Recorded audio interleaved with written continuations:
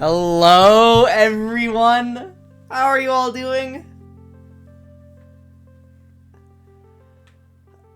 Oh, I feel so good. My degree is almost over. It's so close.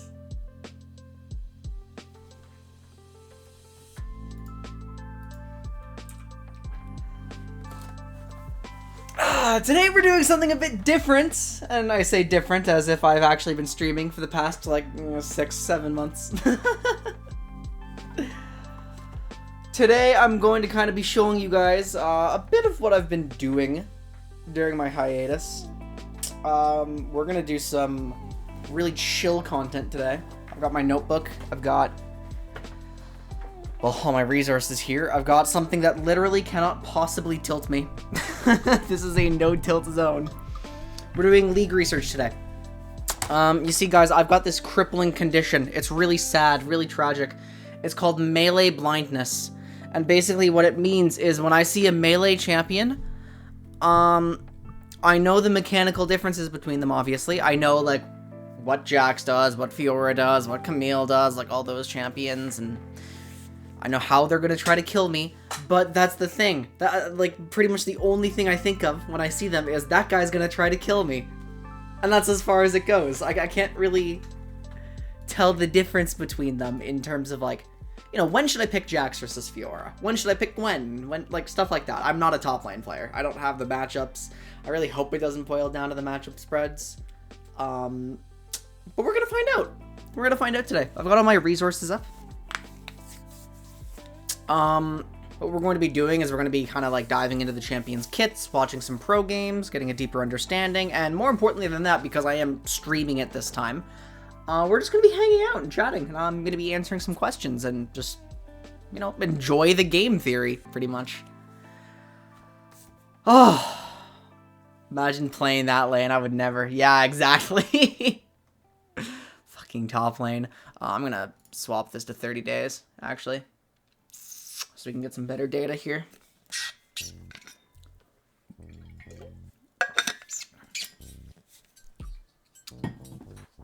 How are you guys doing, though? It's been a while. Haven't been able to catch up with everyone. I love those emotes, Prisma. They're so good. They're so good. Okay, yeah, we've got the League Wiki, we've got Lolalytics, we've got the esports pages. Keep in mind, everyone, that I'm looking at this not from a solo queue standpoint. I'm looking at this from a competitive standpoint. So I don't care whether that's like IBS leagues. I don't care whether it's like Diamond Amateur. I don't care whether it's actual pro play. I'm not a solo queue player, so that does not matter to me at all.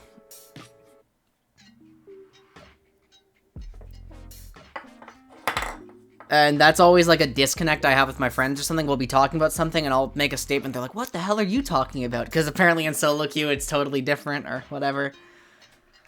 It is what it is. But guys. You've seen like the NASA support stuff going around, right? Hi Karibo, good to see you. So I actually made a video on the NASA support. I haven't checked any of the comments, which I really should. But people are so mad at this pick. They hate that people are even trying it. It's because it's so hyper niche that people are picking it. Watch this. Are you ready for this? Watch the win rate. This is unreal. Watch the win rate. People are picking. Look. They're just doing the LS build blindly like every game.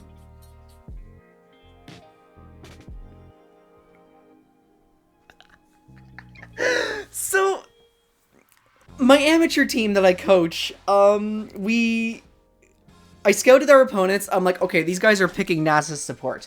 We have to be careful with our Zeri picks. I don't really care. I'm gonna R1 Zeri anyway. They pick Nasus on B3. And so let's just take a moment to understand exactly what they did, right? Nasus is hyper niche. You need so many conditions for Nasus to be better than like Nautilus, Zillion, like any of those champions. Nasus is only better in like really specific conditions, right? So we pick the Zeri, they pick the Nasus. Nasus is with Ezreal, who has like a shit ton of magic damage, so the E is less useful. And we haven't picked our support. So we pick our Syndra B3, we go through bans, we pick Mikhail's Rush Karma and do it on... Oh, fucking Mikhail's Rush Karma. So we won that game.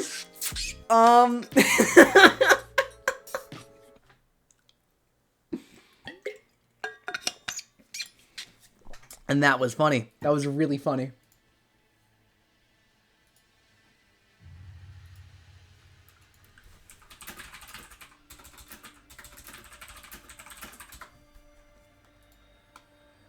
Fucking Nasus. I think this I love this, by the way. I've played this strategy. It's super, super fun. Okay, but let's get started on solving the melee blindness. So, yeah, one of my biggest priorities is going to be kind of like dissecting that like Fiora Jax Gwen thing. Yeah, exactly. Jhin, Misfortune, Varus, Draven is one of the best in my opinion. I really do like the Misfortune though. I played Misfortune. Misfortune Nasus. It's like, guys, you're tunneling too hard on the counter pick. It's not really a counter pick in isolation. I love hyper niche supports. I love those. Like when I get to pick, it's one of the weirdest ones. 1 second. I don't want to leak my full list because it's not like, you know, it's still a work in progress. Here, actually, I'm just gonna tap this and I have to keep some competitive secrets, unfortunately. Okay, there we go. I haven't investigated Urgot yet. Poppy is always fun when you get to bust her out. I still think a Mumu support is actually good in the right situation. Oh yeah, I tried Lissandra. That one didn't feel super compelling. I don't think there's a niche for it. Oh yeah, like hyper niche, like in the right situation when you have like the Shen counter pick for Leona, when that's the right call. I always like that one. I should play more Shen. Okay, but either way. So yeah, what I'm gonna do, I'm gonna start with Camille, and then we're going to Corki.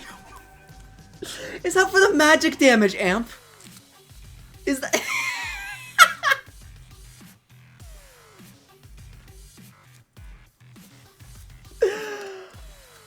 That sounds funny. No, the problem with Corki the AD carry is he takes way too long to scale. He's not really like a threat in lane. It's kind of like the Twitch issue, but not as... Probably actually worse, come to think of it. Yeah, no, it's probably worse than Twitch.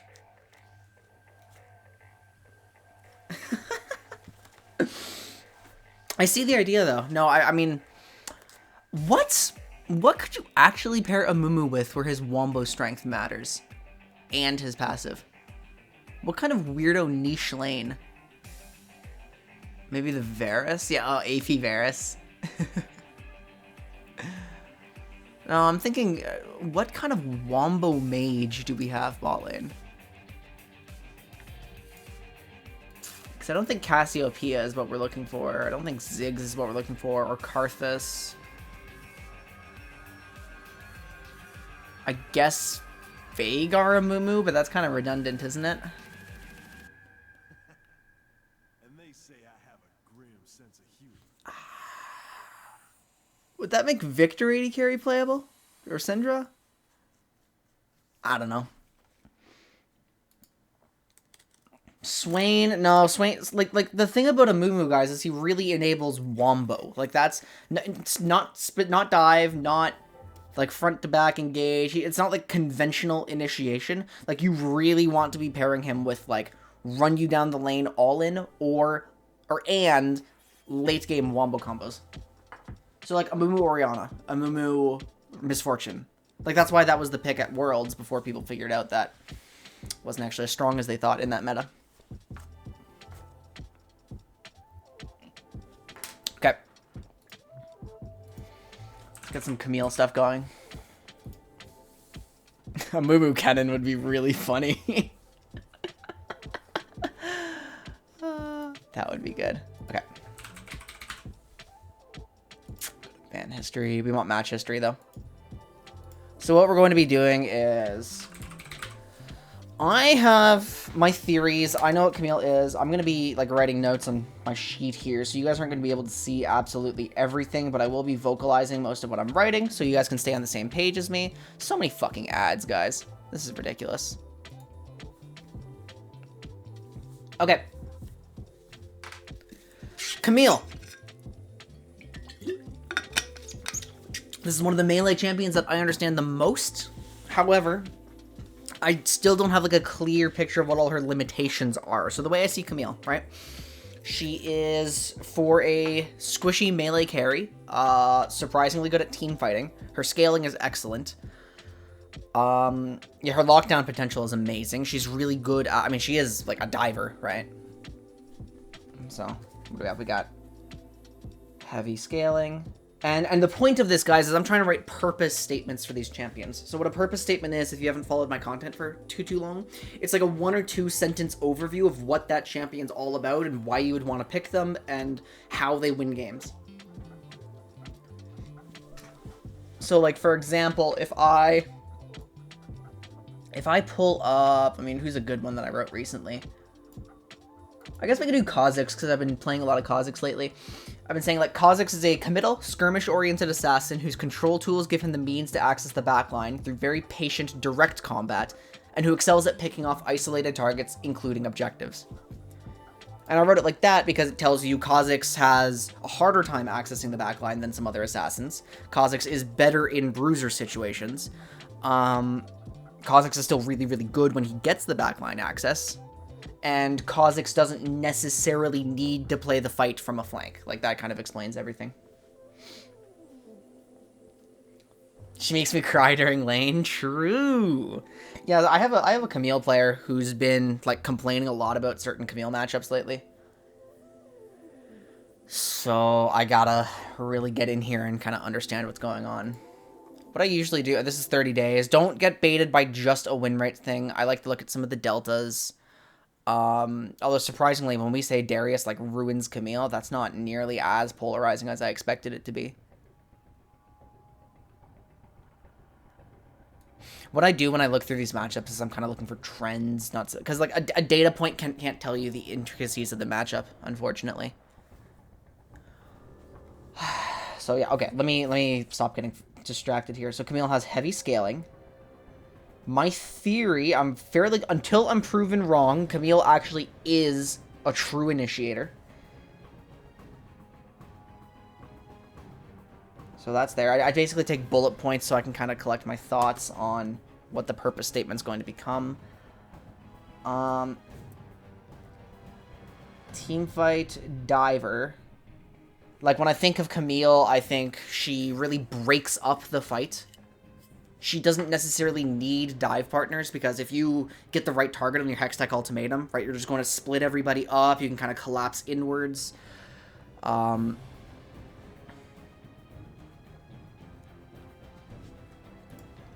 yeah, I don't think there's too many weirdo elements in her kits that, like, because again, I'm coming from a decent understanding of Camille. I guess what I want to see is just, when is she losing? When is she winning? Like, in what contexts? By the way, there will be, I guess not, because I'm on the esports wiki, if you care about any, like, random league, there might be spoilers for individual games. So I'm sorry if you really, really care about, like, EU Prime League 2nd Division playoffs.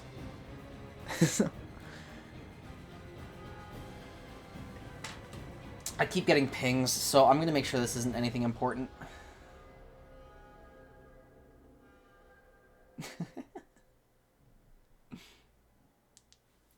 Okay, it's not anything important. Not right now. I think,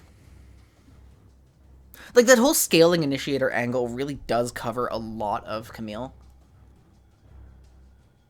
It's just, when am I not allowed to draft Camille, I guess? Shoot, maybe I am looking for more of a matchup analysis. I hope not. Well, let's go. Let's like look for a decently high level win. We've got Broken Blade here. Okay, Camille and Gnar. Yeah, that's obvious. I already know, like, Camille just eviscerates any rats. You don't blind pick Gnar because the Camille counterpick is on the table. You don't blind pick Kennen because the Camille counterpick is on the table. Just any of those. She actually does seem to do pretty well into certain range champions. That makes sense, doesn't it? Yeah, because ranged champions are really vulnerable to ganks top lane, and Camille incentivizes her jungler to play around her in that context. Yeah. Okay. Any other non-rats here that I really need to be aware of? Yeah, she's picked a lot into them. The Camille Ornn matchup. Actually, you know what? The Camille Ornn matchup is something I'd really like to see. But is it cheating to watch a T1 game?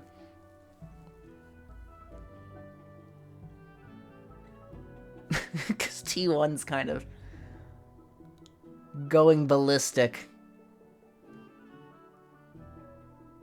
Okay, whatever. At the very least, like, even if this ends up being just a complete and utter stomp, we're going to be able to take in... Oh my god, these fucking ads. We're going to be able to take in some really good Camille play, at least, right?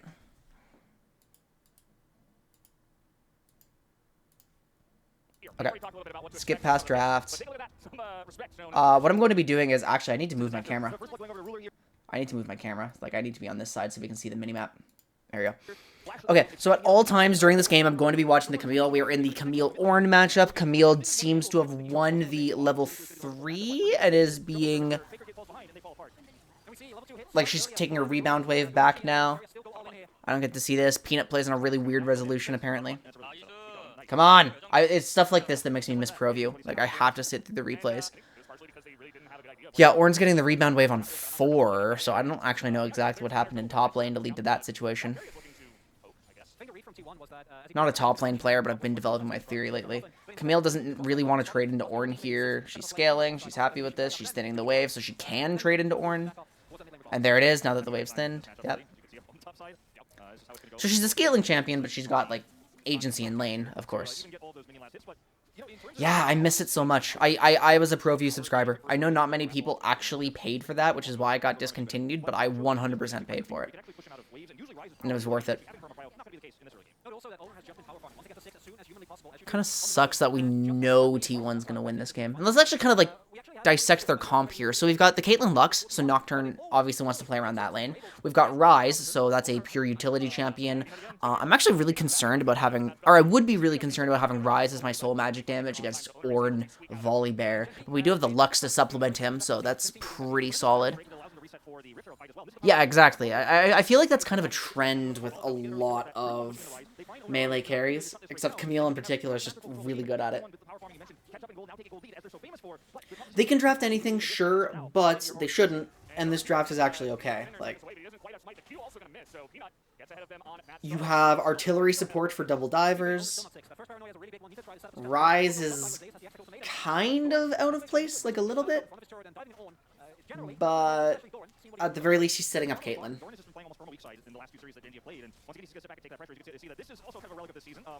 It's not really a 1-3-1. Is it a 1-3-1? Kind of. Dude, carry his Lux. He's so goddamn aggressive. It's really funny. But we don't care about Lux. We care about Camille. We're going to be skipping through this until Camille actually shows up on my screen again. Because that's what matters to me right now. Actually, yeah, perfect. Herald fight. So let's watch Camille. Camille doesn't quite get the wave crashed in, but she knows she's needed. She is the primary initiator in this comp, actually. That or arguably Nocturne. But I don't want to send a Nocturne in solo. Locks up the Ornn. Yep, good team fighting. Alright, let's just kind of watch the outside of this fight. Like, this is just a really isolated Volibear. That's all it is. And then Genji's not on the same page, so Doran's going in to peel Peanut, who can already get out. So this is this just entirely a Genji mistake? Zeus does not go before Owner. I keep hearing it pronounced either Zeus or Zeus or whatever, but I think Zeus is technically how it's pronounced. die, they say, nope, we're not going to be able to I help think. you here. And so Gen Z do get the kill on the Rift. Okay, so that was Camille partially initiating without any complications here. Actually, when was Camille picked in the draft? Sorry, I'm going to go back for a moment. R5. She was last picked. Had a great early game, but the composition still isn't quite on. Can see the logic behind it. I want Camille to participate in another fight. They also instead get more control on the top side of the map. Like, I don't really need to know the nuances of all of Camille's laning. No follow-up on that one. Not quite close enough. And yeah, definitely a choice that T1 decided to make. But like, if you're in a carry versus carry matchup as Camille. Oh, hold on, shit. And then she sets up the dive, right? Like, Camille goes first because she has the ultimatum. Oh yeah, she would be fucking good at tower diving, wouldn't she? I don't know why Faker has aggro here, but Hextech Ultimatum is not actually up at this point. Yeah, actually, Camille is so... Yeah, I just played Kha'Zix Jungle the other day for Camille. And I don't know how I didn't put 2 and 2 together and realize how fucking easy it was to dive her. Or dive for her. Do not give this Drake up for free, but I think the 2 Drake lead is much more valuable here. Okay, so... But does she need... I mean, okay. So Camille gives you options, but doesn't have to be played around. And that's actually really convenient. Yeah, Hextech Ultimatum is available now, and Peanut, yeah, you're not going to be able to ult out of this one. Don't believe that Karma will help either against this much lockdown. We just saw... It's a Camille... What wave state does she roam on? She gets the crash. She moves mid. Chovy's picking up the wave. This is immediately after Doran died. I don't know why Peanut is sieging for a plate on this window. Yeah, this is weird, but it's the Camille initiation. Doesn't care. Her team's right behind her. Obviously, in like a pick situation, Camille's gonna be super useful here. Lots of greed here from Peanut, grabs a plate, but will go for a lot more gold to T1, really keeping them in a lead in terms of that gold advantage right now, because 4 kills to 2 and a 900 gold lead. Yeah, looks great now, 14 minutes, the plates fall off, but in 10 minutes time, you're going to be T1 is nuts.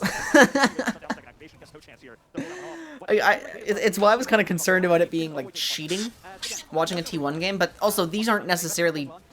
The tower dive was a good T1 play. The Peanut kill was just a weird misplay from Gen G.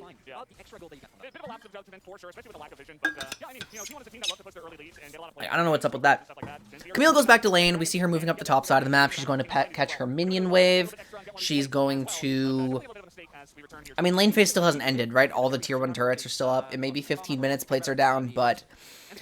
We can't really force these lane swap. I mean, I guess Caitlyn is mid, so T1 kind of just declared the end of lane phase from this, but it's not a favorable declaration. Camille has her escape.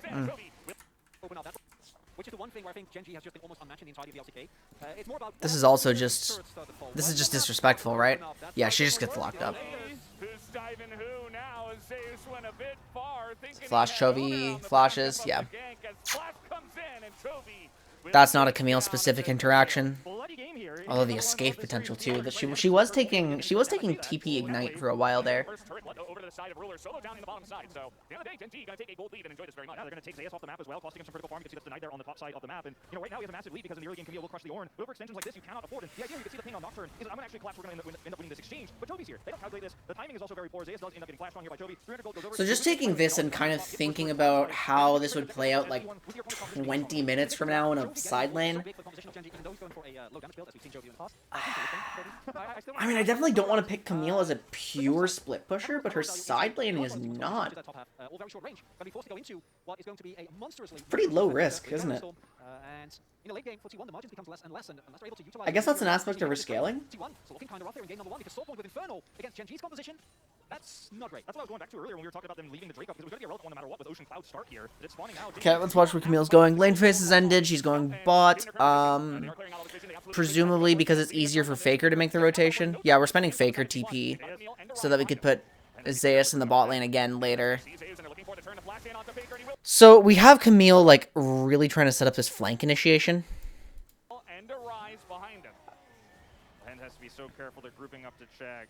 She outscales all. Yeah. Which champs are there that she doesn't outscale? Because it's actually horrifying to have a champ. Actually, I was watching Twitch chat too much. Yeah, we have Camille on the flank here trying to set something up with Faker. They're probably trying to Realm Warp in, but they get caught by Gen G. So the rest of T1 just starts DPSing the Drake down. Zeus is trying to draw attention here, will successfully do so, but it's basically just making the most of a bad situation. Like, that wasn't a good spot for T1. They got found out. You don't actually need to win the Drake, but you win the fight, you get the gold, which is more valuable because all time is on your side. And this is a character. That was third Drake, right? Yeah, that's actually a pretty important Drake for T1 to secure. If Gen G with their stronger. Wait. T1 have Caitlyn Lux, and they couldn't secure the first 2 Drakes. That sucks. That actually really sucks for them. The affording that you have when you have a 2 Drake lead, you don't actually need to win the Drake, but you win the fight, you get the gold, which is more valuable because all time is on your side. And this is a uncharacteristic mistaken coordination. Goes over the wall, retreats, Faker's still going in. T1 is completely split while they're holding the Drake. I wonder if we've been trying to brute force Camille initiation too much. Like, come in from the front. Because I imagine Camille in the right context is actually pretty good at coming in, like, directly, just going face. She comes in, like, straight through the front line. But what kind of front line would it have to be for Camille to get away with that? I'm loving the setup from Gen G here. The amount of because the fact that Zeus and Faker are willing to get themselves in this position means they do not think Camille can do anything with a direct initiation. Not in this situation. There's not that much for you to do. Once the fight actually starts for T1, and it's on even footing, looks way harder. This is a question because otherwise, like, why would you even put yourself at risk there, right? At best, you would be developing an anti-flank ward, potentially for Volibear, but Gen G are pretty front to back. When they're going for the perfect record, but in the finals, right? And in this game, they're only 300 gold behind, but the composition is screaming massive advantages here for Gen G. And T1, they needed to have a bigger lead. They needed to be able to hit Gen G when they are brittle. But as you mentioned, the death ball is coming strong. Does Hextech Ultimatum, hold on, does Hextech Ultimatum count as a dash? If I'm grounded, can I cast Hextech Ultimatum? No, I cannot. So that's why Poppy just makes this miserable. Hey, it's my favorite Inting jungler.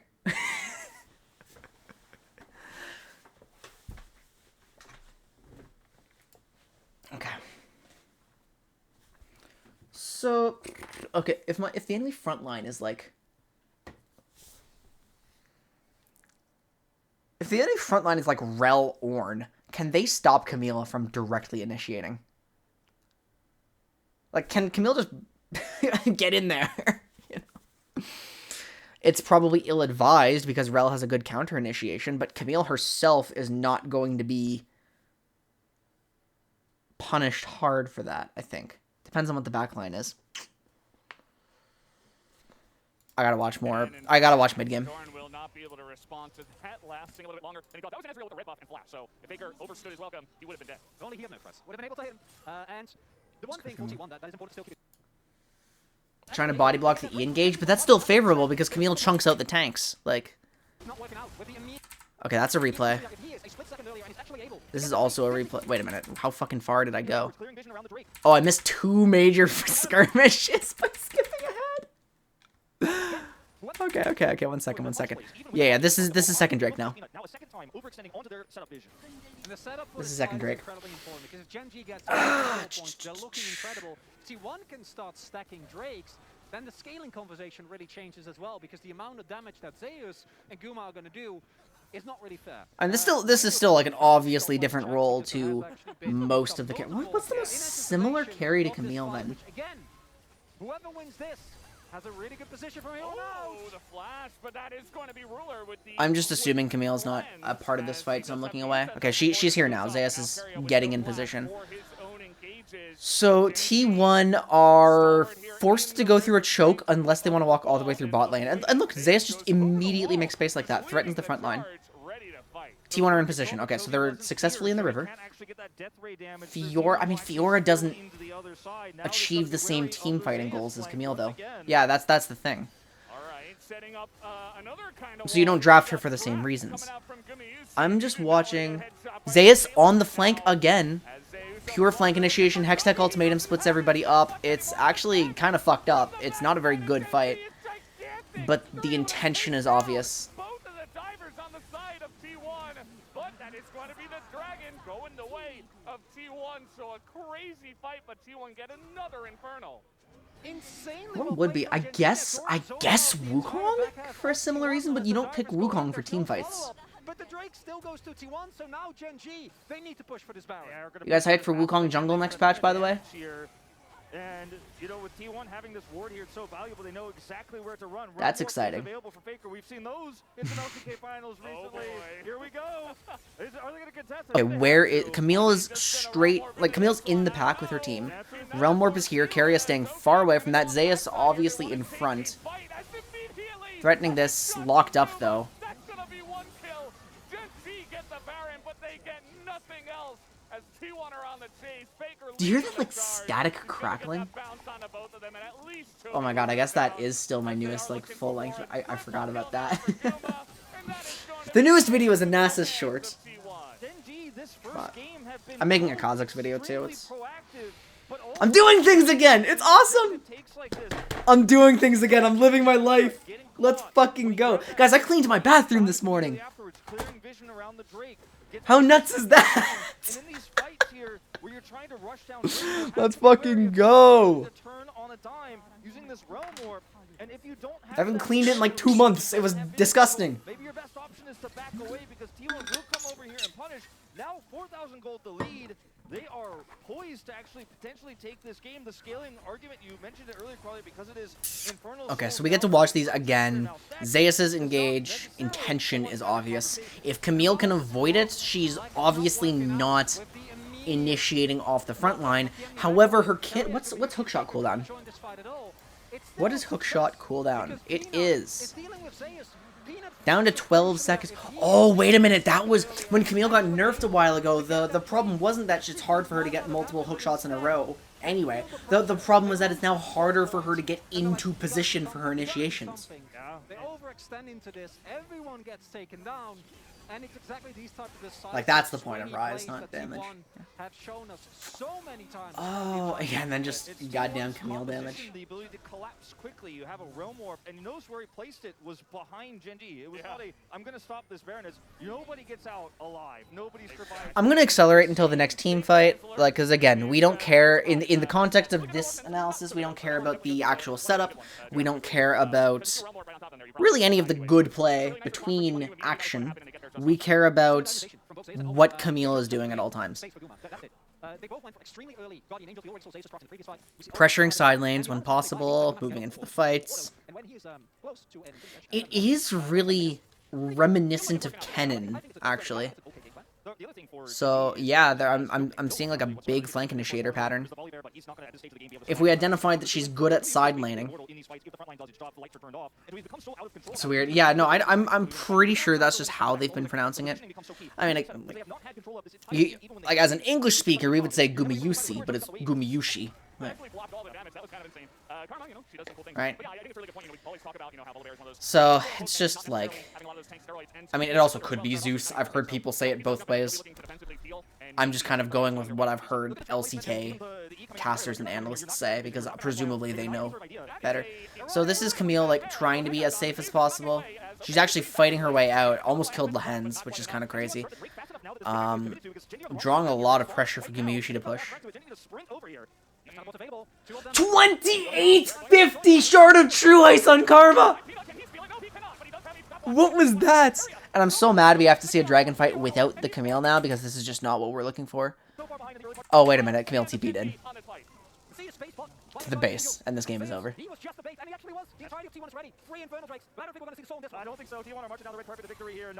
Okay, this is just over, right? Yeah. Let's try to see some more scuffed Camille play. Let's pick like a minor region or something. We could do. Do you guys want to see a sinful Vietnamese draft? Because they keep doing shit like this. Does this burst this guy? I don't even know. Okay, quick question. Have any of you been watching VCS at all? I know it's at like a terrible, terrible hour for people in North America, but have any of you seen it?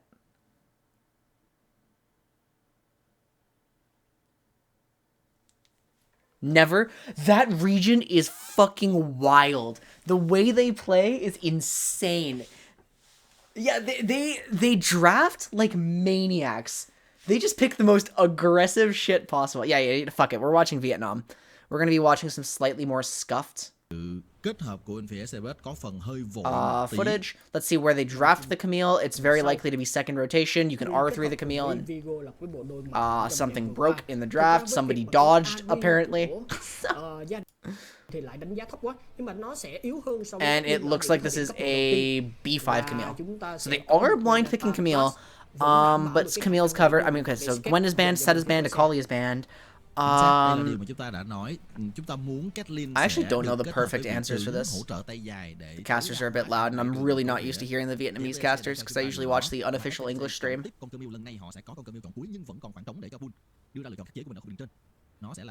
And we decide that Renekton is the answer. I mean, okay, if in the Renekton's defense, in this particular game, it's a Viego synergy, it's okay into the Camille as far as I know, but...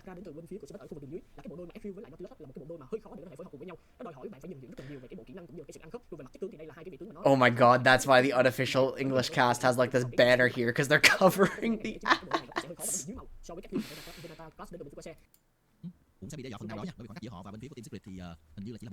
Okay, so again, we're watching Camille the whole time. It's the Croc.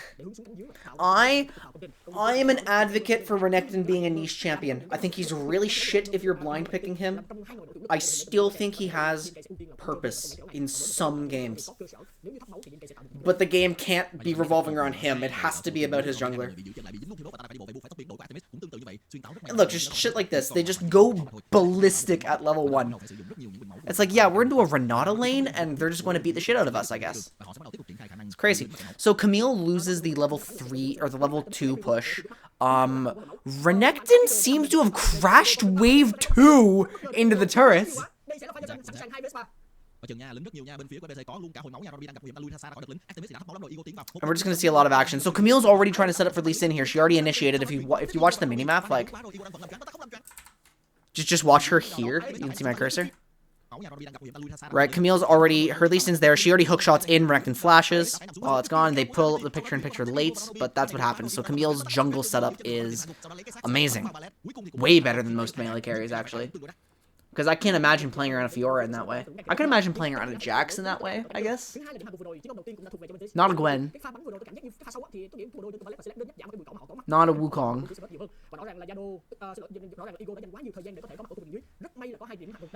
So Camille crashes early. Did she just base for Cull? Did she cheater? Like, that wasn't a real cheater because she crashed on 5. Yeah, she based for Cull. Camille's shove-locked here. So she can't help Lee Sin.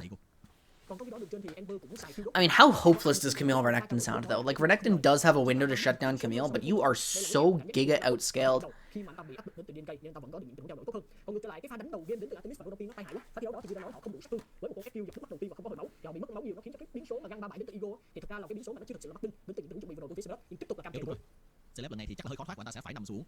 Like, you just see the random kills, right? This region is so much fun to watch. I love minor region gameplay. It's so chaotic. Camille's at a 6 disadvantage. You do not want to walk up there. She's just soaking the XP. Renekton's going to hit Fury, like 50 Fury on any initiation here, so Camille has to be careful. Like, Jesus Christ, Ben. Yeah, alright. Sus comment of the day.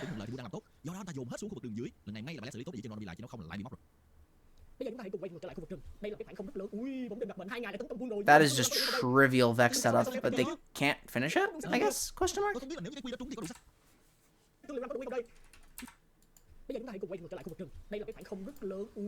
Camille goes in, is immediately scared for her life. No cooldowns. Autos a minion. Vex doesn't have the follow-up damage. Tôi không biết là nếu như cái quy đó trúng thì có đủ sát thương hay không. Oh, Vex. Nó rất là kỳ khi mà anh ta hút một quy, đúng không Linh? Ở trong pha Oh, Vex. If she can't 100 to 0 something, she does nothing. Funny champ. I'm already like 110 purpose statements deep into the roster, which is awesome. Okay, I want a team fight. Are they going to fight over Herald? No, this is pretty uncontested.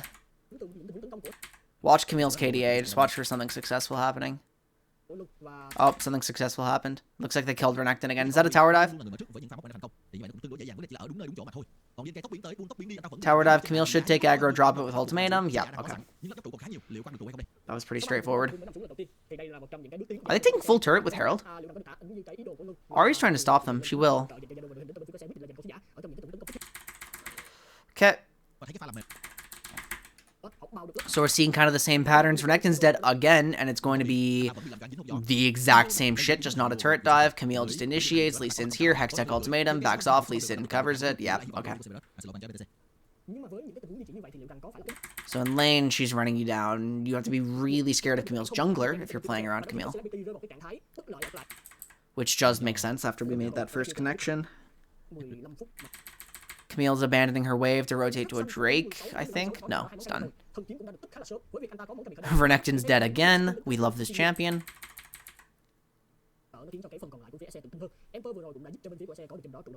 I mean, on the plus side for Cerberus, like, Viego is strong.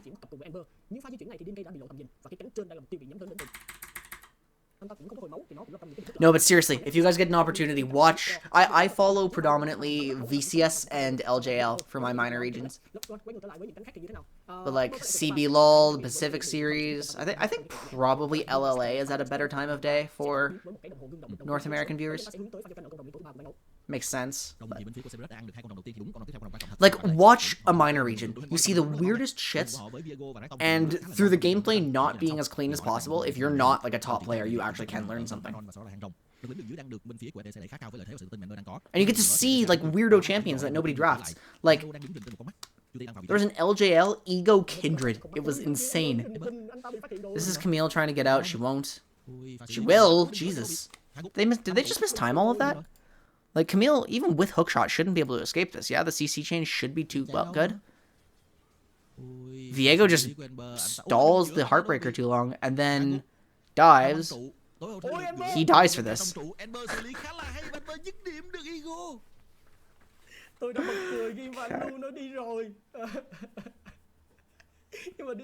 Could you imagine a Camille who gets full hookshot range on E2 when running away from somebody? How annoying would that be to fight? Ember dịch chuyển từ nhà ra sóng âm đã trúng. Ember lao thẳng vào ta không có tối hậu thư. Bull cố gắng cắt và sắt qua tường. Ronvi đang người bị giữ chân lại. Bóng đen đoạt mệnh nó đã trúng Artemis và xạ thủ của Cerberus bị giữ chân lại. Không còn đường về nữa. Ember là người. Yeah, the entire point of Camille is initiation and lockdown. Nhưng tôi nghĩ rằng con rồng sẽ là quan trọng hơn trong pha này. W is the slow, hookshot is self-explanatory, ultimatum self-explanatory, and then when she can stick onto you, which obviously she can, you're going to get chunked.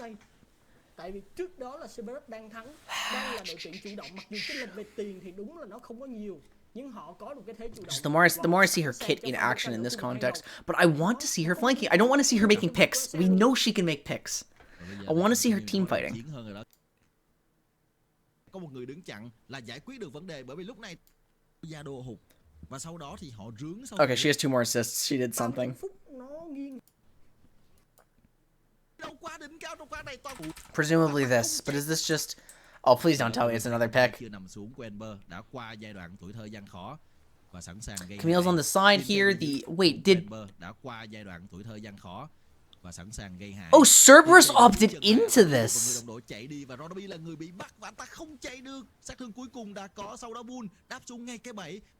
That actually ate Camille ultimate, but it didn't matter. Like that Renekton stopwatch. And then here comes Vex. Whee!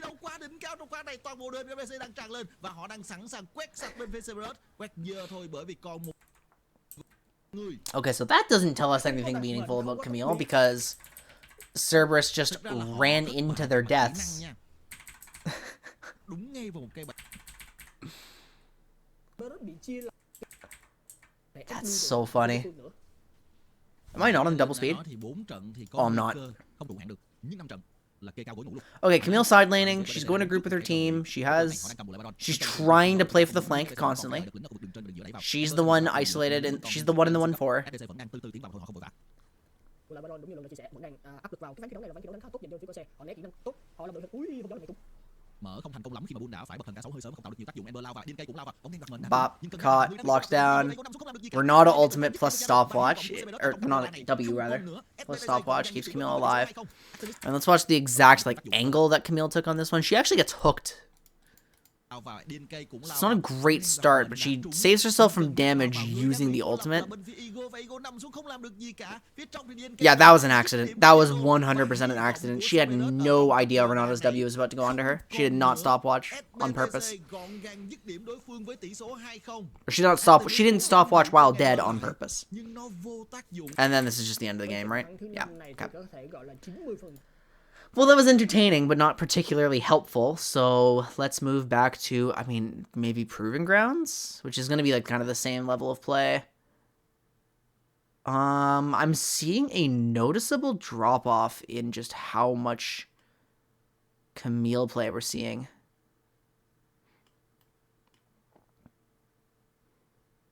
Or am I? Wait, no, this is over a period of like just a few days, so that's why we're not seeing the major region, because they actually haven't played. This is Hirit's Jax was the counter pick. Broken. You know what? Yeah, fuck it. Let's watch Broken Blade. On the picks and bans, the man on your screen right now. Hirit needs to. Another ping. One moment.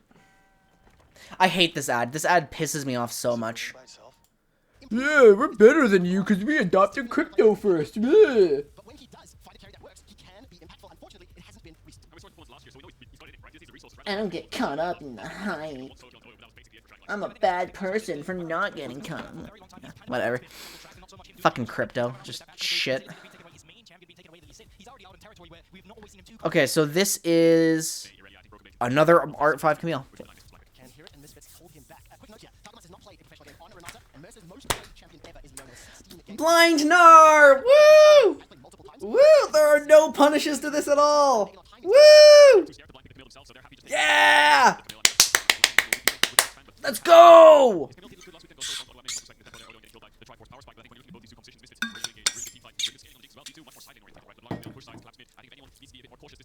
Okay, that's a really early LeBlanc.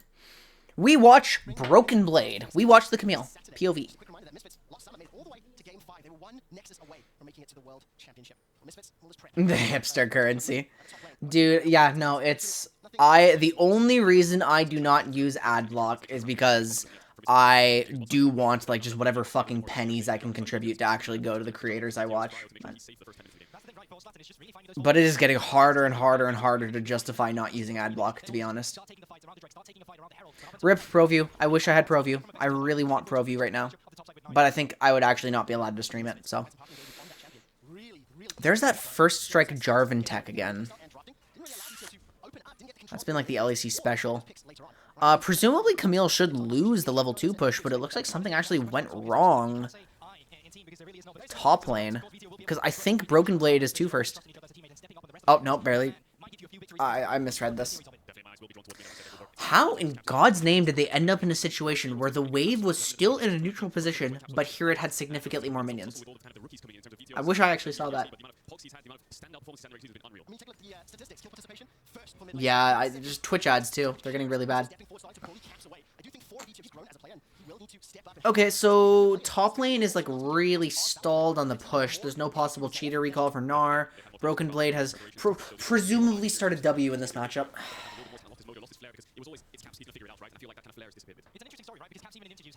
And now he's been crashed in finally, so.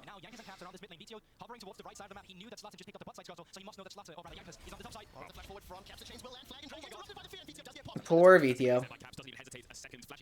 really, really clean there just to make sure that even if BTO flashes away, the chain will still land. We talked about it, board mid lane is going to be where both these teams are focusing. Most definitely, and that forces out an early TP as well. Broken Blade on the top side, getting aggressive as well. So much damage onto Hero, but of course the range is now in here. That's annoying. Broken Blade actually can kill Hirit here if he plays his cards right. Yeah, it's a forced recall, forced TP. Oh, that is a forced TP. Look, it's actually somehow still a TP trade.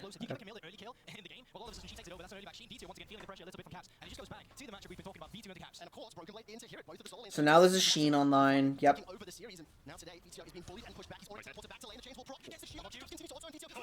So when we say Camille outscales everything, that's just like the raw... Is that just the raw damage output, or is it a combination of like the damage output and utility? Like, presumably she doesn't actually win duels against dedicated duelists in late game, right? Or does she? Is that how good her scaling is?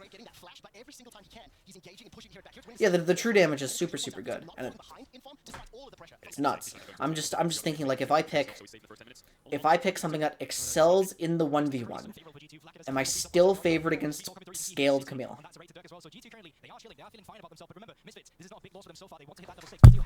I actually forgot about that. I actually completely forgot about that.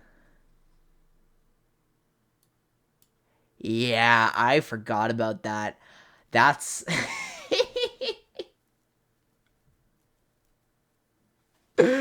I forgot about this shit, guys. That's a lot of damage on every auto attack. Holy fuck. And it's magic damage, too. Oh. What is her distribution here? Okay, it's only 6% magic, but 33% true. 33. Oh my god. Okay. Want to start finding some of these picks as well with the conversation. Well, both of these teams have had a relatively, standard laning phase here. We're trading at top. Yanko's the only member of G2 to make a move and gank. And once Misfits get those ultimates available, they do have those go buttons. Twitch Prime or whatever. Yeah, maybe not. I don't know. Is it Twitch Prime? Buffering. Yeah. No, I fucking watching Twitch on mobile is getting pretty unbearable too. Or I've been turbo stressed lately, guys. Like, part of why I haven't been streaming. Like, my stress is through the roof. And I'll just be sitting. I'll be, like, browsing, like, I'm watching a chill stream. I'm, like, zoning out. It's relaxing me. And then all of a sudden, this, like, fucking loud-ass ad starts playing. And it's ridiculous. It's so jarring. And then, yeah, so what can Hirit do when Jankos is here? How is this playable? If Jankos just shows up and Camille has ultimatum, what is Nar supposed to do? He doesn't have Mega, so he is going to die.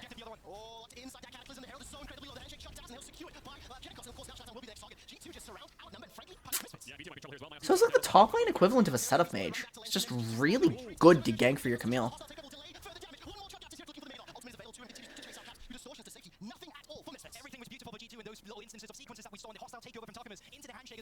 It's probably some bullshit like Twitch purple. Something like that.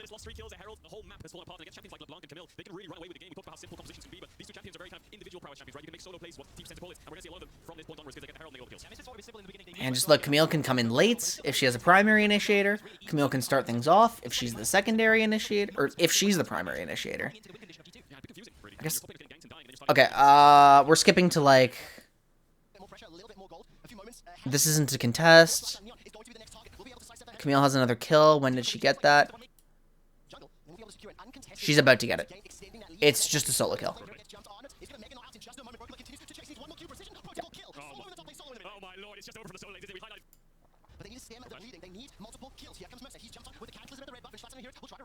Barely dies. I guess there wasn't a hook shot there. I'm looking for a Drake play, a proper team fight, like Herald setup, Baron setup, just something with Camille involved. Camille is on the side, pushing with Herald. You can see here at the bottom of the minimap there. This is just normal top lane things, like any top laner would be in a position like this. Broken Blade's just directly skirmishing. Misfits are completely separated. It's not great for G2, actually. Because now they've burned all their resources. Misfits regroup. Vex just... Oh, that's such a good initiation. Oh, Vex. Okay, a little bit scuffed. That was a situation where G2... I mean, that kind of happens just if you don't have control of the situation or push it too hard. Twitch Turbo. Camille side laning. She's in the side lane. We expect her to be there because she wants to collapse inwards. She's controlling this because Misfits are, again, not contesting a Drake.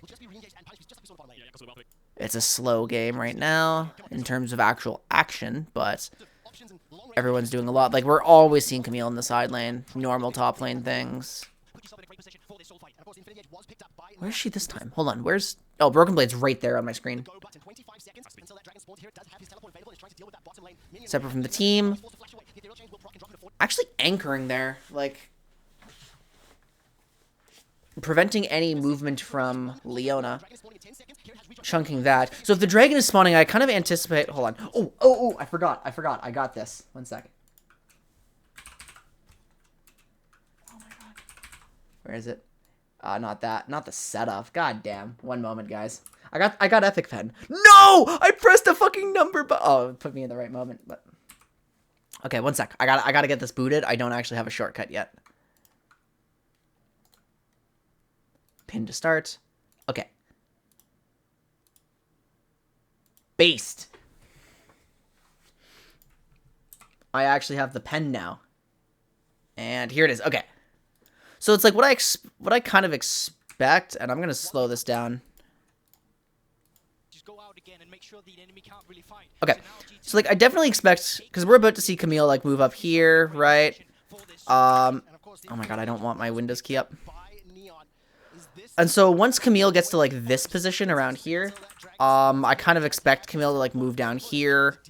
Dragon is spawning in 10. The pink, the blue color is actually not that good, so we're gonna use, yeah, we'll use pink. I do expect Camille to kind of move down here, leverage the vision to like get to this position, kind of collapse back in on the team there. What's the shortcut for this? Control Shift 7. We'll move this over here. Yeah, that's a good spot for it. I love the pen. It's so useful. And yeah, see, actually, that's exactly what Broken Blade is doing. The path that I drew there, that's exactly where he's going. They don't know where Camille is. They're waiting for the Mega. Mega has timed out. Broken Blade is here, interrupted by the Vex, actually. Immediately blown up! Oh, shit! And then Misfits get the Camille. Look, because they're playing the egg. Oh, no!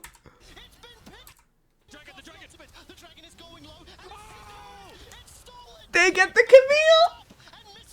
Camille with smite! Oh no, guys! No! That was a disaster! So, like, that was just Vex, right?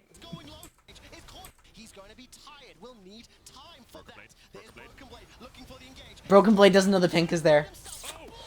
So it's so easy for Vethio to respond to that.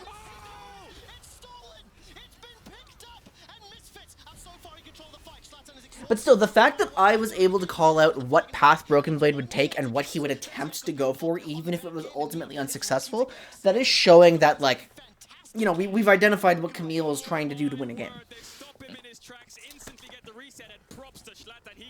We know how the champion generally works. This is an initiator, but it's a flank initiator. And she is, I mean, she was denied by Poppy. She's denied by, like, just really good coverage. Like, I mean, is there anything else? I would say Zillion, but yeah, that's kind of true. Vex is obviously doing the same thing. Everyone responds instantly to Broken Blade. as well. Targamas with the W doesn't actually putting on any of his teammates. He end up pushing it on himself. So that Renata respawn that we quite often talk about, it doesn't come through in this. Oh, Targamas. Yeah, I didn't notice that one because I'm so fixated on the Camille play. They pick up the Drake, they pick up a few kills, and they get to back out. Okay, we'll speed up the game again. Camille actually does ultimately win this game. So, we're going to have to watch for what happens. I assume just some random fight. Yeah, this seems to be it. Broken Blade's dead again.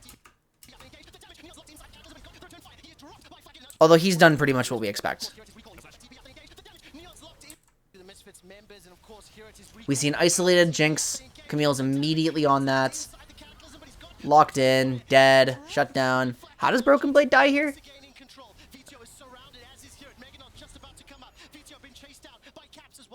She gets bursted out by Vithio? He actually does. Oh, no, because... What, is it Hear It keeping everyone else out? Yeah, it is.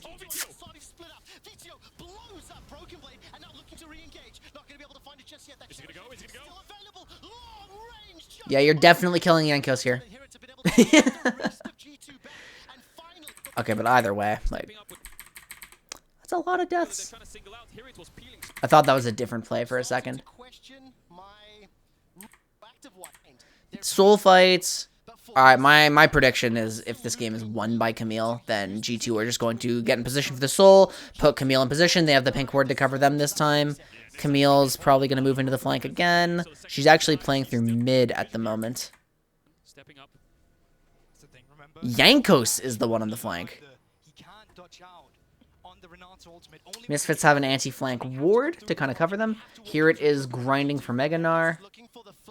Broken Blade is hiding too. They're hiding on two fronts. Yankos has to move in. And Broken Blade gets a flank initiation in like 3, 2... Oh, no, it's just clearing the ward, right? He's putting pressure on at least. Was that hookshot? I thought I saw hookshot go up for some reason, but it didn't. Okay, Jarvan gets the direct initiation. Camille follows up, and G2 wins the fight. Yeah.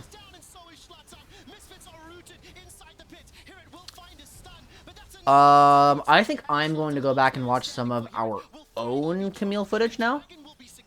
But I'm not gonna do any team stuff on stream. I'm not leaking our secrets, guys. Gonna have to try harder than that to get information out of me.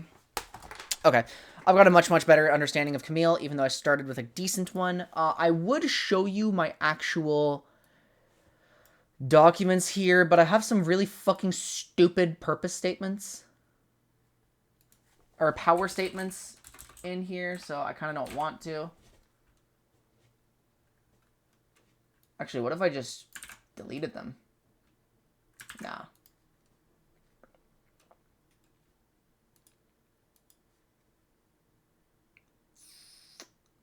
Yeah, no, I'm just gonna delete them. Then we don't have to see them. Okay. Pull up my notes. We're going to define the purpose statements. Okay, so what I have, Camille is a heavy scaling champion, like one of the best scaling top laners in the game, probably the best scaling diver, period. She's a strong initiator, predominantly a flank initiator, but she does have windows where she can go straight forwards. That's not her primary purpose, though. She is a team fight diver.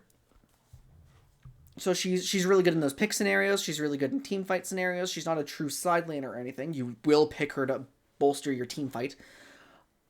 She is really good at setting up turret dives, and she is pretty slippery. When I think of Camille, I definitely do think of proactive play. She is trying to control the situation. She is trying to make things happen. And that definitely... That seems to hold up. And then if I compare her to, like... Okay. Let's pull this up. Where's my list of champions? Duplicate this. I'm actually going to search diver. Champion classes fighter. Let's see if there's, like, anything else even remotely similar. Okay, actually, yes, there are, because Camille is classified alongside, like, true initiators. Stuff like Jarvan, stuff like Hecarim. But in terms of the actual top lane, Wukong, similar but not really comparable. And like all the other...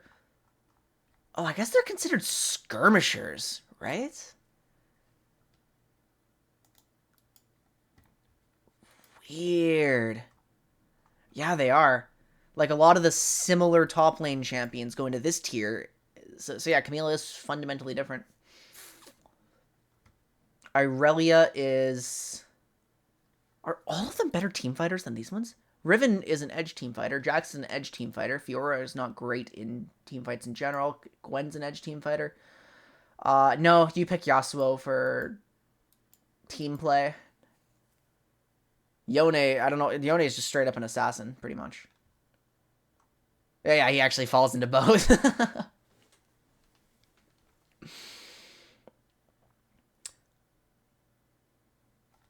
Kled. I do need to make a statement for Kled at some point. Okay, so let's see. Camille is on... we'll classify her as aggressive. Scaling... I think that's actually... Camille's an aggressive scaling diver. She is aggressive, right? Yeah, because... What differentiates these? So, okay, so a skirmisher is something that, like, excels at, smaller engagements. You know, like if you drop a skirmisher directly into a 5v5 team fight, just looking at the class description on its own, chances are they will struggle. Whereas, like, a diver is something who really... Hold on. Let's think. I do use class descriptions because they are helpful.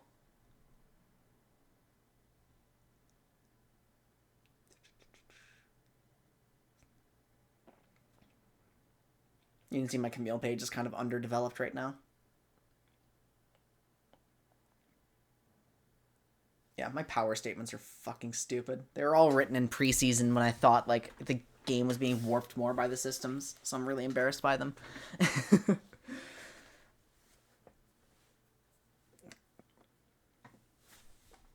Let's actually go deeper here, because, like, fucking my melee blindness is so bad. We have divers who are, like, really good at just getting onto somebody. We have skirmishers who, once they're in the fights, like, are pretty good duelists, typically. Silas is in this class, and he's not a duelist, but, like, you know, there's exceptions to every rule. Lilia's in this class as just an oddball, because... Yeah, she's just... basically a short-range fighter. Because what is this? There's fighters have divers, juggernauts, and really, like, I don't know why these guys are classified alongside assassins, especially since it does make these weird edge cases like Lilia. So it's like, we're mobile fighters. We don't have as much burst or mobility as assassins. We are semi-mobile fighters, really, who are worse in team fights and better in, like, small-scale combat, generally. Yeah, it says also known as duelists. Yeah, the duelist, like Lilia and Silas.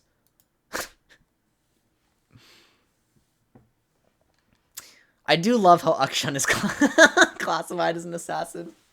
He deserves it.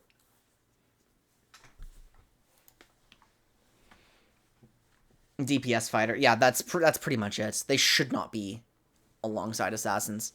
They're DPS fighters.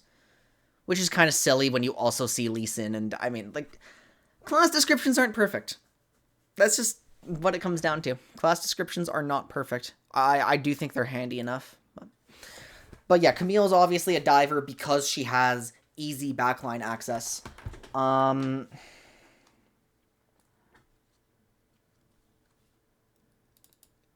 actually just gonna... She's an aggressive scaling flank initiator who excels at locking down and splitting up targets. Kind of, is she? Is that her primary purpose? Let me just read stuff again. Easy turret dives.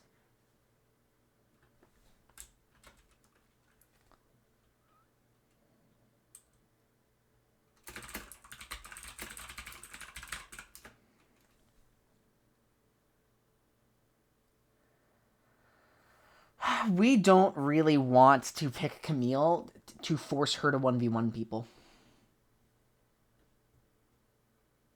How common is GA on Camille? You can see why I don't typically write my purpose statements on stream, guys. Because it takes me a while to, like, get through all of this stuff. I imagine we're going to see, like, a bunch of GAs, like, late in the build. It becomes her most common item on 4th and 5th. Yeah.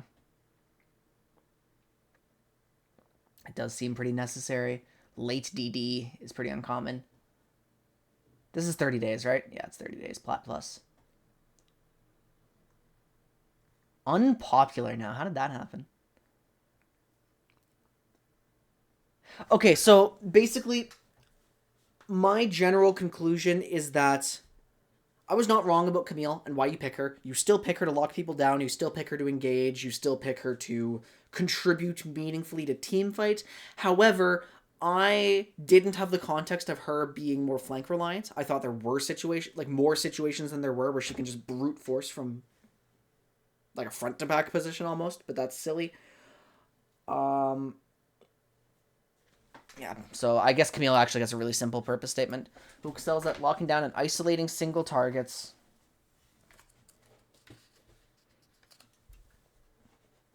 I don't know who is building.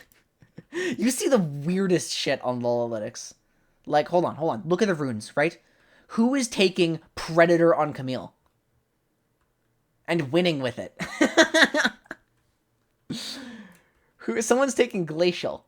There's like 27 games of Glacial, 68 of Guardian, and that's top lane. That's not support Camille. Which still sees like a tiny bit of play. Sounds like weird jungle tech. Yeah, I know, but it's top lane. We need to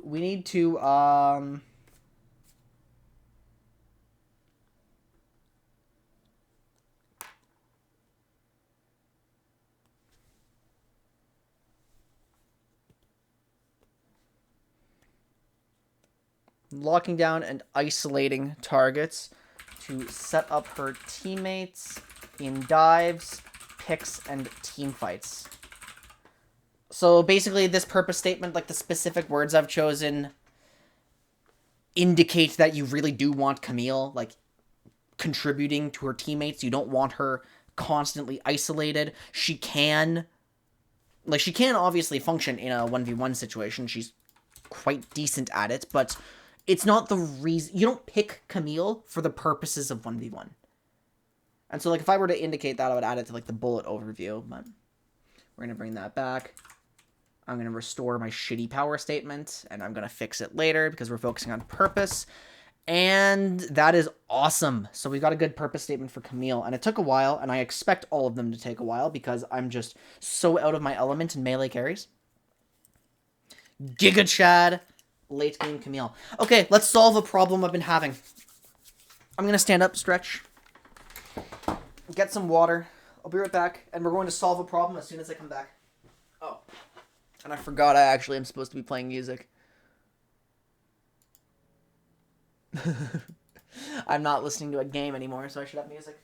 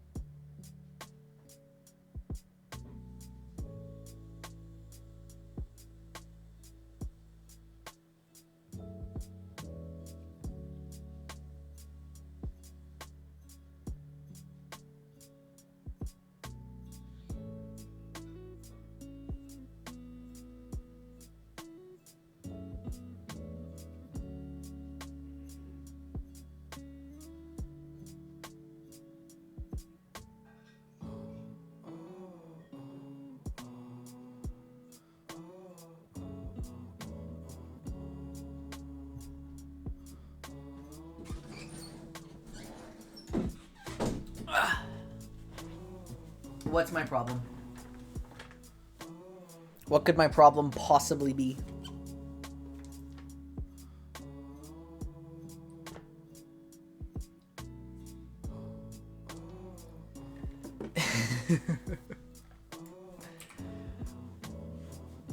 Yeah, you can't redeem the push-up. I don't have channel points active right now. I'm just coming back off a fucking 6-month hiatus, basically, and chronic depression. I'm not letting you guys, like, make me do things.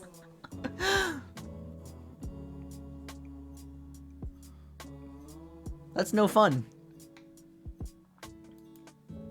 Oh, I lose. I got owned. Okay. So my actual problem, that isn't stupid, is I can't distinguish between Fiora and Jax. I don't... I can't tell the difference, basically.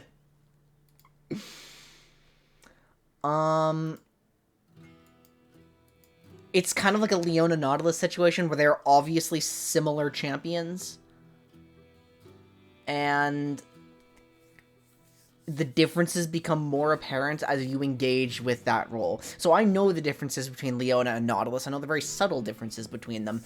But I'm not a top lane player, so I've never really dealt with Fiora and Jax that much. Fiora doesn't have swords for legs. True!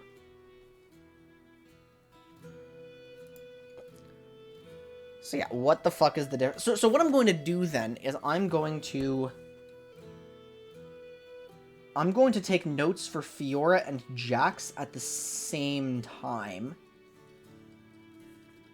And we're going to, like, really deep dive into their specific kits and find major differences. Hi, Sonic. Hi, Darian. So yeah, it's Fiora and Jax. That's the focus now. We finished with Camille for the short term. We can go back later for, like, specific bullet points, fill out the bullet overview, whatever, but my priority is on getting purpose statements for every champion so that it's easier to learn their matchups and draft for them. So, Fiora and Jax, like, first of all, number one thing that Fiora has over Jax that comes to mind is the vitals. And the number one thing that Jax has over Fiora is Counter-Strike, which has very different utility from Riposte. So, Fiora is just going to deal, yep, percent max health true damage. She is a Vayne, so Fiora, oh, my pencil kind of broke when I dropped it. Jax ult is something to, yeah, the stats matter. The stats matter a lot here. Let's go down and find Yaximus.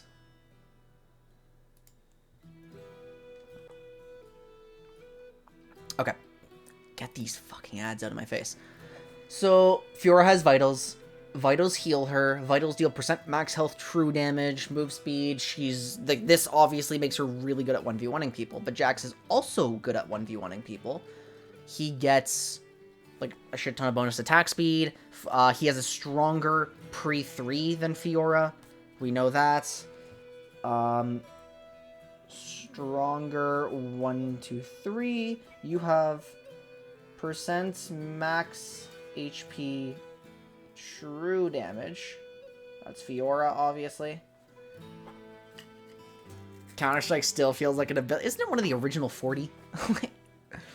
These ability icons. Okay, you know what? I'm actually gonna just... I'm gonna preemptively hide my shitty power statements away so we can actually click on Fiora and Jax. Oh, Jesus.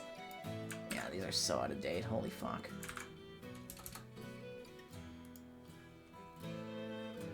Yeah, this one where I thought lethal tempo defined the whole meta. Like, oh, fuck me. Okay. So we got my Jax page. We got my Fiora page. You can see both of these are really underdeveloped compared to something like my Kha'Zix page. Whenever I see 1123 next to a power statement, I know it's going to be some stupid shit. Like, just... I was not smart.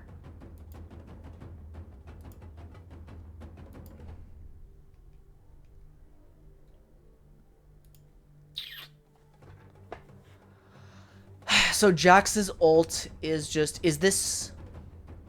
Oh, that's right! That's right! His armor scales off of bonus AD while activating ult. I forgot about that. So Jax is a lot more durable than Fiora.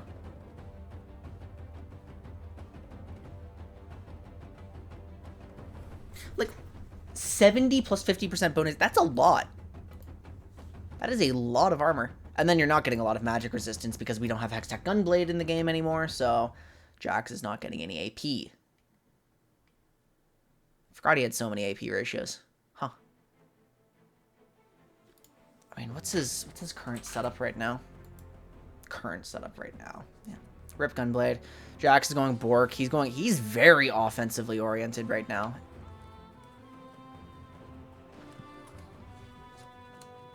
Very few tank items. Second item, Hull Breaker, is not uncommon. They'll tell you to buy Darksteel on Jax every game. That does actually sound pretty good. Yeah, I kind of like that. It's the same rationale as Volibear top.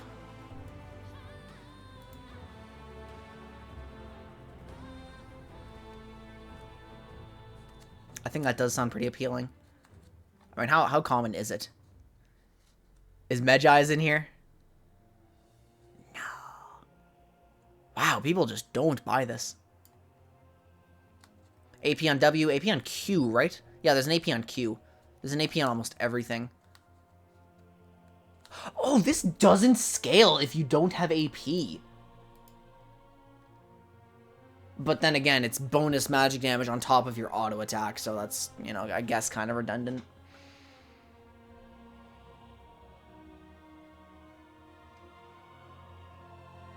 You can sacrifice your auto reset to make Leap Strike deal more damage. I actually didn't know that. So, like, Leap Strike is 6 seconds, Lunge is 6 seconds. Jax has a much shorter cooldown early. So Jax's early game should be better than Fiora's, and Fiora should outscale. That's pretty much what I'm seeing here, because you also have Blade Work, which is a significantly longer cooldown than Empower, especially early. Yeah, Blade Work is an auto reset, Empower is an auto reset. Like, these are similar champions. They both have a key defensive steroid, they both have a mobility spell, they both have an auto reset spell. Yeah, parry versus counter. I mean, frankly, I think the biggest difference between them is Fiora passive versus Jax ult. Both have hard CC, sure, but Fiora's is much less reliable than Jax's. Like, if I have to have somebody on an edge team fight, I would rather have Jax than Fiora. But if I had to have a pure side laner, I think Fiora has a slight edge. It is. She really decentivizes. So yeah, Jax is only blocking auto attacks too.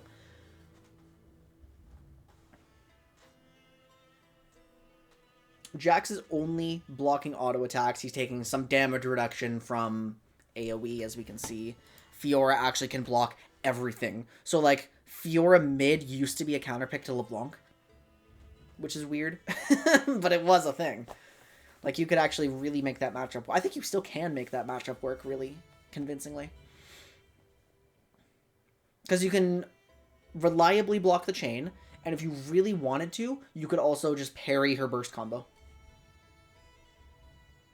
It obviously does less because LeBlanc doesn't care about the cripple. Like, this cripple is so annoying.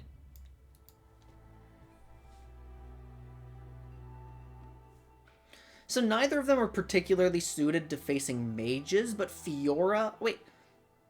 No, that's not true, though. What makes Jax a more compelling answer to Gwen than Fiora?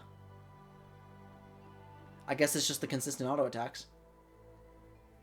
Yeah. Because I was about to say, Jax is focusing more...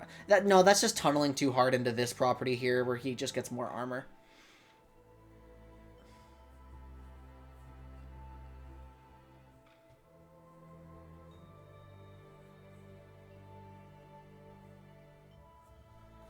Okay, now the most important part. Who has more skins? They both... I think Jax has slightly more skins than Fiora.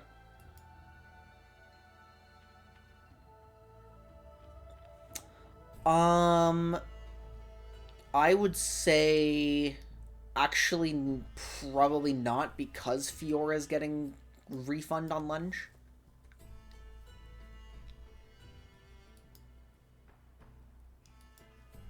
Like, Jax has a shorter cooldown, but Fiora eventually matches and has a refund that Jax doesn't have. Who's more actually good skins? I don't know. What do you count as a good skin? Because Fiora's early skins are actually not bad. There's this one for horny people. Fiora has an IG skin, so that's knocking her down a few pegs. They both have a prestige. I didn't even know she had a Lunar Beast skin. What? Okay. Bewitching. Okay, Fiora's later skins are actually kind of weak. Whereas Jax is just getting consistently good skins lately. Wait, I say lately as if Jax is getting skins. What the hell? All of these are old. They're old. Pac-Man Jax. The Mighty Jax. Vandal Jax. Actually, do I have, like, ignore the gold, please. I'm not gold. I swear to God, I'm not gold. I just play norms. Let's find out. Let's see. Let's judge entirely. I have it. I didn't know it existed, and I own it. What is this?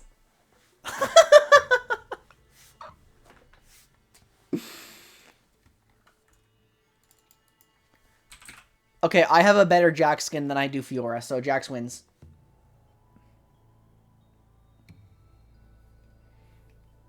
That's how we're distinguishing this. Okay, but serious note though. Strong skirmish CC.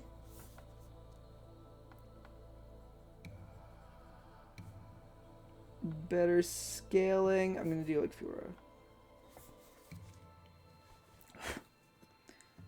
They're both good split pushers.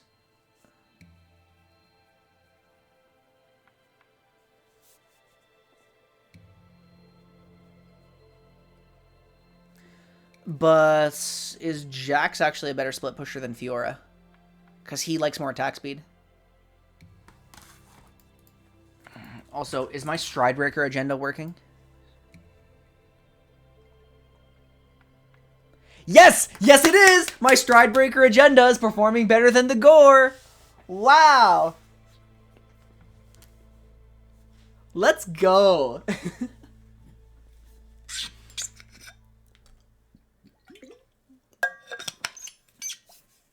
It's probably matchup dependent.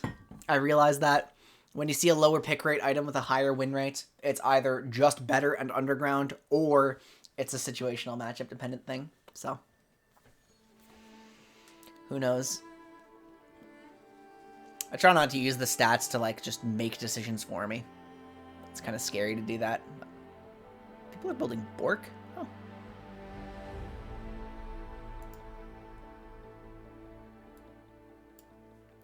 Wild Rift music, Kek W.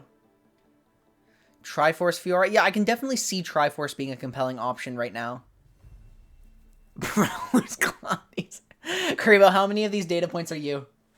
How many? Be honest.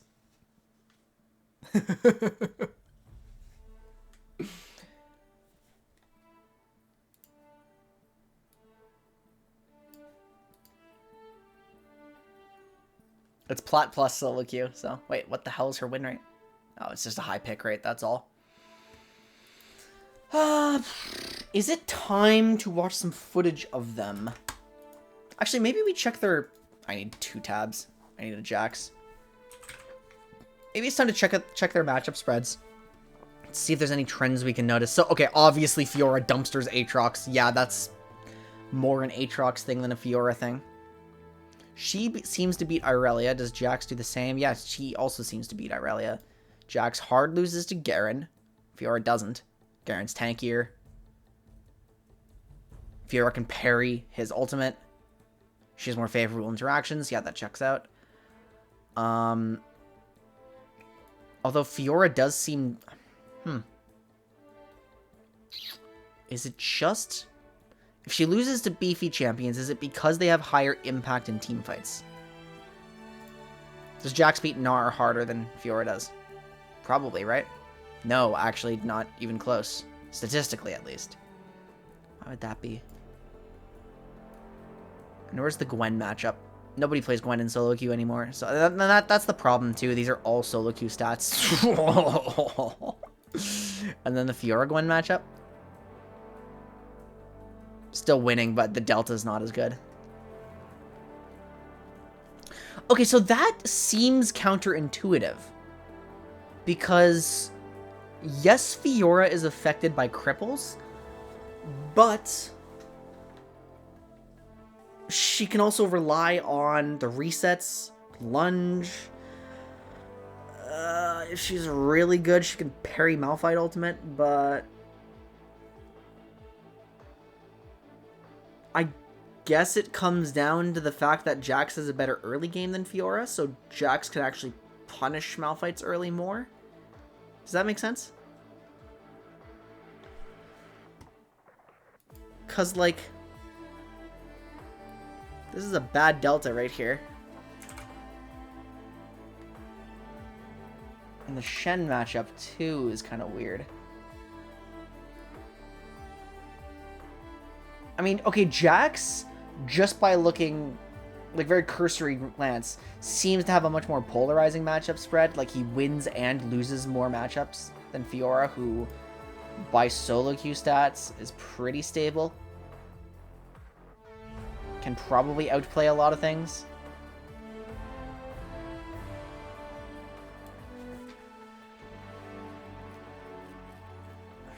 They're both attack speed reliant. I mean, they're both the types of champions that Malphite would perform well into. So, this is just this little tangent. I want to see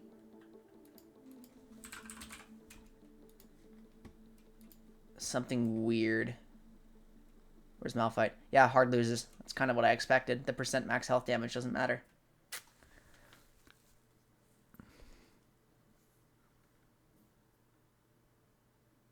Because why does your damage matter if you're never getting the damage off because Malphite's playing back, and then when he's not, he's pressing R on you because his teammate is nearby?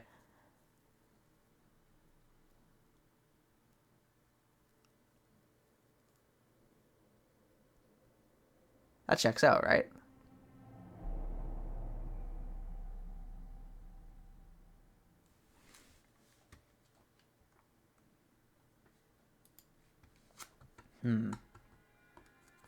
Triforce Fane, you are a maniac. No, it's not. No. What's the point? Yeah, let's see. Let's get my Tumble Sheen procs.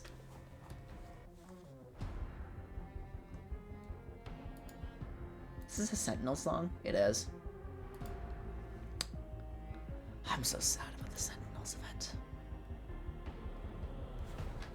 Okay.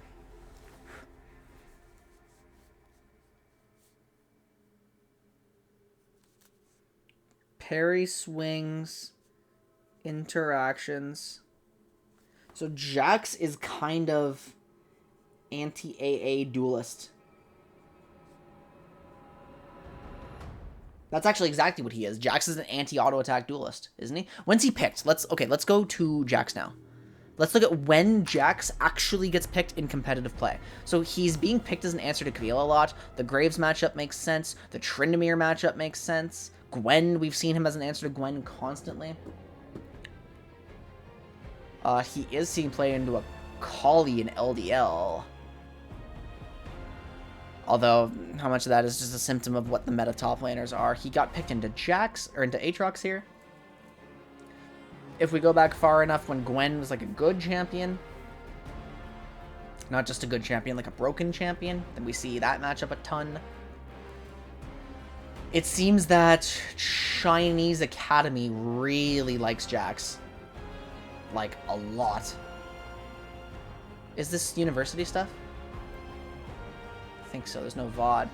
There is another Broken Blade game from the same series. So that's actually kind of convenient for me. Did we watch a Jax game here?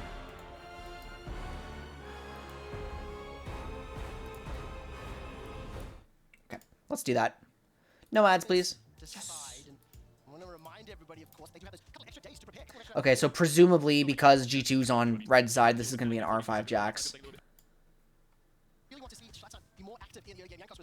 Yeah, it's like how good are you at laning and how good are you at dueling.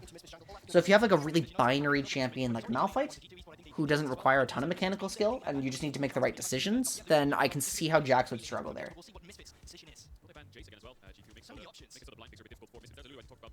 But it's not enough for me to just say he's a skill check champ, because I need to know when we actually want to opt into those skill checks. I need to have like this foundation of when having a Jax on your team is useful. And in this game, I understand they're running a Lissandra and a Rakan with Viego, so they 100% need damage from their top side. And Camille is the obvious pick for them, but Misfits take it away on B5, so they're just going to grab Jax as an answer.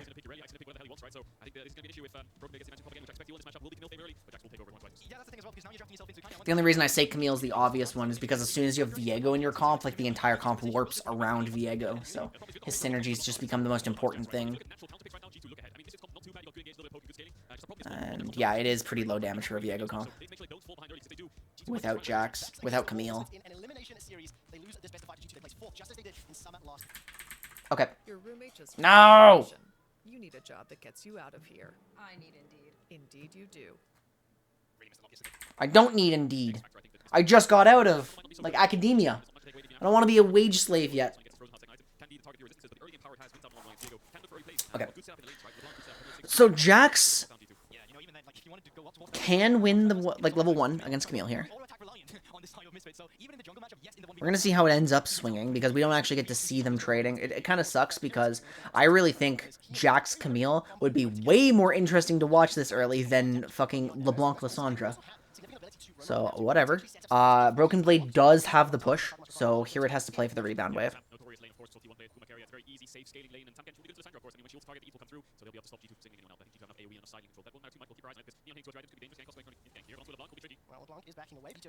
Schlatten went for the Red Raptors Gromp path, actually. I've been noticing that one more.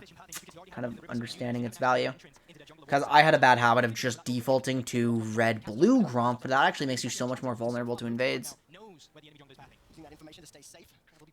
Broken Blade needs this crashed. Jankos has to show up at some point soon.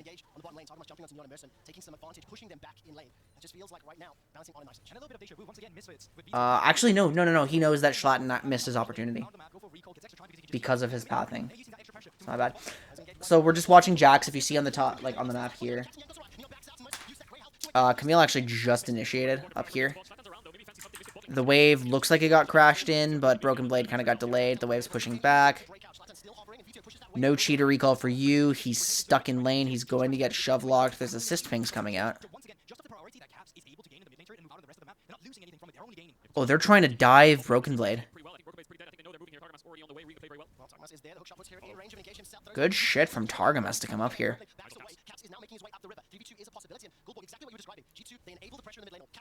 That's really heads up by the Rakan.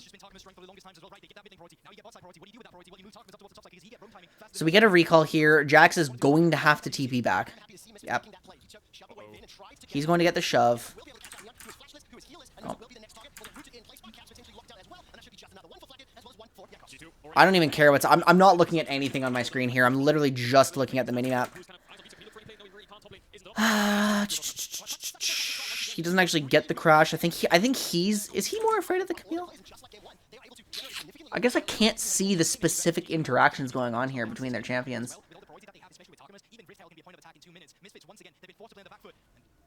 Jax is probably really good for learning top lane, huh?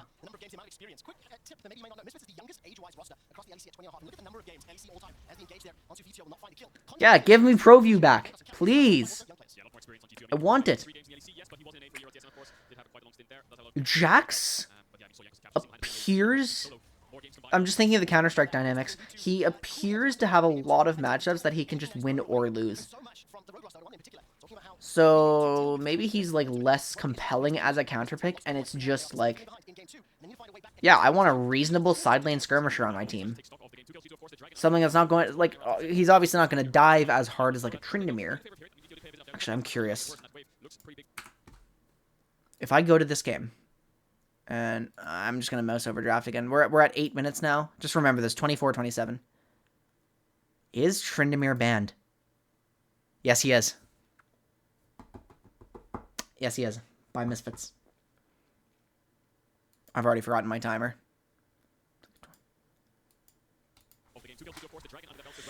Okay. 24-27, thank you.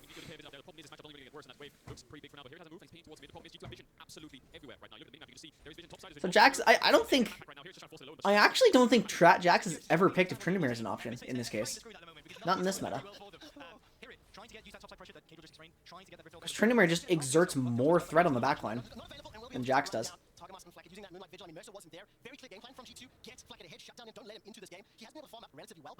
I mean, granted, if you have a player, if we're talking IBS or Gold or Platinum, if you have a player who can't play Tryndamere for some ungodly reason, but can play Jax, sure, by all means, Jax could probably fit some of the same slots.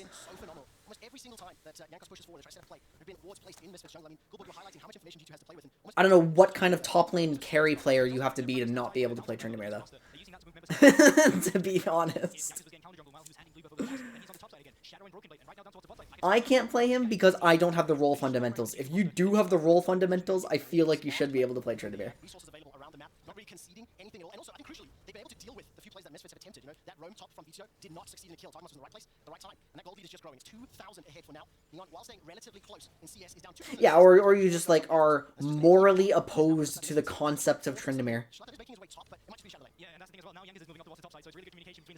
Because I have met top laners like that.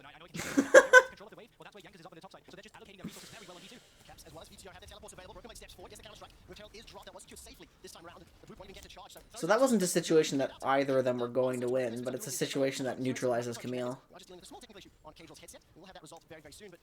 How do you see Misfits? Where do you see Misfits finding a way back into this game? It's difficult because just like Cagel's headset, that play was shot down on the top side as well, so now they can move their resources from G2 down towards the bot side, and they need to get those solo laners stabilized as well, right? They needed to gain some access to play around within the early game, and they still haven't found it. I want to watch Jax in the side lane now. I don't think we're going to see any, like, really potent options.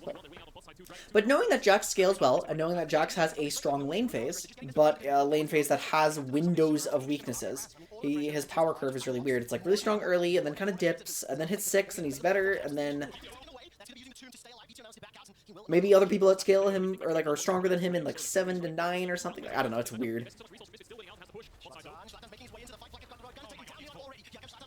But he's still a Is Jax like our default skirmisher? Is Jax like the least specific skirmisher possible?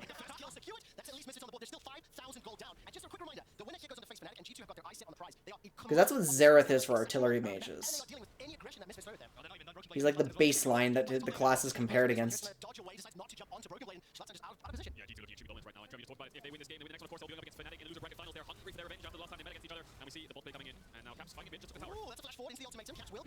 Still no Jax. Actually, I do want to watch that Jax skirmish again from like where he jumped on Trundle.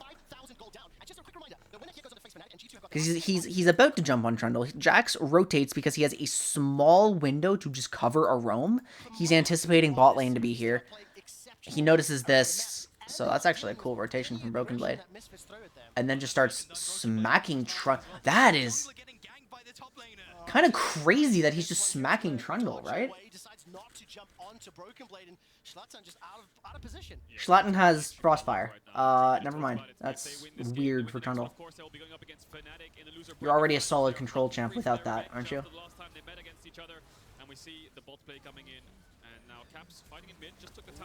So Jax smelled blood in the water, just immediately jumped on somebody. He's mid again. He's probably transitioning into the bot lane at this point, because lane phase is over. Bot tier 1 is down, mid tier 1 is down, lane phase is done, we're in mid game. So Jax, it's time for him to get out on the map and to just perma side lane until he finds opportunities. But we are absolutely seeing Jax trying to contribute to his team. Bad pillar from Trundle and a flash need. Yeah, but it's also shocking that Trundle doesn't have the means to fist fight Jax. Like, Trundle spent that entire fight just running away, and yeah, it was a bad pillar that got him stunned, and a bad position to be in, because the team is going to collapse on him, and actually his Mythic really sucks for dueling. Like, I don't think Trundle should ever be a pure tank unless you're support Trundle. G2 are still considering it. They are playing forward. They are playing The point of you is that the threat of you just beating the shit out of someone augments your control tools. That was a 4 versus 3, and they still don't mind stepping up, but you can also see the hesitation of Misfits. Even as a 4 versus 3, they're playing very respectable towards their opponent. So, I don't know. Jax is side laning. As soon as he crashes, he backs off because he expects an answer. He's then going to actually rotate to his team or clear some vision, or, yeah, he clears the crab. He's clearing the Gromp. This is normal side laner stuff. Jax is recalling for an item. Then, presumably, he's just going to run straight back down the bot lane to catch this wave right here. He's doing exactly that. And then once this gets to... Oh, no, he changes mind? He's taking kind of like a neutral path here. He's taking blue. He's just trying to get resources into himself now. So Jax is trying to accelerate his income. He sees there's no window for him to go in here, so he's just going to catch this wave, push it straight into the turrets, then move to Krugs.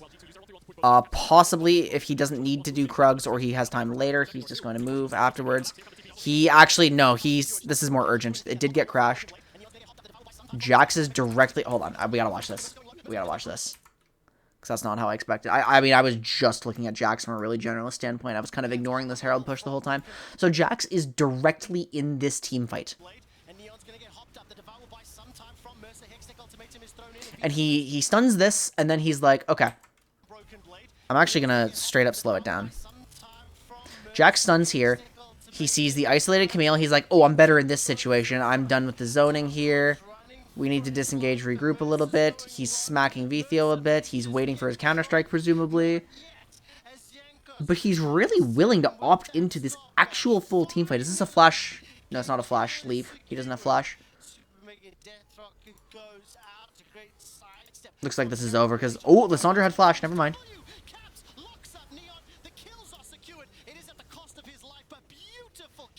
That was a straight team fight with Jax involved. He actually didn't care at all. Like, granted, it wasn't a smork situation where there's like 5 people on top of each other. And he did back out often. But Jax is very willing to step forward, dump his utility, slap somebody, back out. Kind of like a Silas pattern.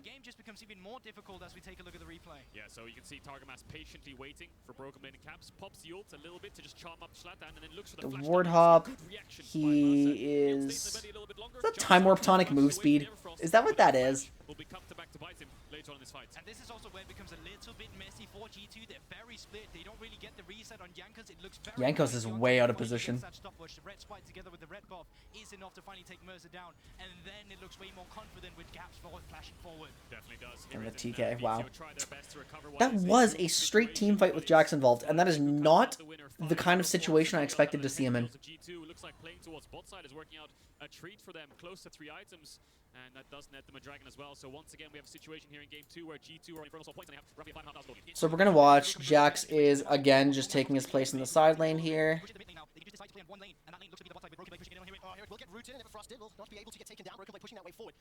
He would have been happy. This is a straight brawl, and we're definitely not happy with this if, like, Aphelios is our split pusher. So I kind of don't like that Jax is getting so much attention from his team. So Jax is leaving. He doesn't have anything to do. He's taking a skirmish. He's... seems to be trying to contribute to the Baron pit. No, he's just straight... He sees a fight brewing. He's just booking it. No, that's a skirmish. This is a situation where Jax is happy. Like, just a 3v3 like that. Now it's 5v5. Or 5v4, rather.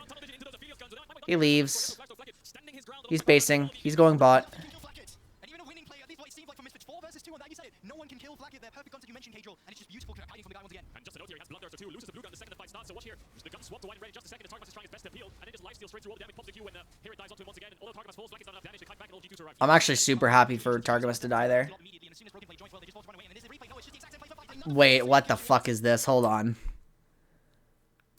So this was the replay.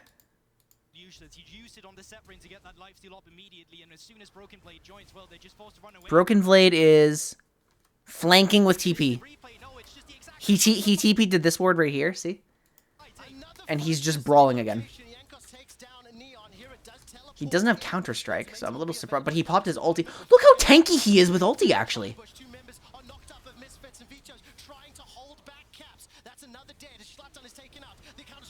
Oh my god. Wait. He's that durable? This changes things. This changes things. Jax is that tanky in that situation. Without Counter-Strike. Just because his ult is popped. What's the cooldown on this? 80. 80 starts on cast, lasts for 8 seconds. That's double Xinjiao ultimate. Going in their favor either, so there's a lot to swap up. So Misfits, if you have any other plans, you're putting to pull them now. They're out from the get-go. The laning matches Misfits really need to go back to the drawing board because if they don't get anything working for them in the early game, well, this is just going to be repeat from G2. Of course, G2, you have to again commend. They are always using their vision and their timing exceptionally well. Now, how much of this is... I mean, yes, this starts as just a skirmish, right? This starts as a more favorable situation for Broken Blade. And it never evolves beyond, like, 3v3. It never gets worse than a 3v3 for G2. Broken Blade is positioned front to back here. They're using, like, Lissandra's a flank initiator, so she's obviously on the side. He's threatening a jump. He's actually threatening to jump into all of them.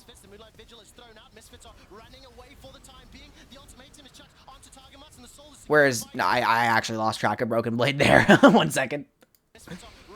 Okay, so he's in the pit. He's in the pit.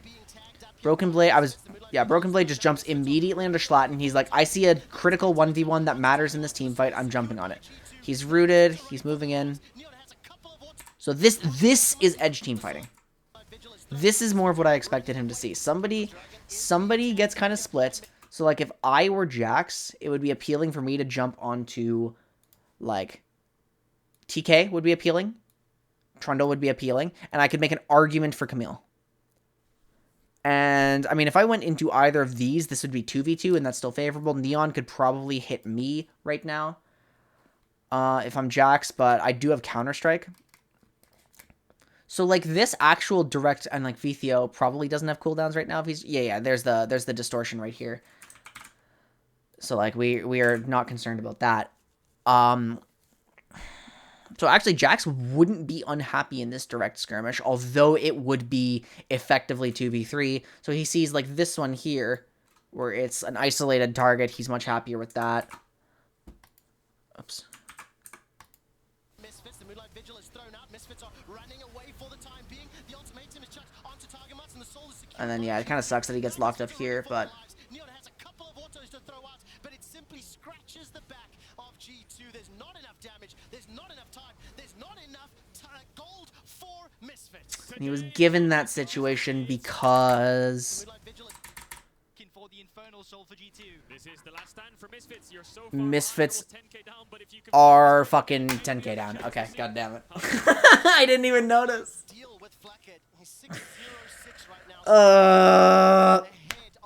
How many of these team fights have literally just been because Jax is, like, giga ahead? Or Jax's team is giga ahead? That's kind of an important detail.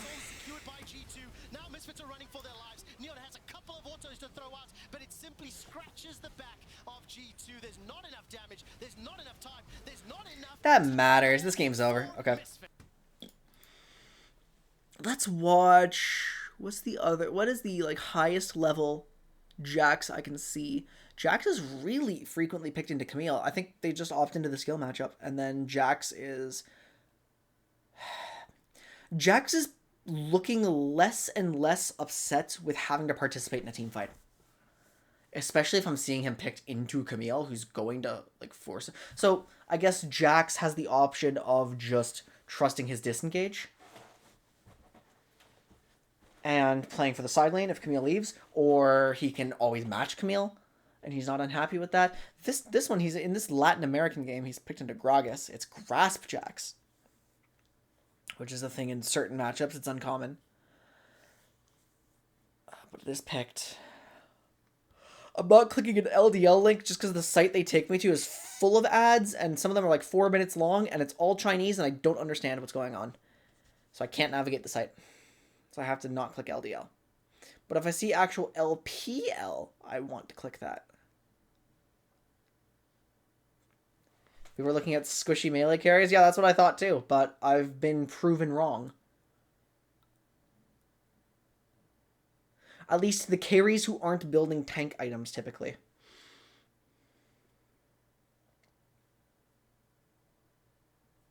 There's a lot of LDL Jacks. LFL. It's a long game. He eventually has Randuins. Checks out. He's picked into Graves. Let's watch. No, Kiana's an assassin. Kiana's different. We're not looking at Kiana today.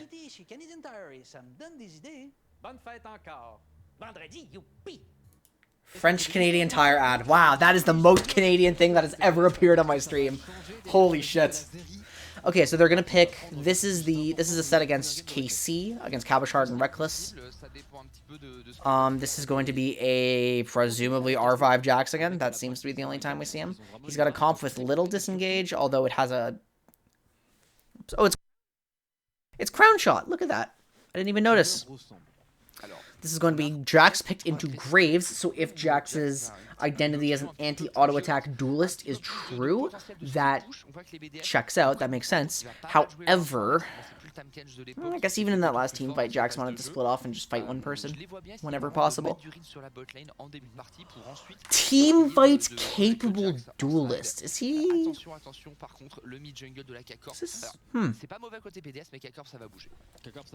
Yeah, I'm obligated to watch a lot of melee footage because if you dropped me on any of these champions, I would be so lost outside of my macro.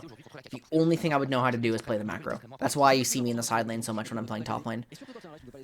Because I am good with my macro and my split pushing and keeping myself safe while doing that, but I just not strong otherwise. Okay, we absolutely expect Graves to get the push level 1, so we're going to see Jax playing for his level 3. It's just the nature of being ranged there. Splitting is based. I'm a Yorick player, it is what it is. The only reason I can become useful in team fights as a top laner is because I pick stuff like Shogath and Lulu. And that I know how to team fight on. Shogath is Giga-based. Shogath's actually become my favorite top laner these days. I love how like the way you deal with Yorick is you send everybody to bot lane not to kill him, but to kill Maiden. Like, how funny is that? I think I actually don't give a single shit about lane, so let's skip ahead.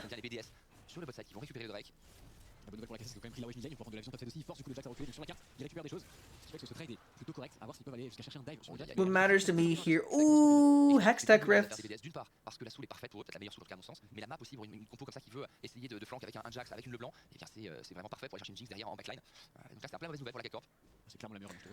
I don't like splitting Maiden from Yorick. I really don't. It weakens him so much. Approche de l'hiver. You see that? All the French names for items. It's funny. So Jax just gets his ass ganked and killed. So that's inspiring confidence that I'm going to learn something from this game.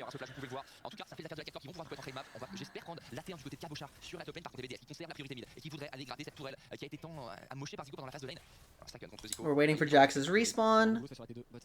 He presumably takes over from LeBlanc because his turret's down and they're going to rotate like... Yeah, well, as soon as LeBlanc's done making this pick... No, they're actually sending Jax still. LeBlanc wants a recall, that's why. So there's no way to send LeBlanc up there to eat the wave while Jax goes bot and continues to exert pressure for the Baron.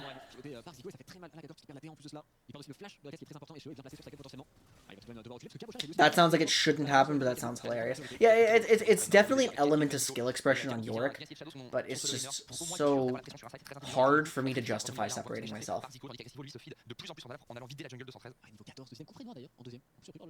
If I played more Yorick games, I would definitely get good at it. Canon ultra rapide. That's funny. I used to have such a good accent. I used to be able to roll my R's like really consistently, too. And now it's just like I'm tripping over all my words. What the fuck was that even shroud name? Look. De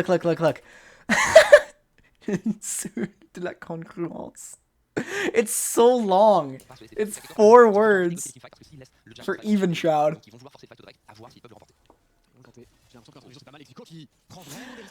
But we're watching Jax. Jax is duoing Baron with Lee Sin on a ward. And then they... What the fuck? Yeah, okay. Reckless is almost dead immediately. Jax just goes straight back to the side lane. This is a game where we are 100% seeing a lot more side laning from Jax. This is more of what I would expected from Broken Blade, but he played it really differently. LeBlanc's teleporting. They probably don't feel the need to bring in Jax right away for the dragon, so LeBlanc TP'd for immediate dragon control. Jax is saving his for future Baron control. Jax moves in towards the bot lane. He's just waiting until he can prove he's safe before, because that wave is like really bad to catch, actually. He sees Ryze. Pretty much everyone's identified. He's just jumping in, dueling Ryze. He can't stun, so he's not going to kill.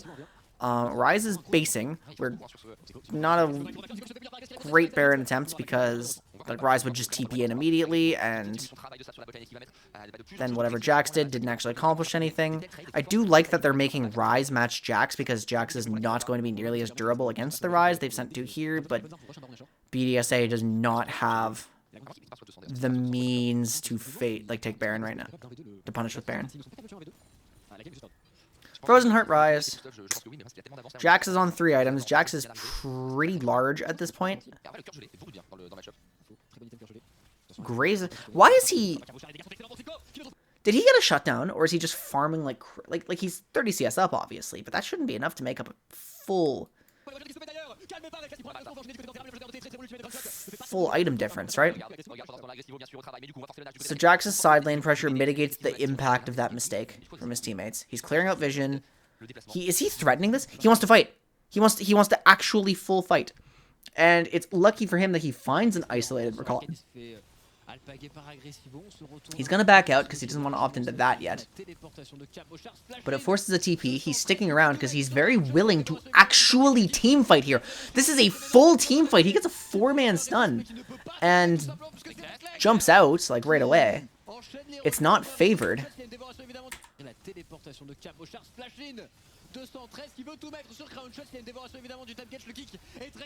I don't know why Lee Sin jumps in here, actually.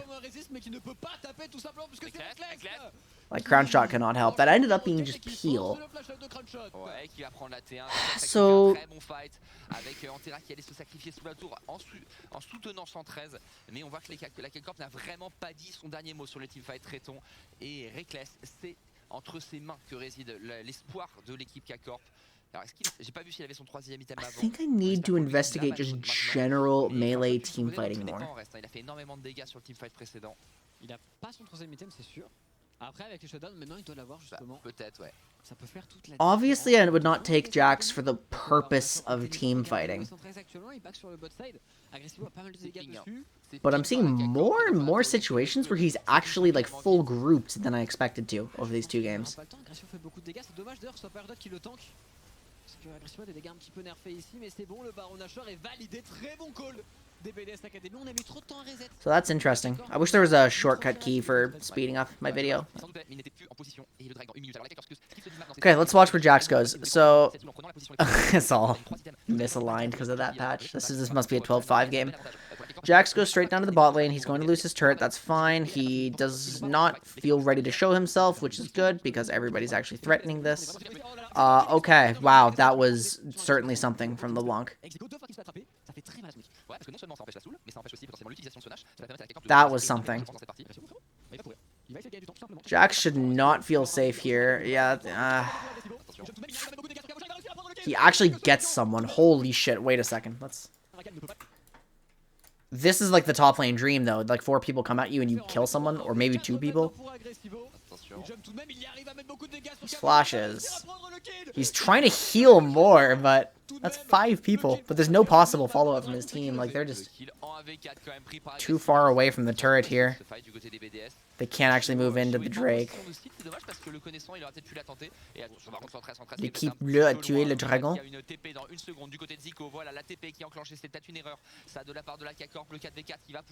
Nice pink ward. So, yeah, our Jax is really dead for a while. We're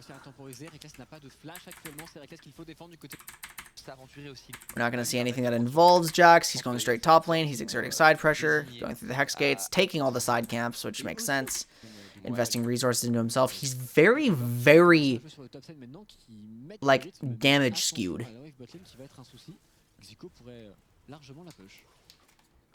Like, his build is obviously going to be GA next, and apparently he goes Randuin's last item.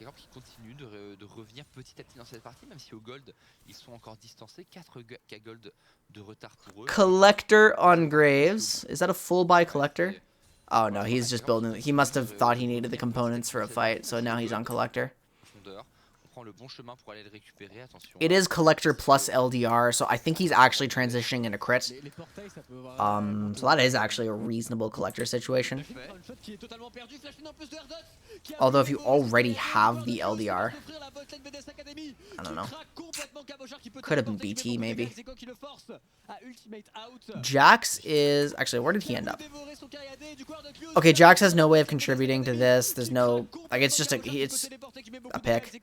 He's basing immediately, so there's no chance of being collapsed on. He's running mid to defend against the wave. If he can get on it before anybody protects it. He's grouped. He's presumably moving after this. I think I look at the ball. Oh wait, hold on. He's just pushing up straight with his team. Agressivo là, il va en side, il va bot lane, et bien il va donner un timer. Alors après, ça dépend quel Agressivo absolument pressure les BDS. Est-ce que c'est cette âme auquel cas on peut envoyer le Jack stop, ou alors est-ce que he's gonna fight. He's a fighter. He's a brawler. He's a true top laner. I don't know. Do you guys get sick of this whole like sanctity of top lane conversation? Because I really do. I counterpicked a Darius with Zillion. I don't give a fuck about what you want from your top lane. Ouais, sauf que maintenant, Agressivo est en position et la question est qui va aller le chercher. Et peut-être, il faudra peut-être pas être tout seul. Hein. I played with my brain off 5 CS a minute. Like, borderline sick. Had a head cold. Still won the game. It was so unplayable for Darius. What's he gonna do? What's he going to do to a Zillion? The sanctity of top lane isn't real. True. Put the enchanters up there. Vayne is not illegal. I had a Vayne draft and just got fucked by an enemy Malzahar. You can't blind pick Mordekaiser at all these like short range tank champions and expect me to not pick Vayne top. Like, okay, where's Agressivo actually moving in from? He has not popped his ultimate yet. He's just, we need to watch. So he's TPing into this? Whoa, what the fuck are they doing? They're TPing in abruptly. They're trying to use their flank here. He's just jumping in, not casting Counter-Strike. Now he's casting Counter-Strike, right? He's looking for something, he's slapping, but he's just instantly dead. So that is not a good-looking skirmish for the Jax. However, it was probably an intentional sacrifice with GA. In the hopes that something gets set up there. It's just ugly. It's just really ugly, especially with the Rakan, like, creating so much space back here. Like, I actually don't know if that was an intentional sacrifice. There's no follow-up. He's actually chasing this, but I don't think that's very... No, I definitely don't feel happy with having a Jax on my team in that situation. In fact, now he's dead. Ça se jouait à rien. Reckless qui s'en sort à 1 PV. Pareil du côté de Crown Shot avec. Oh, attention par contre, Agressivo qui va flash in le bon. Counter-strike jump in. 3v3 at low health. Il y a énormément de dégâts. Mais les K-Corp vont peut-être turn ce fight doublé pour Kabosha. Et on peut enchaîner avec l'ultimate de Stack. It would have been good if LeBlanc didn't miss Jinx. Let's find out, actually. Let's see if you're right. So he jumps in here. Oh! Oh, wait a minute. Yeah, he's trying to create chaos, sync up with his Jinx. It is an intentional sacrifice because he doesn't care about his backline. He cares about immediately threatening Jinx's peel. But, oh my god. Reckless should be instantly dead. LeBlanc of his chain. Yeah, you're right. So it was an intentional sacrifice. It just wasn't very appealing looking. And then Lee Sin kills himself to finish off the Jinx. Which is worth a shutdown, so technically okay. Except now your health bars are too low to fight meaningfully. So, like, you've got your Jax. Aphelios is going to be strong here. They're kind of low too, but Ryze is tanky. LeBlanc does a lot here. Jax is really helpless. Is Crown Shot dead too? He should be pretty strong here. Nah, he's instantly blown up.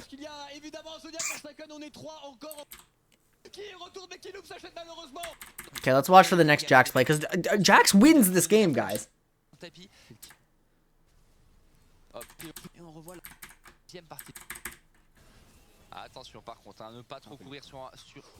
He's not on the side. Where is he? Where is he? There he is. He's clumped. He's in the pack.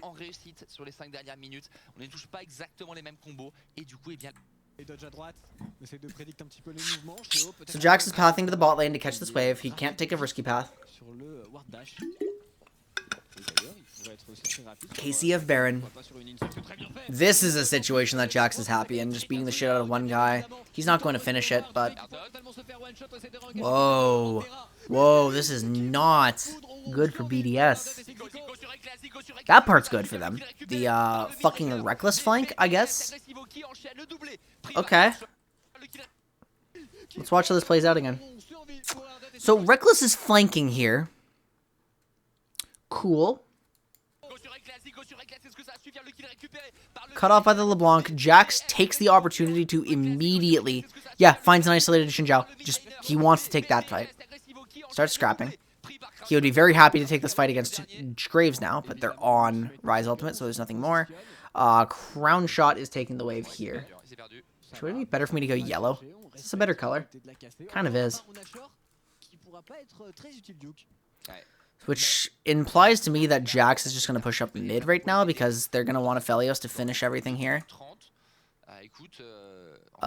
He's going for Wolves, so that tells me like they're not full pressuring. I think maybe he has his item on base. I don't see why they don't want Crown Shot eating this wave. Because, yeah, what's the threat? He's taking away red instead, but that keeps this in an awkward position. Yeah, Lee Sin has to take this, otherwise Jax is going to struggle to push later. Jax is now TPing here. We'll push up mid, presumably when everyone respawns, fall back to Gromp. Although everyone's already up, so he actually just went straight to Gromp. Could be going to Wolves, Blue. I mean, yeah, he's just going to take their entire jungle now. Looks like this path. Except Lee Sin's already on it, so they're working together for that. He TP'd, took one wave, 2 camps, and is now backing again. That must be item. Yeah, that's Randuin's. That's why. But I don't know if I... That's kind of a startling decision. Présage de Randuin. Soif de sang. I guess that literally does mean Bloodthirster, yeah.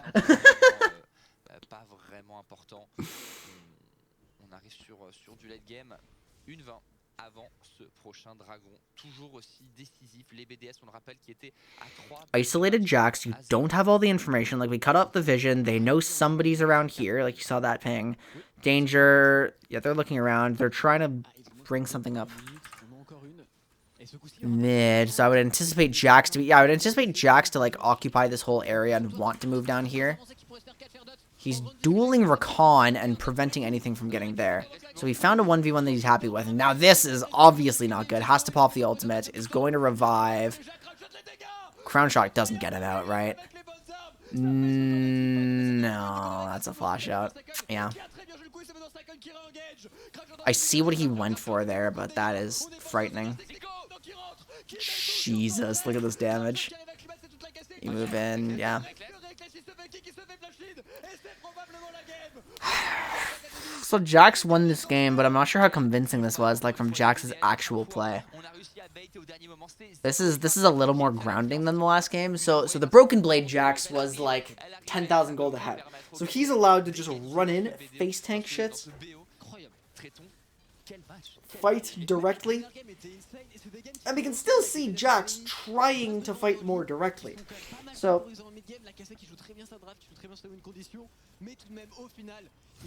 attempting team fights. We saw actual edge team fighting. If he was going to jump in, like if I'm looking back in the Broken Blade game where I drew all the diagrams and stuff.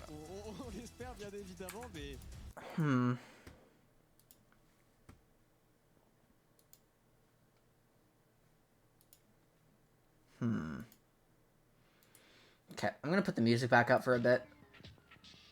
And I'm gonna go like rest my brain for a moment. I'm gonna like think on this. I need to use the washroom, I need to stretch. Just reflect on Jax. Okay. I'll be right back.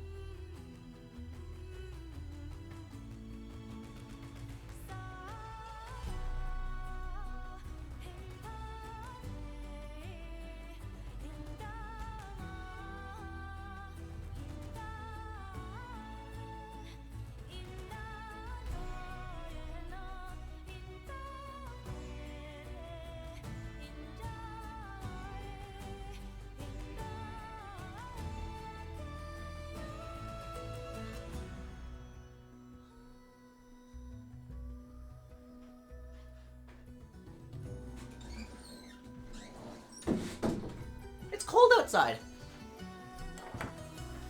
It's pretty cold out.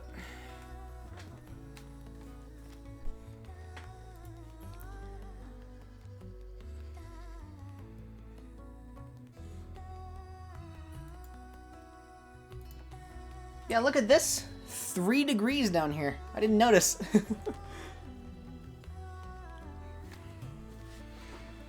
I got a banana though. I stepped outside and stretched a bit. It's all good. Let's bring this back to basics for a bit. Yeah, I can't wait for the spring. What's that in real temperature? Slightly above 32. This is 3 degrees above freezing.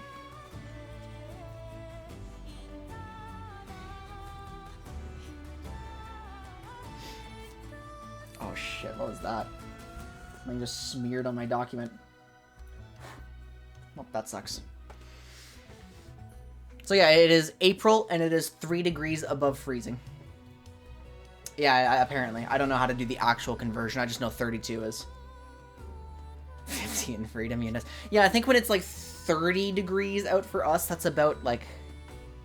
I mean, that's a hot day. That's like 100 in freedom units. What's blindness? Cam, I can't distinguish between melee champions. Basically, when a Jax and a Fiora run at me, I know what they do mechanically differently, but all I can tell is that they're trying to kill me, and that's basically it. So we're trying to learn, like, the actual pick conditions and, like, subtle differences between melee carries today.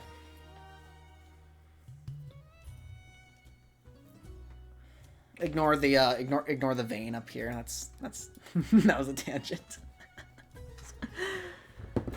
So, if we take a step back...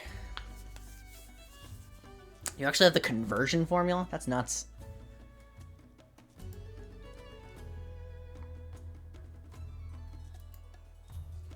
So, we've seen a game where a Jax was egregiously ahead and got to just, like, team fight to his heart's desire. And that's crazy, because I did not imagine Jax to be, like, a super team fight capable champion. Even so, in those team fights, Broken Blade, like, at any opportunity, like he would, like, jump in, stun multiple people, back out, look for a smaller fight, pretty much. It'd be a very much, like, in and out, ebb and flow sort of thing, reminiscent of Silas. Which now makes me think I've, like, really missed a fundamental of melee team fighting. A Jax of alt... That's very funny. Yeah, Jax is way chunkier than I realized. So he's actually so much better in those situations. I would still pick him for the purposes of side laning, but I would pick him over Fiora if I wanted more team fight presence. If I wanted more 4v4, 3v3, 5v5. Exactly, yeah. And I guess Wukong is kind of chunky too. Like, we're not talking about Wukong yet. But we say that Wukong isn't, like, you don't pick Wukong for team fighting, you pick him for a skirmish comp, and he really wants a favorable matchup to actually be worth picking. But that being said, if you get a perfect moment, yeah, why not? Does anyone pick Fiora? Yeah, she is picked sometimes. Definitely sometimes. Like everybody, there are very few champions that are never picked. So, yeah, we're seeing, like... I mean, it's a lot of minor leagues. It's a lot of Proving Grounds. Vietnam, they like her. Like, there's a few players in Vietnam who just really love their carry tops. LEC, she got picked into Tryndamere and lost. This was playoffs. I mean, I guess this was G2 Misfits, which we've already seen how that series goes. LDL. There's a lot of... Yeah, LDL. Oh, LPL. This is an actual LPL game. I was about to say Ollie and LDL, but no, that's not.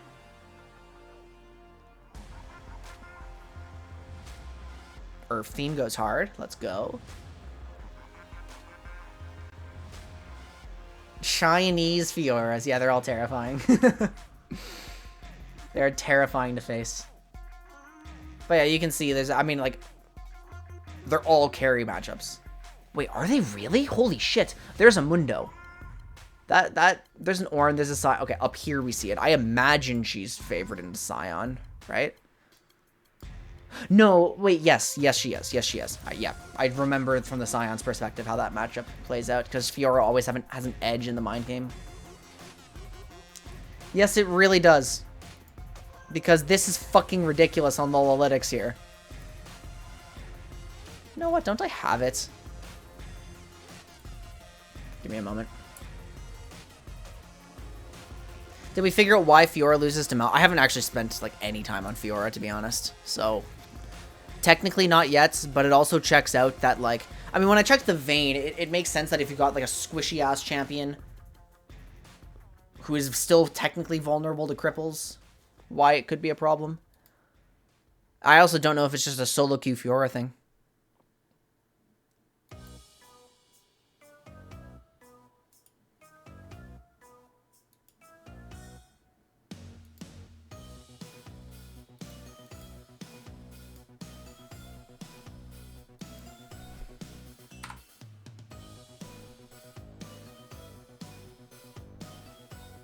There we go, way better.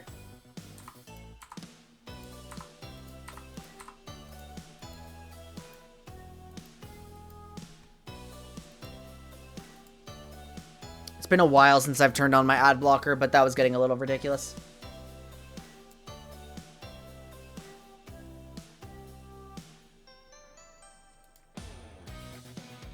So, I kind of had to.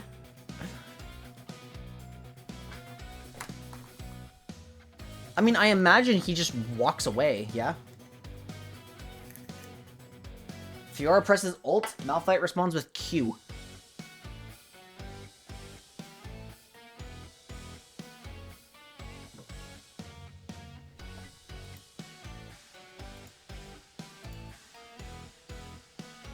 Carry matchup, carry matchup, carry matchup.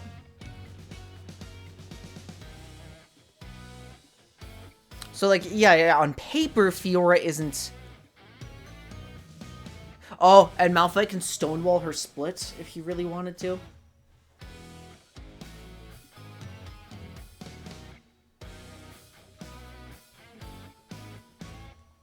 Base AD, Thunderclaps. I wonder if that's actually a PTA matchup for Malphite.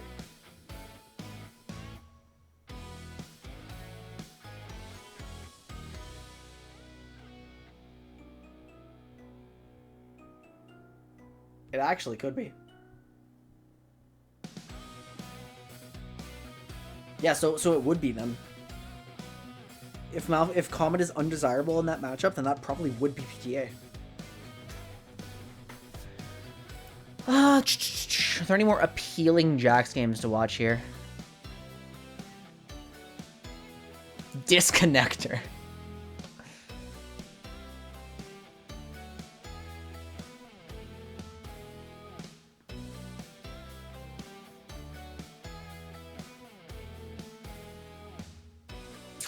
Oh yeah, I forgot about this, dude. Imagine going into competitive and naming yourself Jax Plank.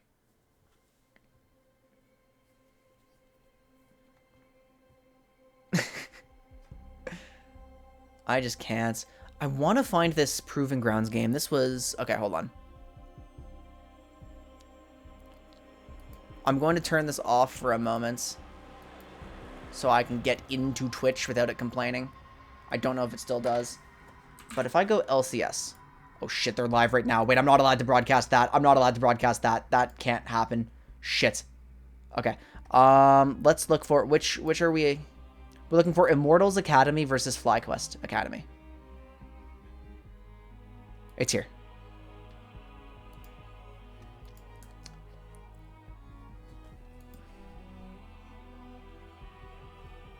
So we are looking for a Jax game. And here it is. This is the yep. Fuck, I love that song. I wish we could keep playing it, but... Speed, 2 times. Goodbye, Twitch chat. Don't care what you have to say. He gets a lot of good early lane advantage because a lot of rated carries aren't used to it. He was actually more dominant in his game in terms of CSD at 15 than Stixxay. Let's take a look at this Jax game. So this is a Viego core. You know, you got the Ahri Viego Thresh. Good Viego core. Jinx just slots in nicely. In general, she's got lockdown. She does a lot of damage. It's fine. And then the Jax in this situation is just kind of weird because it puts our Viego comp into... I mean, in theory, before I consider that Jax is actually not bad in larger fights, now that I know that, it's not the pick I would have made to help Viego play the game. So this draft, like at face value, with my current knowledge of drafting, does not seem super strong.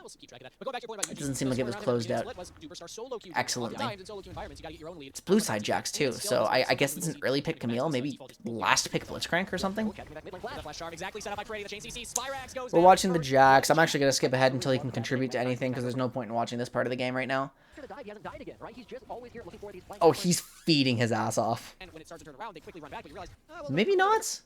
I guess he just had a bad sequence there. Like, okay, Drake fight. Move bot side. Everyone has TP.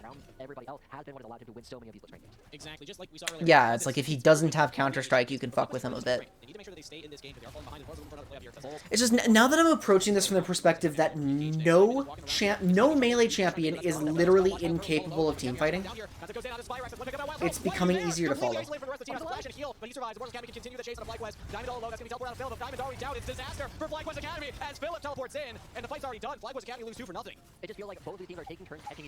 What did Jax actually contribute to that?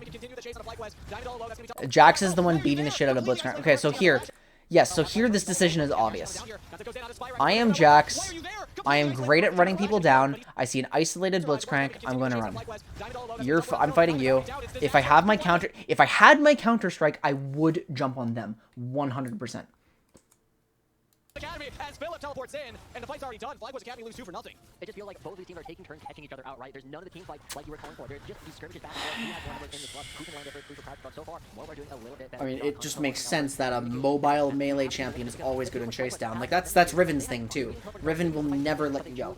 They just let Hunter come in and by giving up Spyrex the rest of the fight, look hopeless. The only thing that gives them an opportunity back is Wild Turtle overextending a little bit. He knows he's limited to that. But as we go back to life here, already Eugene. The one duel against Pretty. Nice Sonic Wave. Pretty's dancing around this with Spirit Rush. They'll both shake hands, walk away with half health bars. The thing about FlyQuest, again, is the audio wrong to anyone else? Okay, wait, hold on. Why is Jax mid? They position Jax in the mid lane. I guess just to hold against Aphelios until Jinx shows up, and that's not urgent down there. So you'll go like out of base, mid, bot. Push this. Yeah, that was the exact same play I tried to make on Joey earlier, but IMQ just barely ahead of the curve, make sure they dodge the last bit of damage, and Home Tech 2, that should have been a dead turtle. But I feel like this kind of style is, as you said, very chaotic, very aggressive coming through from FlyQuest, which is why I think they went 2-1 against Dignitas in the most recent match, right? It was this big opportunity for them to just go and swing for the fences on both sides. Take that, Camille made to stay to actually catch this wave. Again, best of 5 scenario. Now, this is both of these teams' first best of 5 of the tournament. Elimination is on the line. So Camille technically could have frozen, but that's unappealing with this timer. So that's probably why Jax felt confident to base right there. Or like started building up a slow push, and she's got to stay a little longer. She doesn't get a base now. Jax picks up the wave. He could choose to take this one, but he's choosing to go into the river first. He would love to duel Camille here, but he's instead been locked down. That's not an honorable 1v1, Camille. How could you?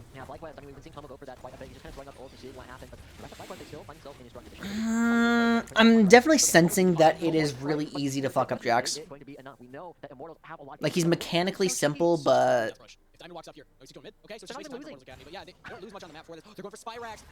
The decision making is... Wow, that is sus. Okay, hold on. We need to slow this one down. Okay, so this pick attempt goes like as wrong as it possibly can. Concept has to TP. He's dueling Camille right here. His team is kind of boned. He's going to keep doing this as much as possible. Knocked up forever. Locked up. Dead. the guns for the fight. Okay. Academy, they answer back and they actually trade up 1 for 2. Keeps getting himself in like unfavorable skirmishes where he's outnumbered, and if he doesn't, I mean, he has his steroid ticking, but he's got Blade of the Ruined King, which these are low AD items. No summoners. He's taking the damage. Tomo with the kill credit. Ah, I see. So he builds like this. This is AS, right? This is AS. Trinity does have like, you know, some durability on it, but like he's got steel or steel. Fucking, oh my god, plated steel caps. He's got those with no actual durability to back them up yet, so they're not that useful. He's got Trinity Force, which is just its 300 health, really. Jax is too squishy with not enough AD to make his steroid reasonable. So he's in like this unfavorable skirmish here, and he has like no chance. Whereas if he was on Sunderer with a higher AD item, he actually would have been way tankier. I'm actually surprised that Yuji didn't go for the insect play onto Wild Turtle, but still, they get him at the end of the day. I've swapped my terminology only because it would be really confusing for like newer players listening.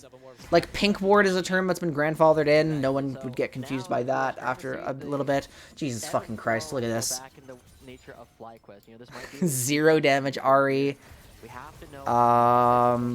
It's anti-Blitzcrank, but like, I mean, the Banshees is meaningfully effective against Lee Sin, I guess, but like you're really building MR against only Victor, who can poke it off pretty effectively. So. If my player built this here, I'd be like, really. Mages have the worst MR itemization, and that's not even close. It's just a weakness of the class, and you kind of can't get around that sometimes. Do you remember Abyssal Scepter, when that wasn't true? Okay, so we have Concept up here. He is not a part of this yet. He seems to want to contribute, but he's not here yet. If he were to jump in now, it would be suicide. There's no chance of winning this fight. I don't know why he didn't just turn around immediately. Because Jax, I guarantee, would have done more just continuing to exert pressure here. I mean, there's no turret, though. There's no objective. Actually, why the fuck is Jax top, come to think of it? What? There was some chain of events that probably led to Ari eating a wave down here. Jax has to go up here for farm, and so it was just scuffed lane assignments. But the one consistent factor that I see with these Jax players, just egregious CS numbers. They're always farming. They're always side laning and farming. I mean, it's not even egregious. It's 23 minutes in the game. He's just at, like, good CS. Camille is shockingly far down. It's at least a gap. There's like a 30 gap between the Jax and the Graves. There's a 50 gap, almost a 60 CS gap between this Camille and this Jax. Well done to Philip, and now Immortals Academy find themselves in an awkward position. They have to go for this dragon fight. Yeah, this is a based Viego build, by the way. I like this a lot. I've been an advocate for Trinity Viego ever since 12-3. Pretty could look at Tomo. Right now he goes in, misses the charm because of the Gale Force, but now everybody's dogpiling on. Do we really want Jax? Okay, yeah, in this case, this is favorable for Jax, this skirmish, this flank. The audio does not sync up. He's probably going to hop to his teammates here. They're looking for Lee Sin. No, he doesn't even have to hop. Jax gets the shutdown, which is huge for him. His DPS is good on the Baron. He definitely isn't contributing a lot to this. This is a pick. This is a real pick. And Jax just happens to be here because he had nothing to do bot lane, so he decided to look here. It just makes sense. Because if Jax was just trying to brute force this turret against Camille, he would 100% die to Camille. So, Jax is moving in straight from the Baron. The whole team is taking this. We should expect a reset afterwards. Unless Jax wants to walk straight here into the wave, but the wave is already gone, so it'd be a little strange. Too late. Even Immortals Academy can take away some of their jungle camps before going for the reset. It is bold. Oh, I like like that call from Diamond. He's just trying to hook away the red buff and keep them around. Phillips going in to play from Joey. The blue ward gave him the opportunity to go in here. Whoa, whoa, whoa, whoa, whoa, whoa. Concept is TPing. So that's a diamond flash. Yeah. And he's happy with this. Concept with the counter strike will land the stun, and Diamond chased down, picked up Immortals Academy. Get 2 more kills traded just for Joey. But that's entirely off like an Immortals. Right, like, yes, I want to say it's an Immortals mistake. You end up giving over 2 members. It spends TP. I guess if Jax has TP and they're coming off that play, although it's not expected that they have vision if they spent everything on Baron. Do we just call unlucky? It's probably inappropriate too. There's some factor I've missed. But it feels like Immortals. I don't care to dive into it right now when the Jax is what matters. Is this Hullbreaker? And the only thing they have to do is now put Cleaver's a Caulfield's item now, right? Relevant person still has Baron. And who's gonna answer concept in the side lane with Baron? It's not Philip. It probably isn't Spyrags either. They're in a really rough spot, and they don't. Jax lurking around here, actually. It could be. It could be, I guess. I don't know how I feel about that. Jax is yeah, you see how he's moving? He's definitely looking for this to become a team fight. He doesn't find it, so he's gonna move right back, like just go mid turrets. But like the Jax, what a Fiora player move there. He's got such a massive wave sacked in the mid lane. Yeah, FlyQuest are trying to find a bit of a miracle team fight there, just get something started while Immortals were separated. But Concept isn't going to need to do anything. He's going to be finding himself in mid lane. We're just waiting. The Jax is going to keep side laning. Like, it makes sense. Yes, he's got the inner mid, inner top. He's effectively got 4 extra kills. He technically has this window back here, but that I don't think a Jax would be happy with that. Maybe a Wukong could function on a dive like that. Wukong is a better... I don't know why I'm bringing up Wukong so much. I guess I'm just trying to figure out the champions. But Immortals Academy will actually bank off. They're not going to utilize that top wave yet. Maybe they're still focused on this mid instead. And again, going back to the narratives we set up at the beginning. Yeah, there's not many Phage items left in the game. I just don't see why it would be Sterix. Concept is actually threatening it this time. Okay, hold on. Does he die instantly? He does. So, yeah, just a moment ago I identified that that would be a scuffed option for Jax. Jax actually does later go for it when the teams are split up.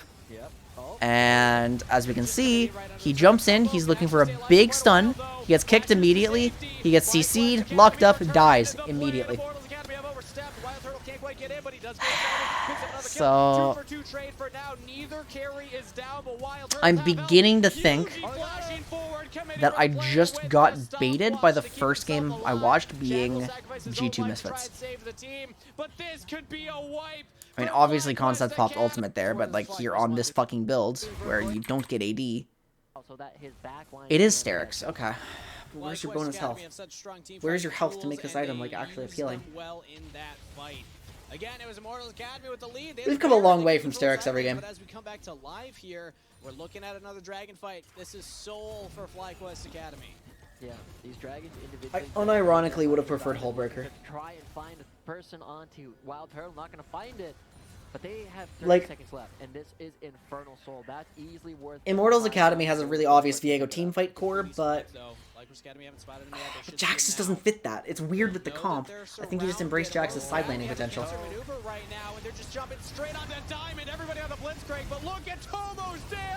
Concept in the middle of everyone, now able to survive solely because he has a stopwatch. Doesn't jump onto Yuji, jumps onto a minion instead. Concept playing is so weird. Like, it's just, I don't get the decisions that are being made. So, this is Jax, very happy to fight you in a choke. He's dodging a lot, he's stunning one guy, he stopwatches so he doesn't get nuked by Victor. He jumps out, which probably is better for his life than trying to kill the Lee Sin here. And yeah, because he's just trying to play for another rotation of cooldowns. It's going to be a recall, Jax teleport into the win. Yeah, okay.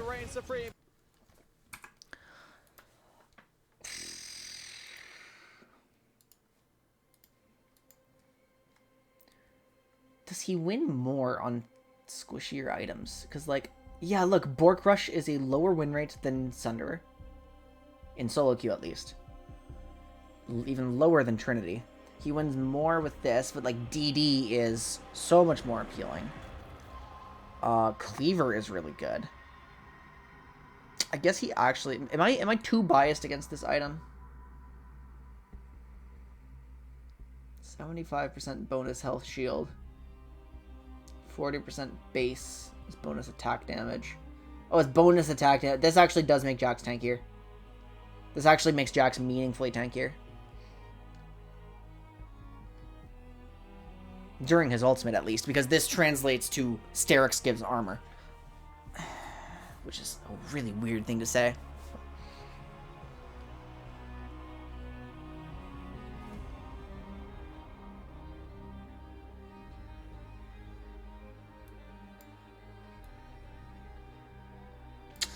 So it's like Jax has worse defenses than Tryndamere and worse backline access. He is okay to like jump in and out a little bit. He becomes heavily enabled by Stopwatch. Probably GA as early in his builds. It's a pretty common fourth item. He's good in the side lane. He's optimized by flanks. He's optimized by small skirmishes. Like, obviously Jax likes smaller skirmishes where he can run someone down. And it's become increasingly clear that... You know what? I think we can make the argument that Jax, of the skirmishers, is one of the better team fighters. I think Jax actually controls a lot of space if he's picked against the right teams.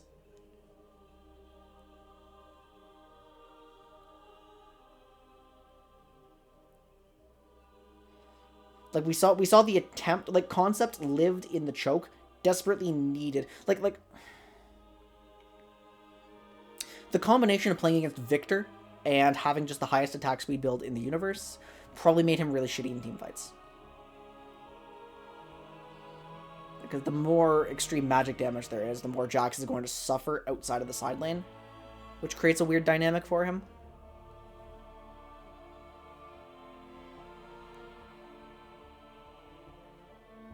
I'm starting to see it, for sure.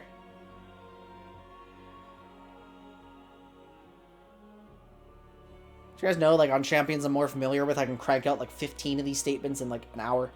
We're 3 hours in, I've only gotten Camille's.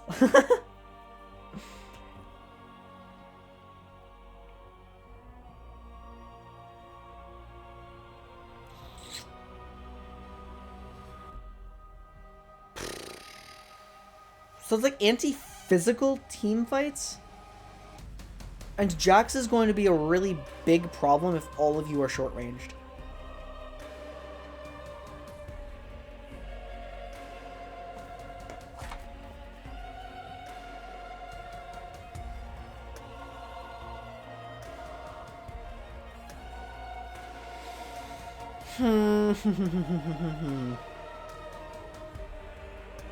So you're decent early, you have good scaling, you have good CC in skirmishes, you're a good split pusher, you're a good anti-auto attack duelist, you're fine in team fights in the right situations, but really it all comes down to you are better against physical damage and short range champions. Does that check out in his matchups? Irelia, yeah, I guess Garen just poses too much of a problem, specifically auto attackers. He's good at preventing Darius from getting hemorrhage stacks, jumps onto Aatrox. Riven must have too many tools to get in and out. What is this song? Oh, it's Pentakill, let's go! I haven't heard enough of Pentakill 3. I'm just like, fuck, did my normal playlist start playing? Like, copyrighted music? Because Pentakill's in my normal playlist.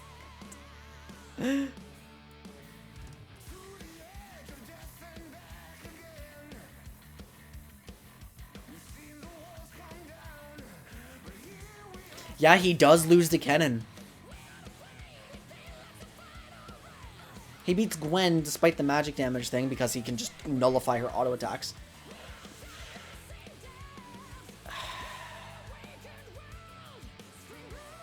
I didn't know this. Why? Why is this so bad for Irelia?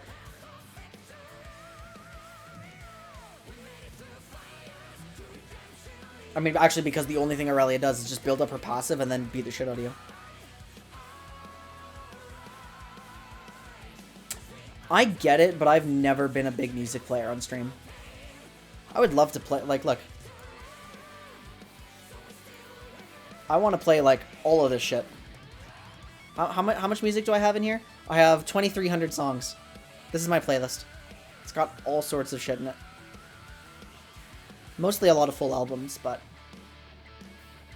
Oh, the new Jack White album came out. Have any of you listened to it? It's actually really good. I'm enjoying it a lot.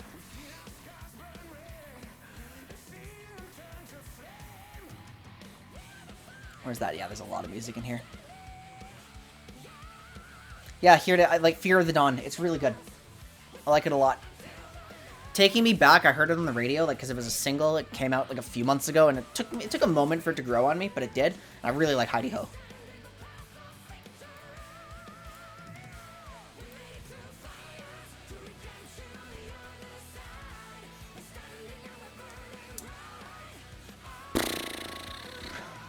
Another save full. It's good. They're good albums. And then if I ever find, like, one song from it that I don't like, I just trim a little bit, but... I like the album listening experience. And then I just like, you know, I like having a lot of music on hand.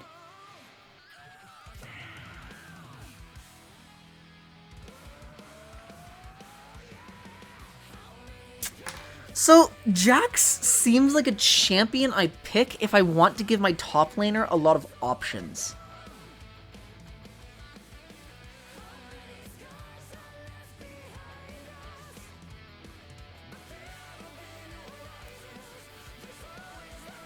Although it also really seems like Jax just gets ruined if you blind pick him, because all of a sudden they're just going to draft and never give you the skirmish you want.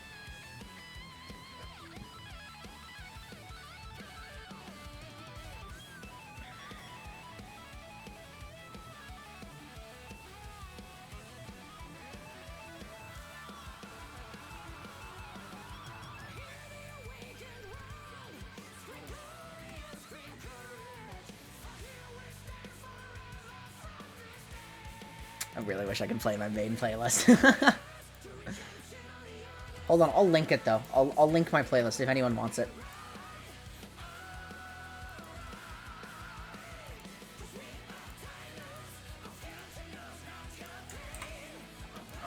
There it is.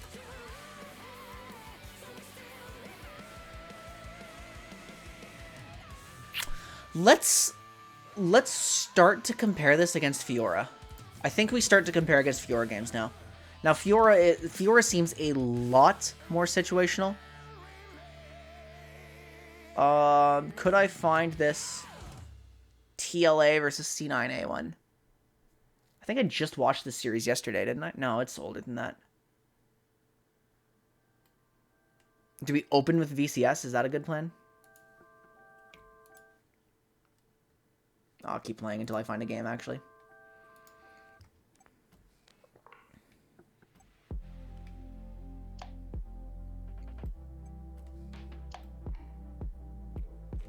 This is gonna be that site, yeah, v.qq. It's such an ad-infested, like, mess. And I don't want to bring it on stream because I just don't know what'll come up. I don't know the site well enough. Well, I guess it's really easy for us to get, like, this LPL or VCS Fiora. So, why not, right? So Fiora's presumably picked. What the fuck? This is what I mean about Vietnam drafts. Like, that is the earliest. Okay, so Cerberus, yes, showed their entire top side. It makes sense to answer it and take something that's resilient to these kinds of dives and is just going to parry the Galio engage, I guess, because that has to be Graves jungle now. Why would you show your Graves looks right away? You're just full scented on Camille Galio. Okay, so it's an R3 Fiora, and then we skip ahead, and now there's a Rise who can actually back that up, and there's a Poppy support, which is kind of exciting. No, it's a Sets. Okay, we would rather have Set here, I guess. I don't know why we would rather have Set here, to be honest.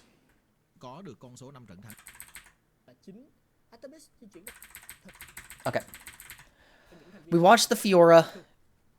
Fiora is a champion that I expect to see far, far, far less in teamfights. Yeah, that really should have been a Poppy support.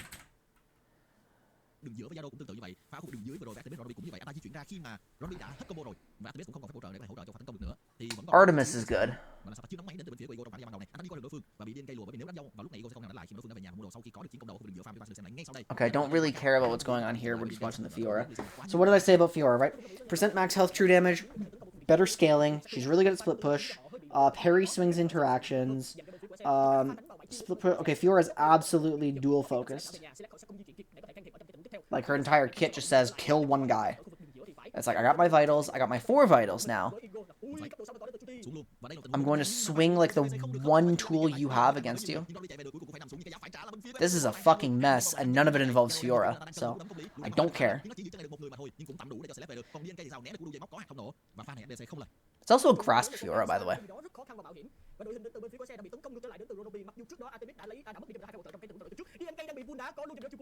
We have Graves eating a wave, Camille getting back to lane as soon as possible, Graves eating another wave. Camille's losing out hard from this rotation. It's so weird. What's going on?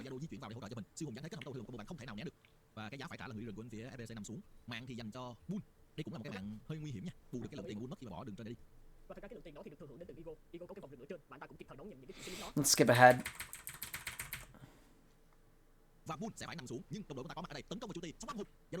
Fiora got involved in a fight. I think they tried to execute. Yeah, it looks like they tried to execute the Camille Galio combo here on Fiora. So let's see how this went. She dashes forward. Short cooldown now. She's scaling. She's almost level 9, and that's when she hits like a really big spike. Parry is baited out. Jumped in. Here comes Galio. No parry is available.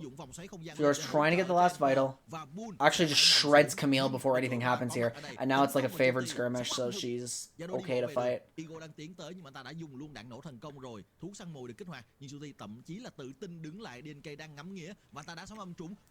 That's weird. That one was pretty poorly played. I see a lot of teams just like trying to turn situations that they have no right turning. If I was the Fiora, I'd definitely run away until my parry's up, but I'm also a very, very conservative player in my decision making, so.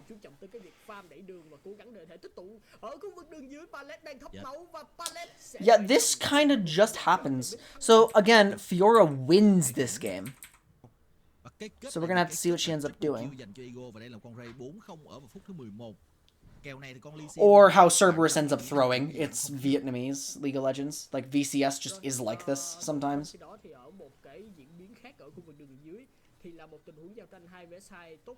It's such a fun region to watch. They just do shit.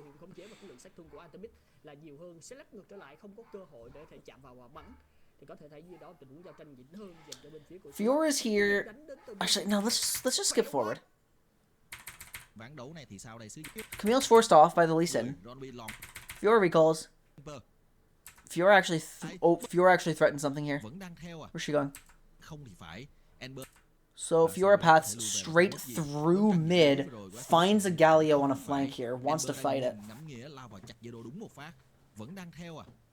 Dash parries through the Everfrost to kill him. That's awesome.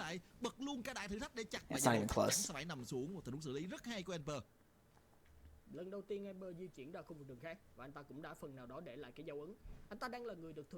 don't think Fiora would have gone anywhere near that if there were more than one person.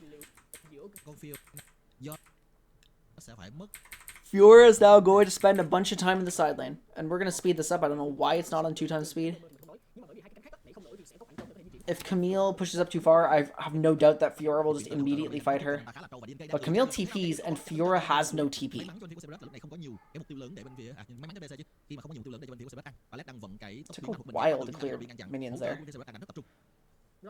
We're just watching her in the corner of our screen on the minimap, of course.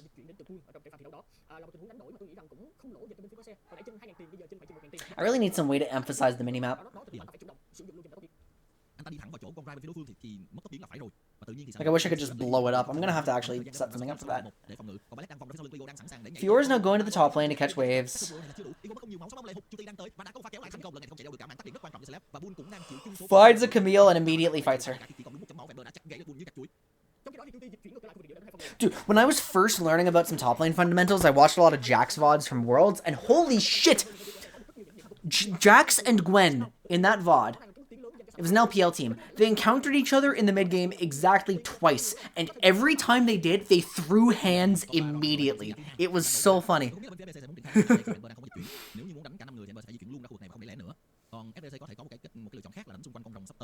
Fiora is absolutely avoiding any situation that forces her to directly teamfight. Her team seems to just have control, and there's no contest over the Drake, so she's not... I want to see a Fiora pressured to contribute to her team. I really do. I want to see a situation... Because Fiora is definitely pushing you towards, like, a macro control comp. Where you determine the enemy's rotations. And so if you don't have that agency and you don't threaten your opponent directly, like, it does not seem like it's going to end well. Fiora's... What the fuck? Okay, that's just a misplay.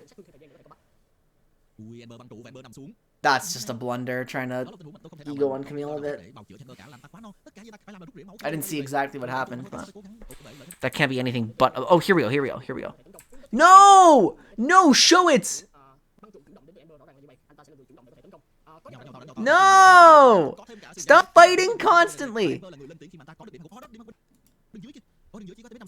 Fiora's just lurking. I feel like, had there been a wave, Jax would have dove that. Fiora's just lurking, though. Going shh. This isn't good. She's not achieving anything here. I would much rather, like...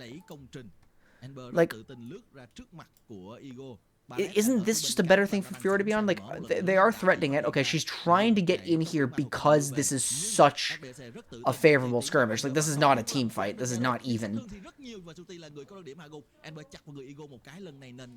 And now Fiora goes up here into the turret. Like, she probably... What I imagine she's going to do is...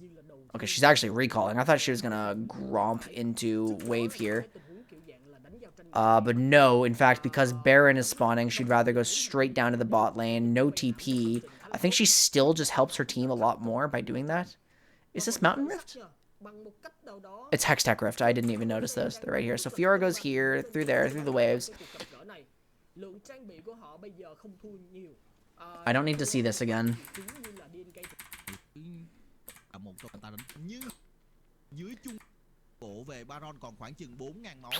Fiora's sprinting it up to the Baron. Exerting pressure on mid. You don't keep moving in here, do you? Wouldn't the play be for Fiora to push mid? Let's watch what she actually contributes here. Like, it has to be pushing mid.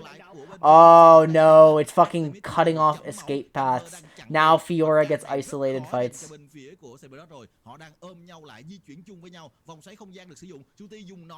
That was a crazy roam warp, actually.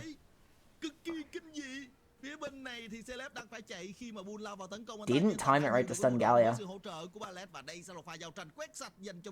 But yeah, now Fiora is just... Let's watch Fiora very carefully here.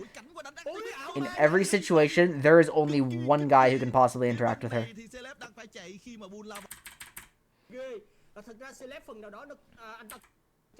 Now Fiora resets before her team, gets in position, takes the Hex Rift. This is the replay.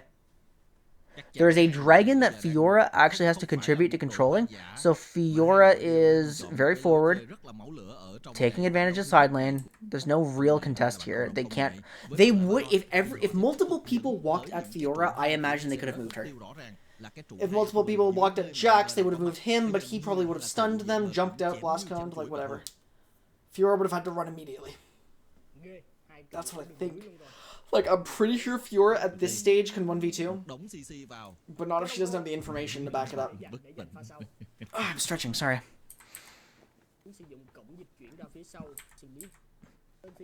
This is much more extreme side laning than Jax. And she actually... Oh, she's barely alive. She's trying to sustain off the creeps. Didn't hit something with that Q. Dead. Rise just respawn. I mean, there's an advantage, though. Like, sometimes side laners just die, and that's not always the worst thing for you.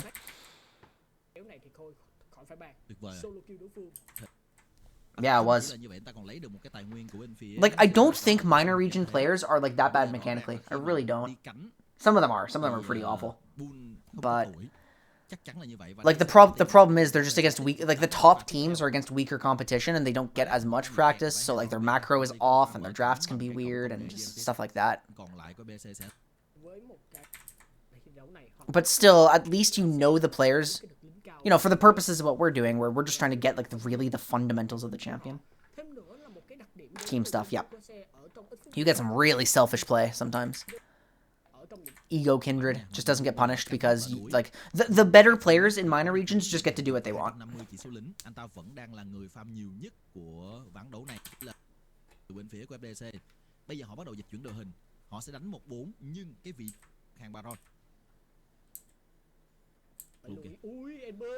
We have Fiora okay, hold on. We have Fiora willingly opting into this, loses the mind game to Galio.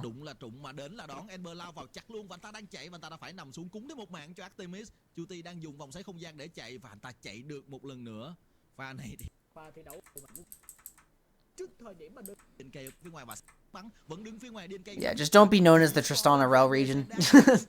Okay, Fiora is actually trying to help her team directly. She's jumping straight into somebody and really struggles here. This is not a good, yeah. Barely gets, was that her ult? I think she barely got her ult off.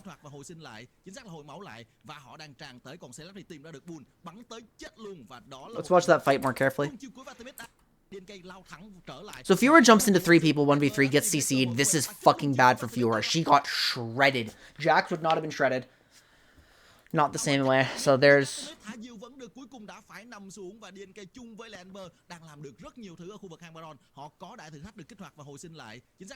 Gets a lunge reset off the ward. That's actually crazy. And the only reason it works at the end is because Fiora has stopwatch and survives until her ult goes off. Oh my fucking god. That's a good spot. And then this game's over, right? Yeah. Let's see if we can find... I mean, just one more. I mean, it's becoming way more obvious just watching how these players are playing. Like, what the actual differences between the champions are. Let's try to find...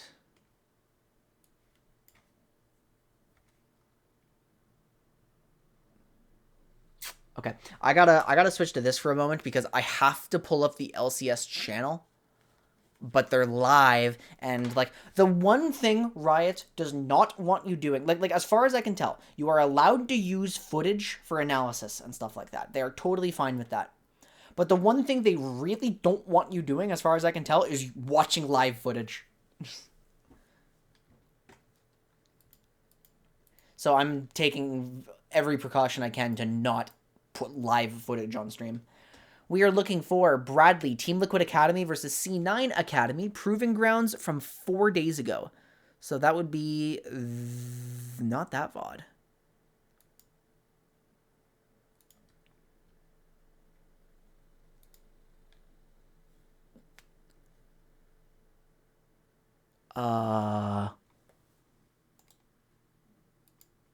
Is this the right one? It's kind of hard to find. No, this is Immortals versus Golden Guardians.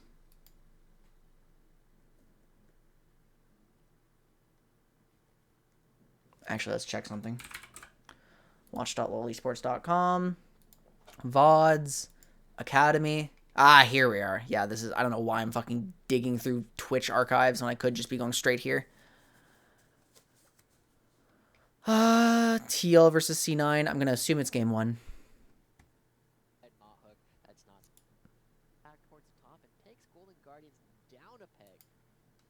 No, this is Bradley Gangplank. So I need to go back. VODs. Academy. TLC 9 game 2.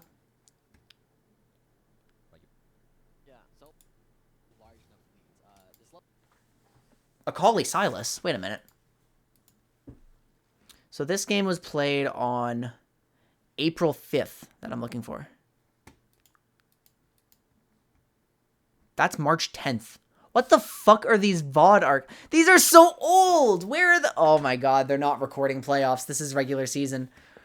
So I have to go digging again. Fuck. Okay, maybe they're doing 2 streams. So let's check Academy.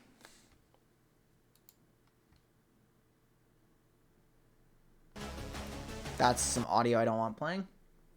Back to the mines. No, the Academy channel hasn't streamed in a while. So I need to go to LCS because they're the ones streaming Academy right now. C9A versus 100A. Fly Academy versus Dig Academy. TLA versus GGA. Is this really recorded properly? Where's my Bradley versus Darshan, Fiora versus Ornn? Okay, well, I can at least pull up a scoreboard. Wait a minute. It's game 1. If I can find game 1 winners bracket. Wait a minute. Winners finals. Okay. Lower bracket round 3. This one has absolutely no descriptive text, so it might be the game I'm looking for.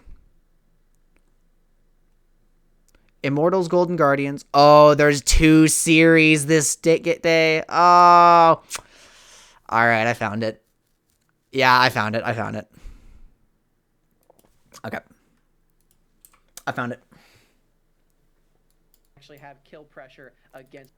So let's just look at where the Fiora's drafted. Again, presumably last into Ornn. We actually can't tell from this still. Oh, not Diego. Yeah, Malice, Evelyn, of course. Yeah, it's R5. And there it is. Now we're cooking with gas. Okay, so I skipped to 14 minutes in the game by accident, and Fiora's already dead, but... that's just a dive. Okay, Fiora got dove. At like 7 minutes from some wave setup. I'm skipping to the mid game though. I want to know. This is like... Okay, this is 20 minutes in. We'll go with this. We're skipping to the mid game because we want to watch where Fiora is generally positioning. So in that replay there, Ornn TP'd away. Fiora just went straight to the side lane. Had TP available, but like decided this was doomed and just split pushed again. Because what's Fiora going to contribute to a 1v3 in that position? Also has Hullbreaker, I'd like to point out. But he's not that far behind Golden. He's catching up, and he's about to overcome Darshan in the side lane. Once they continue, I want to see Bradley in the bot lane set up that sort of play so you can continue to find more gold in this VR split push. Hullbreaker's hell of a drug, man. I am, like many top players, addicted to that one. Bradley, he's huffing it right now. He's getting down and dirty with that and finding all of these turrets. He's huffing Hullbreaker, the casters are saying. Interesting. So again, perma side lane, about to go bot, answer the Ornn. Actually, ooh. This is different. This is different. This is a contested Drake. This is what I wanted to see. I wanted to see Fiora on a contested Drake. Now, the weird part about this is Darshan is behind them. So if Bradley knew this, he would just hop the wall immediately and just kill Darshan. Instead, what he's trying to do is he's now isolated. He really doesn't want to be in this position. And look, he's just standing there. He's just waiting. He can't get in. With Ayla causing problems here, he ulted somebody. Now he can fight because one guy died. Now he's 2v2. It's an edge team fight. That looks fucking insane. He's going to die. Right? Wow, wait a minute. Alright, Gorgath, I guess. So Bradley has to be super, super patient here, though. So if Fiora finds an... Oh, so the window is ult Xayah because Xayah just used her own ultimate. So now that you have that, we're in a 2v2. We're happy with this. It's now a 2v4, but Fiora is parrying the stuff that matters the most. Wow. Still, that took, like... a lot of patience, and Fiora was a non-factor in the first half of that fight completely. They're still here. They have so much to sustain. They need to find Malice and make sure he doesn't get the healing. But this supports the theory that like no melee champion in the game literally cannot contribute to their team in a fight like that. It just was a lot harder for Fiora to do it. Will get themselves their second dragon of the game. Harry and Bradley dive in. So this is Darshan's flank initiation that just really works out here. Yeah, I guess we have to watch the fight one more time. And look at where Bradley is too. He's on this water. I never ate my banana. I brought up a banana during my last break and I just did not eat it. you need to go in right now. We are getting things done. And Ayla, even after dying, Let's crack open the banana. control to stall for time. Look how low Bradley gets here, but he flashes in and he's got this Gore Drinker built more for the team fight. Gore Drinker. And he's able to find these plays back to back. Yeah, I have to accept that the Stride Breaker build I've been shilling would not have been able to do that. Props to the rookie top laner of Team Liquid Academy for getting this done. Like I said, the lane phase might have been a difficult He would time not for have been Bradley. capable of fighting that. Not anymore. Bradley is huge on this Fiora. He has gotten a sizable gold lead. He's allowing Team Liquid a lot of time. Getting out Evelyn's ult defensively like that is huge. Feeling that pressure from the shadows. So this is a situation where the way the team has rotated has actually brought people towards their split pusher, which is okay for some champions, but I'm not sure how okay it is for Fiora. I don't think you want to be walking anywhere near that, Bradley. He does back out of the choke. Right there, Mad Magical. Team Liquid take the blast. Like if someone botched some CC. The Ord ultimate. And I bet Darshan's a bit salty about that one, but nonetheless, it remains true that Team Liquid avoid the engage and they keep that lead going as well. Bradley moving. This is a no Fimble Ornn. Finally, we were looking to see when this would happen. He wants to use this hull breaker to take down these easy structures. Dude, it's so easy to track top laners. They just always go to the side lanes like this. It makes sense. Like, where else would they go? Wants to go for the team fight. He's not focused on any sort of 1v1. He is here to be an extra frontliner for Team Liquid because they're severely lacking in this. I think it's being a frontliner, but also having the additional. I don't know if I agree with the casters on that one at all. You would much rather join in these fights as Bradley with that build as you were talking about, but he's got options. It's opportunity. I don't know if I agree with them at all. Like, even from this position, surely Fiora has problems, right? Down there with the hull breaker and nobody's matching him at all. That is It's half of your identity. Oh, he got demolished too? Yeah, that's overkill. Oh boy. Bradley pushing to his We love and respect top lane players. Look, honestly, Darshan may be looking to collapse, but he's far too top lane players tend to be some of the least annoying players in the game. Like people, not players. Top lane players tend to be some of the least annoying people in terms of like how they complain about the game. However, the ranged circle jerk is like the most annoying thing they do for sure. And they are looking really solid and comfortable. Also, a lot of there's a lot of high-profile top laners that just weirdly turn out to be terrible people. Which, I don't know what's up with that, but it's not a rule thing. Bradley should not TP in. He's going to punish the Ornn with a turret. Oh, it's from Irelia. Whoops. Alright, Irelia lives. Irelia just gets out. And then Bradley takes this, yeah? What? Keep in mind, it's still going to be 2 minutes until the next dragon spawn. It's another reset. For what? Rav Hydra? Is it done? And like you said, it's 2 minutes until the okay. So the quickness will be back. That's a sigh of relief. Sure, so they prioritize getting so deadly in all the item prepared for the next objective. You have to have a diversion like that to make sure that Harry gets the reset. I guess the consequence for going for bot tier 2 there, you would get it and then you'd be chased out. Your base would be really delayed. Composition, and C9 knows this for sure. They know, they understand. Oh yeah, for sure. Top laners just want to be better than the guy in front of them. The thing is, they actually put in the work to be better than the guy in front of them, so they at least have that going for them. A lot of these moments, these stretches of time in this game. We have bursts of action. AD carry players are just some of the most insufferable people in the game, generally. That's exactly what Team Liquid are waiting for. They're waiting for that quickness and flash from Ayla to be up. So Fiora's positioning herself on the opposite side of Drake. It seems that both teams understand it's unlikely that a Baron attempt is found right now. Playing the side lane right now because he's in the right lane if they want to pressure this Drake. He has teleport and Darshan does not. But the members of Cloud9 also, yeah, support players tend to be pretty fucking annoying. From that wave, not giving over. Because a lot of support players get really complacent. Well, I really like this hesitancy from Bradley, knowing that Malice is on the other team and he's playing this stealth demon of Evelyn. Now that he's back on the wave, he'll be able to I haven't factored in Evelyn to how Fiora is playing at all. And Bradley has a decision to make right now. That's a problem. Like, Evelyn actually does complicate the side laning a lot. Participate in this team fight and try to go for an Infernal Soul. Bradley knows he's safe here. They're going to go for the base. He knows it's very unlikely Evelyn comes near here. He just keeps going, yeah? He should. By Cloud9. That Hull Breaker with 3 items completed on the side of Bradley. he can at least get down this inhibitor turret. He's gonna encounter copy in just a moment, and that should probably be TL's yeah. This isn't gonna be close, is it? Around this dragon. Paranoia comes out, splitting up the team, but they already got one out with Featherstorm. Gonna get the root as well. I'm watching the picture in picture. It's at, oh no, I'm in front of it. Oh, fuck. But yeah, that wasn't close.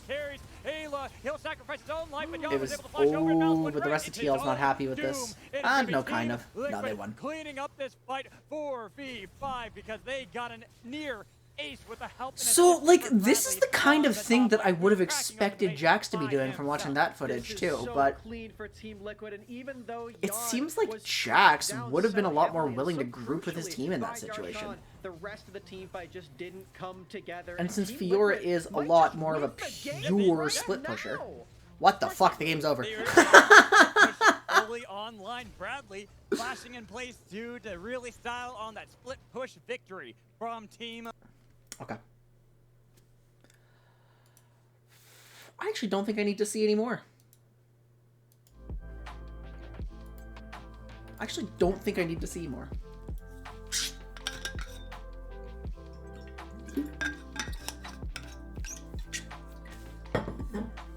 So, Fiora is everything I thought she was, but Jax had a lot more nuance. So you pick Fiora, and you are going to be Giga Selfish, Perma side lane. Actually, what people used to associate with Tryndamere is kind of what Fiora is. Except, you know, not... She doesn't have as many egregious dive options.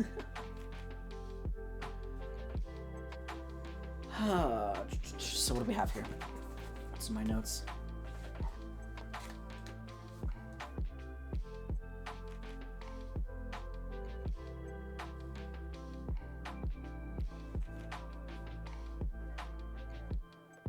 So Fiora's 1v2 is more challenging, but she can win it. Fiora's 1v3 is quite a lot harder.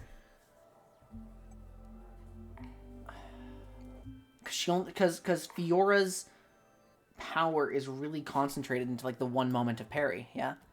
Or Fiora's ability to just dominate fights is this moment. And of course, Grand Challenge.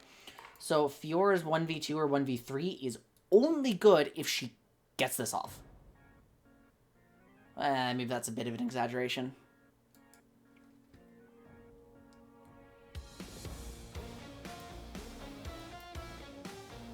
I think that is an exaggeration, but like it still shows us the pattern. So Jax and Fiora are both melee, semi-mobile skirmishers.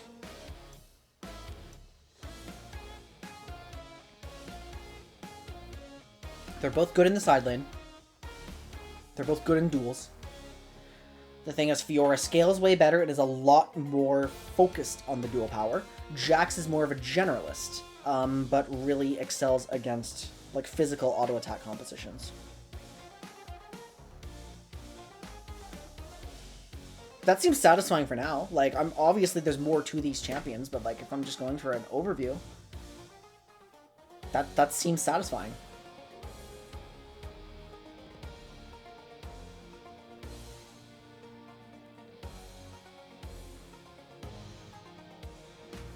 Hmm.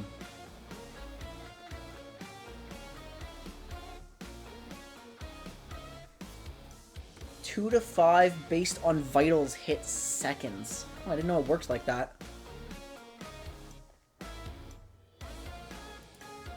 Maximum heal is... Woo! That's a lot of healing. Okay. Should I put the healer tag on her?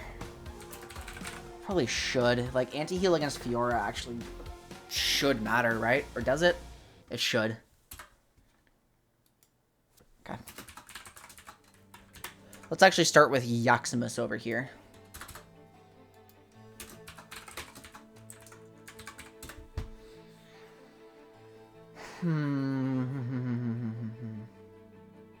Although first I'm going to use the washroom again. My eyes are getting kind of heavy. She typically full heals off one wave late. Yep, okay, we're getting the healer tag on her. She's... You want anti-heal. Okay. I'm gonna stretch, move. I think my family just got home, so I'm gonna talk to them for a moment. Come back and we'll get these purpose statements done.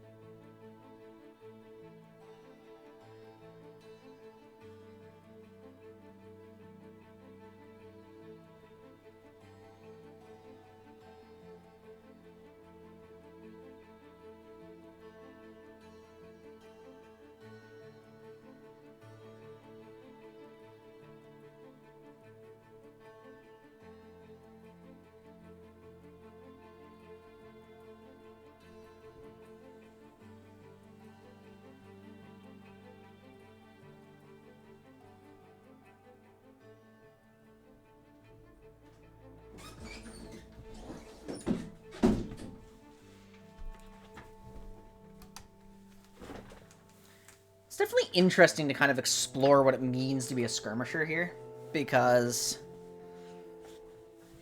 like it's hard to force skirmishes in the mid game. Like a 2v2 or a 3v3 just are not easy to come by. So it's definitely like a lot of them are good side laners, or you need some just direct initiation to make you more useful later, like Volibear. Like Volibear and Xinjiao are obviously really happy in small fights, but then they have tools, like they shift their role. Fiora doesn't get to do that, so that definitely locks her to the side lane. Jax, I mean, the thing that really defines him to me now that I've really investigated him is just how open his options are.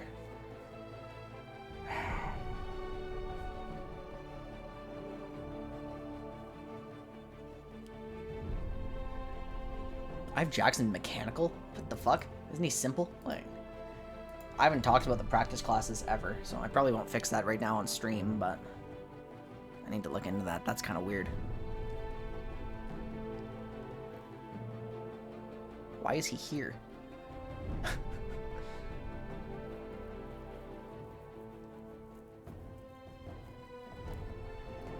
Yeah, no, that's bothering me.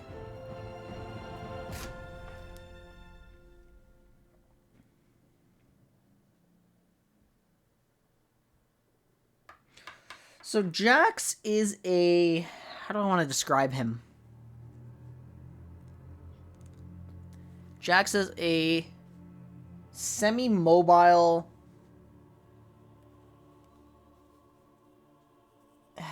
okay, he's got mobility. Counter-Strike is a big thing. The durability is a big thing. That's actually, like... he's got more defensive tools than average, actually.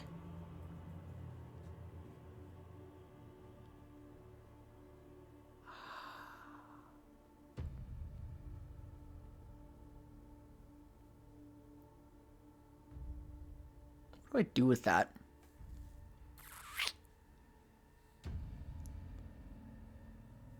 do I do with that? How do I describe him concisely then?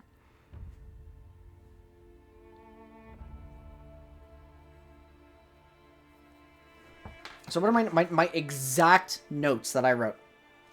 Because this was Fiora versus Jax, so I mentioned he's got a stronger level 1 to 3 than Fiora. He's got strong skirmish CC. He's a good split pusher. He's an anti-auto attack duelist. Like, that one is... I'm going to put a star next to that one.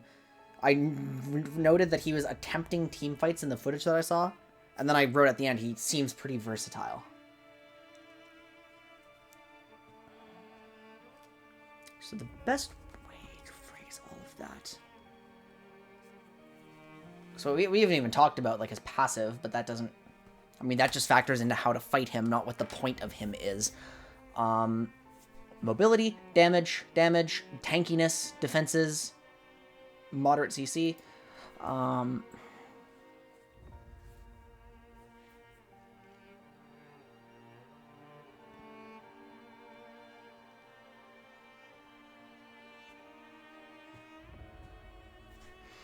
I've been talking about fucking Wukong so much that I may as well, like, actually pull him up. He's just on my mind right now.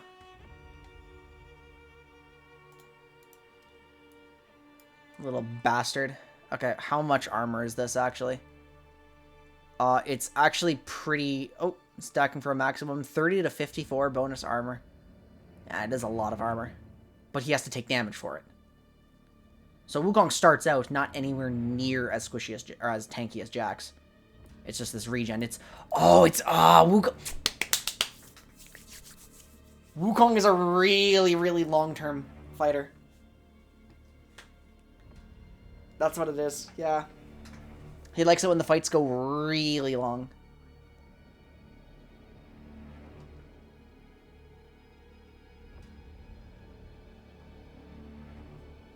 I guess that's just overall laning. So that's what distinguishes it. So now that I've gotten that one kind of out of the way, I can think more about Jax in particular, because I'm not trying to make that comparison and figure out how they're different. It might not even be accurate, but we'll come back to it.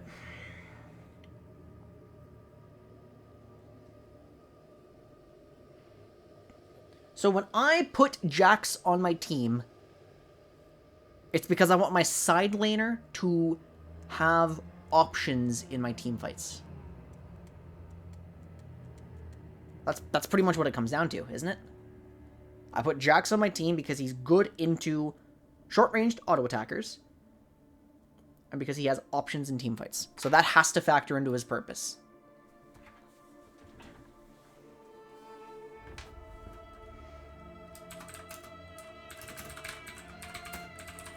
I have like a word for this for support tanks and stuff. I call them mid-range tanks. Like, they're not full aggro engage, they're not full peel disengage, they're mid-range. They have options. They're not as... I can't type either. Oh my god. Jax is a versatile...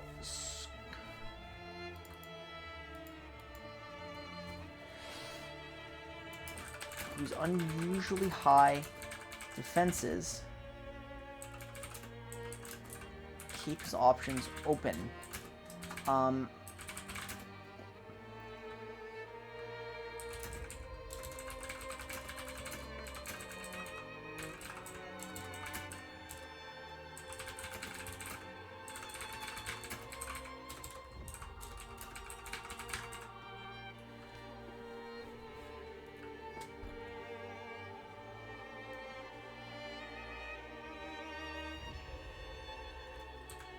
What song is this, by the way? Oh, it's a Ruined King song. I need to finish Ruined King. I'm hoping that now that I feel, like, good right now, I'll be able to stream more. I'm really liking this whole, like, stream in the afternoon thing more than I thought I would. Maybe I have to do this again.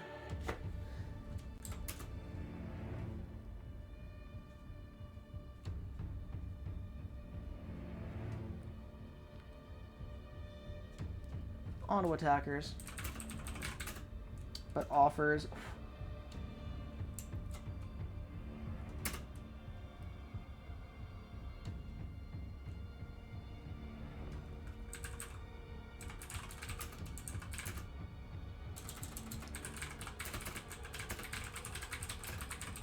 guess I'll just leave it at that for now. Jax is a versatile skirmisher whose unusually high defenses keep his options open. He thrives in side lane duels and small-scale fights against short-ranged auto-attackers, but offers situational, direct, or edge team fighting utility.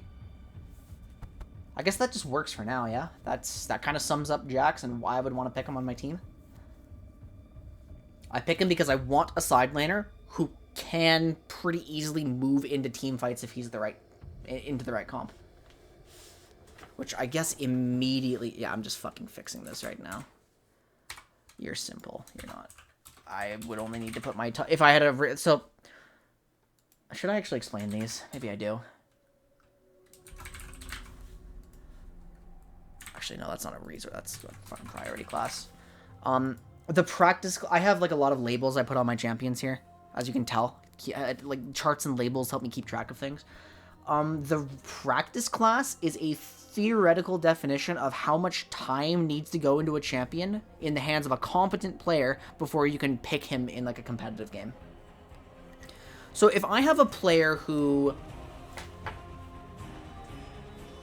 I know understands the game in their role and understands generally how certain classes work,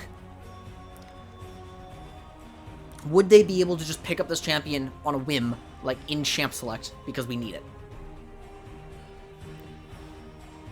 So if I'm like a support specialist, right? I am good at support. I am really good at ranged support. And I'm good enough at melee supports to do what I want. If somebody told me how to play, like, it just says, Quinn, we need you to play Gragas here, focused on disengage, and like, this is the interaction you need to know. Would I have success? So Gragas is set as like a really simple champion because I actually could just, in that context, probably pick him up and play him. And do the bare minimum that my team needs from me. That was a terrible explanation. Like, that was really all over the place, but that's what that chart needs. So yeah, Fiora would need more specific practice, I think. And who would be like one of the... Yeah, Fiddlesticks. Fiddlesticks is like one of the highest tiers. Like, you can't just pick Fiddlesticks on a whim. You have to put some practice time into him. He's too different. Okay, Fiora.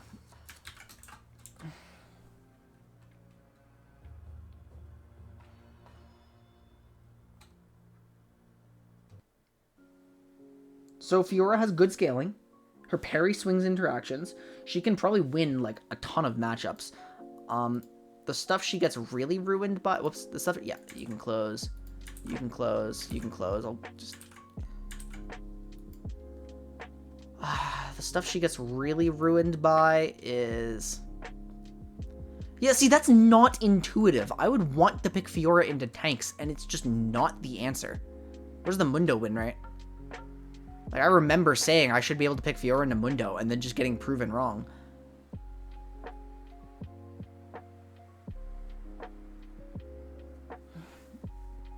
It seems that Fiora is absolutely not happy against things that outrange her. Positive win rate, but negative delta against Kennen.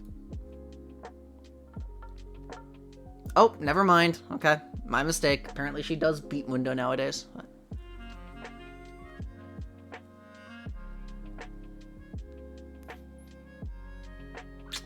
Why is she losing to so many tanks? Like, it's just surprising.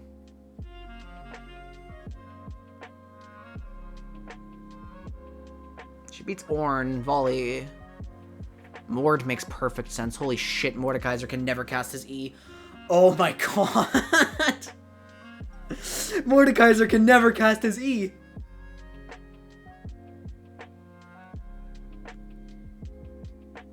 If you're a skill matchup, the champion for like 90% of her matchups, that checks out. I'm just trying to find like a more reliable condition for her, even though ultimately I know I just have to trust my Fiora player. If I had one.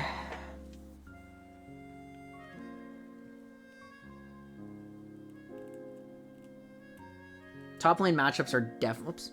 What's going on here? There we go. Top lane matchups are like one of my weaknesses, so I'm just trying to find a rule. Scion matchups are really easy to learn, for example. Like, I will be able to identify what's a good and a bad matchup for Scion just by thinking about it for a moment, because all of his matchups are swung by Q interactions. So I'm just trying to see if there's a trend like this for Fiora that I can use to kind of bolster my understanding here. And so far, no, it's like solid 50 win rate into a bunch of people, like pretty even deltas, nothing's crazy out of line. Loses to Jace in theory, but can beat him. Okay, so the purpose, we pick Fiora. Fiora has percent max health, true damage. She has good scaling. She is a duelist, split push focused, does not like playing with her team. So she's a hard side laner, but obviously even the hardest side laners have moments where they show up here.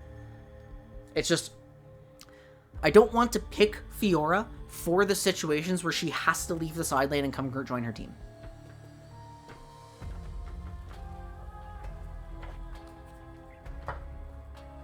Yeah, I imagine he does. He can, but he still has to like get the last hits and really play defensively. Because a Scion who's zoned off of the wave will not get tanky.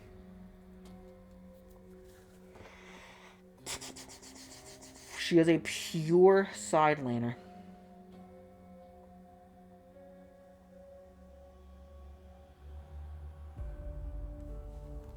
I guess that's why Fiora mid kind of died out a lot, because how often are you allowed to have your mid laner be a pure side laner? So, we still going, yeah.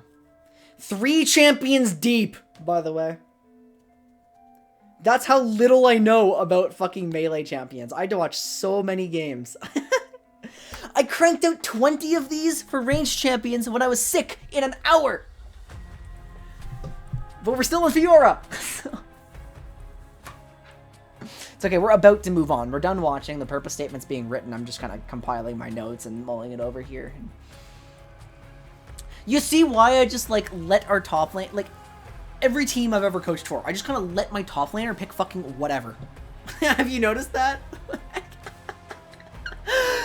Because I don't know what the hell is going on there. So, we fixed that. We fixed that today.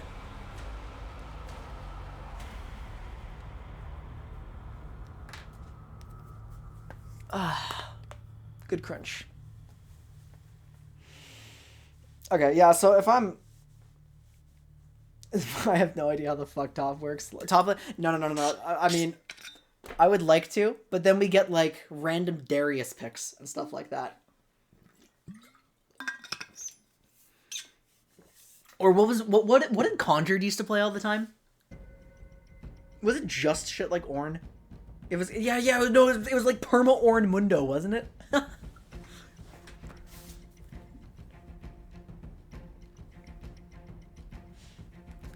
And I had to, like, explicitly go out of my way to find out, like, what a safe blind pick tank is. That was a while ago. Goddamn.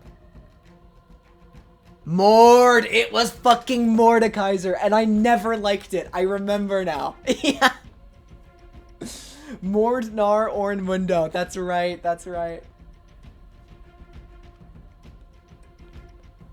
I fucking hate blind Mordekaiser. I think it's so bad. Yeah, I just don't remember if those drafts aligned with that period. I really don't.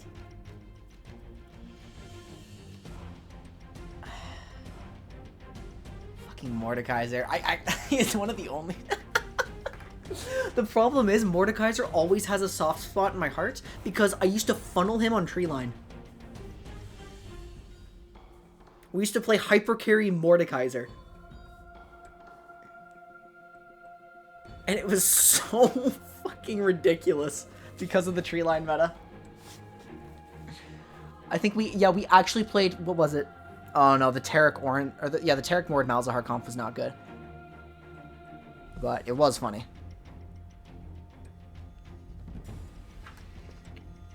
Me too. I still haven't gotten Adam to play the game again ever since the Mordekaiser rework. So sad. I mean, Fiora's really straightforward. Like...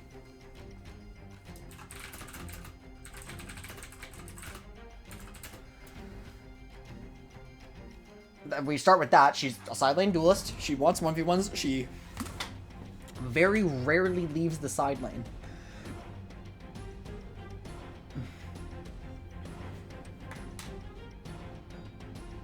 her scaling's good too, right? Let's actually check out her win rate versus... Yeah. Yeah, that makes sense. Higher and higher and higher as she becomes just more and more unstoppable.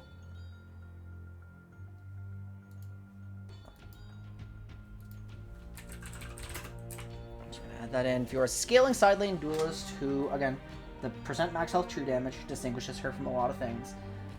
The...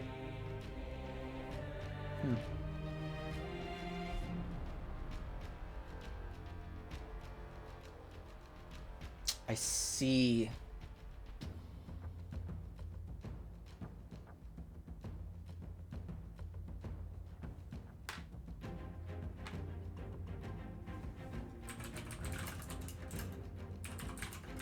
So this is probably the most 1v1 focused champion in the game, no?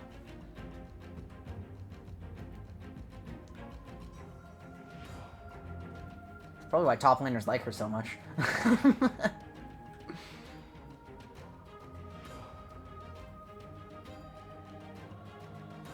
That's also why we never see her in competitive. Vayne, I can see the argument. I think probably is... Which is higher, Vayne or Fiora? I mean, the problem with Vayne is that she's played in a role that can't really get the 1v1s. And then when she actually goes to the 1v1 lane, just a little bit of camping shuts her down.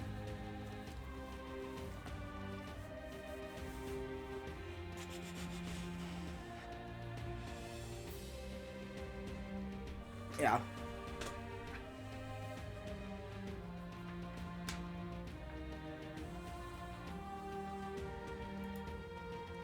I'm actually gonna adjust it to that.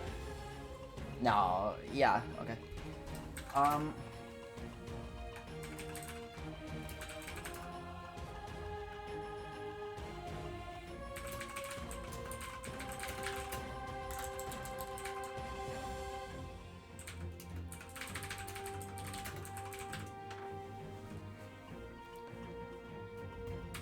I mean, that probably covers it from now. Like, yeah, the teamfight utility is almost nothing. And when we saw Bradley forced to teamfight on Fiora, did we watch one or two Fiora? Fuck, we only watched one, didn't we? It's still enough because we have top lane players here who can kind of guide me through some stuff, but...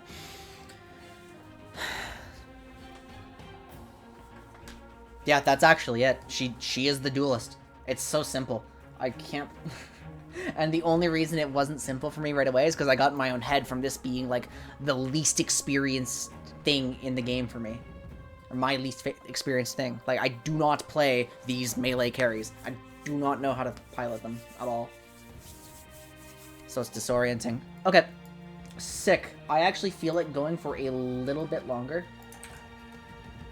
Let me restore my cringe-ass power statements. Ugh, they're ugly. I want to delete them so bad, but they'll be useful to me later as much as I hate them.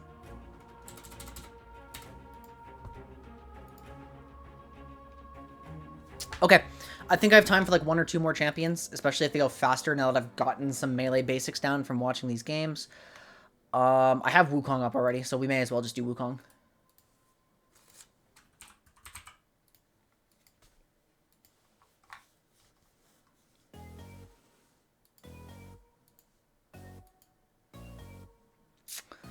Okay, so what's the deal with Wukong? What's the range of this? 625, which is pretty threatening against ranged champions even. He has long-term sustain. This passive is pretty good for lane. Can't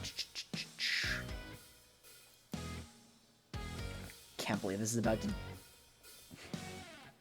I cannot believe this is about to wall hop. Like, why are they giving Wukong a wall hop? That's so terrifying. What is he building these days? So I would just, yeah, I would assume it's predominantly Sunderer. Trinity is actually winning quite a bit more. Which also... Why is Trinity so underrated after 12-3, by the way?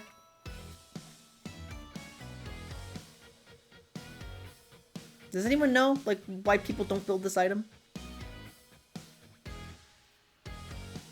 It doesn't have a real sample size, so I can't read into that stat. Ooga Booga heal. It does have a good Ooga Booga heal.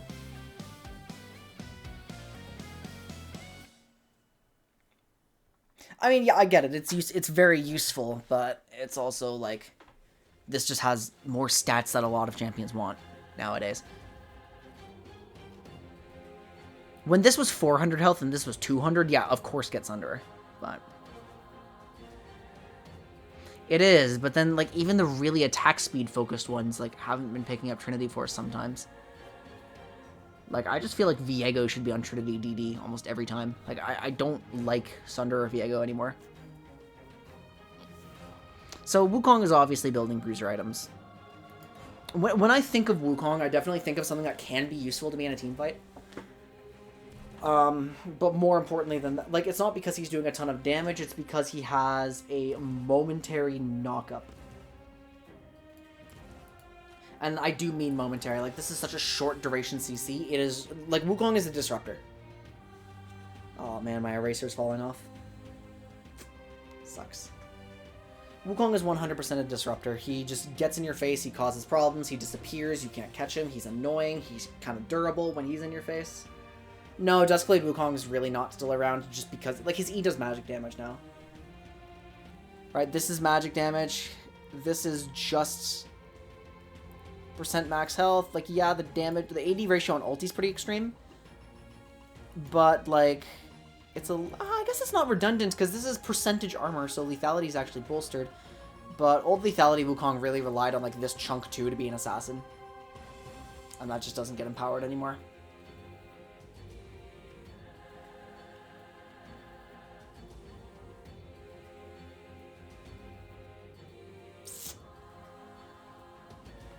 What did his old passive used to be?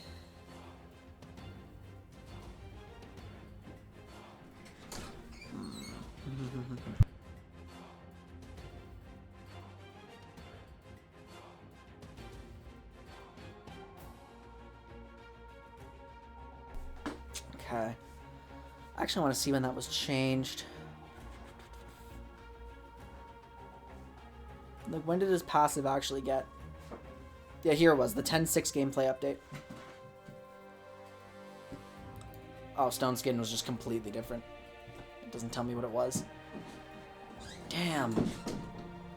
I love these mid-scope updates that we're getting, by the way. I think they're all really good. Like, Ahri being an actually playable champion again is awesome. Janna feels so much better to play. I love the Wukong one.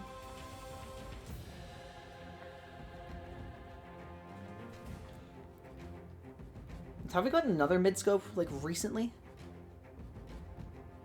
Oh, I guess Ezreal kind of counts, kind of a long time ago, but I love that they're doing these to their champions. It's just, every time it's such an upgrade. Even if Janna was, like, fucking giga broken for a short period there, she feels so much better to play now.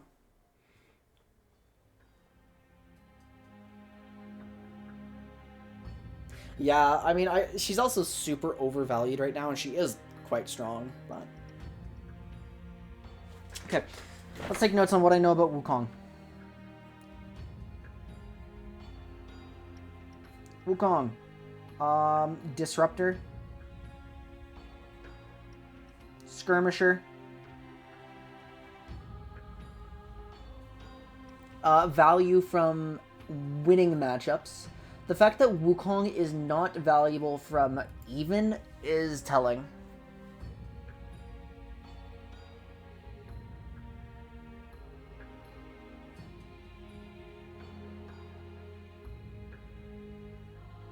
We definitely don't see him in major regions, like, often. This is a loss.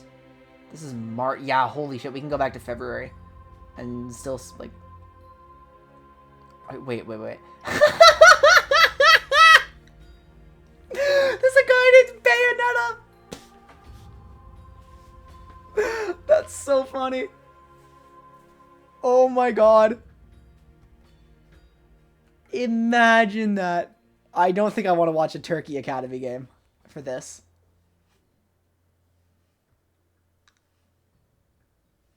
LJL Kanatsu, yeah. When was this? Burning Core, SoftBank Hawks. Did I watch this series? I might have.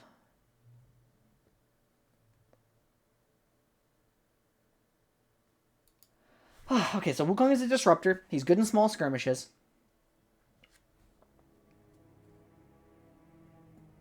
Isn't that just it? Not what he is. Okay, good ranged harass. As in, he's good at harassing ranged champions. Like, does he lose to any of them? Oh, this isn't the right site. Like, statistically. And I'm not using these as gospel, of course, but...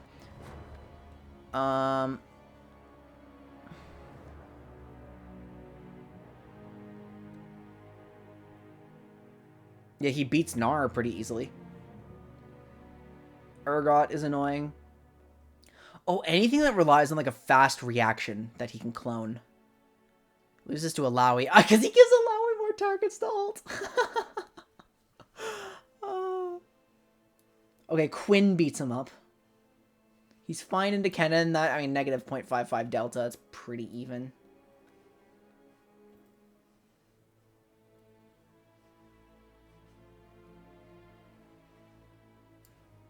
I don't know. The problem is he's so matchup like my understanding of him is just so matchup reliant, but I don't know his matchups.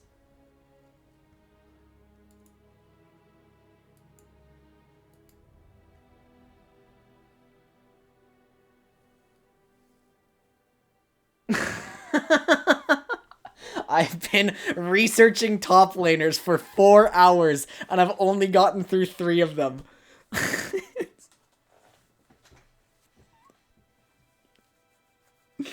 It's so sad.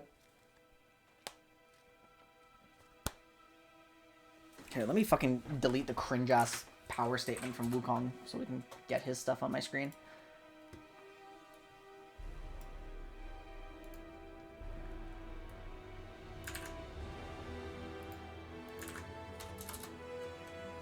And while I'm at it, let's just remove Kha'Zix's so I can kind of show you what a more complete page looks like.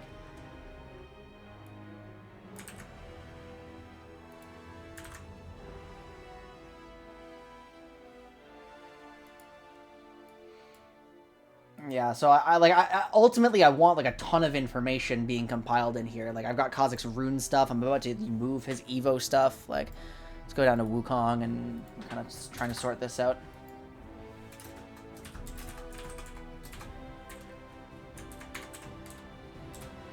He's not common. Tin enthusiast, great player, yeah.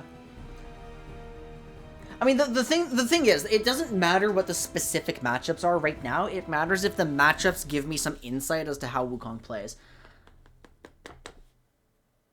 Yeah, next patch we're going to see a ton of Wukongs, and they're all going to be jungle. Every single one of them. I'm not listening to Christmas music.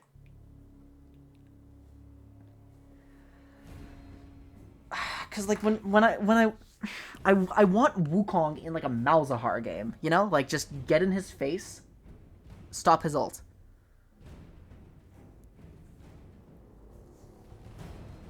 Right, like, the word disruptor is just the big thing that comes to mind when I pick Wukong.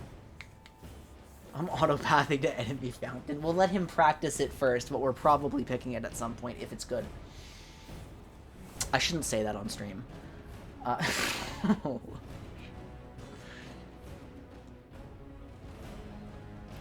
I have any good Wukong skins? That's what's important here. No, I really don't. I really don't. I guess Underworld's fine. Guys, you like my mythic skins that I just got for some reason?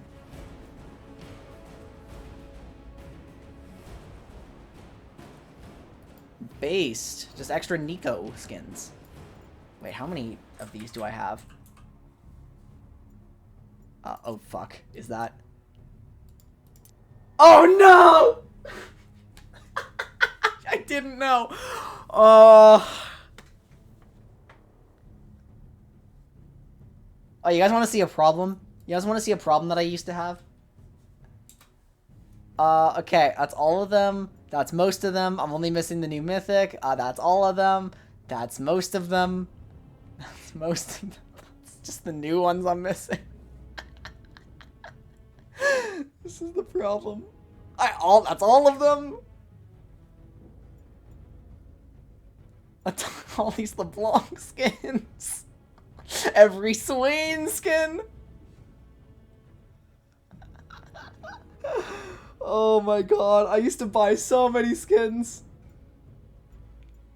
All these Caitlyn skins, yeah. We don't talk about that. That's not a necessary question.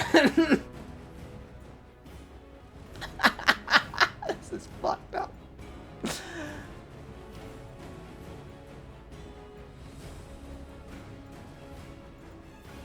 Why do I have this many Alistar skins? What? I only used like... Okay, I actually did buy all of these when I was on my Alistar kick. Okay, I'm less than that, but not by, like, a lot.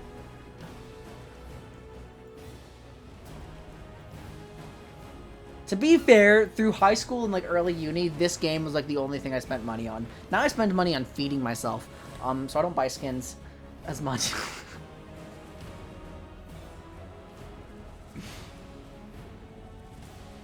Okay, so we need...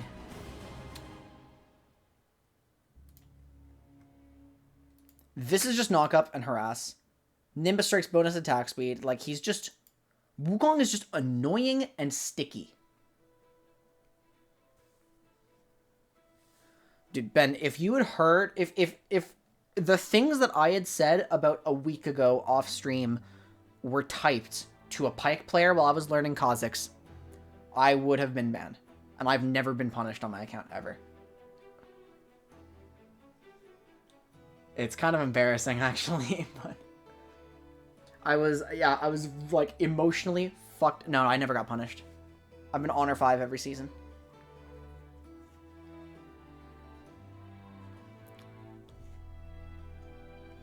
Who did? It wasn't me. It was...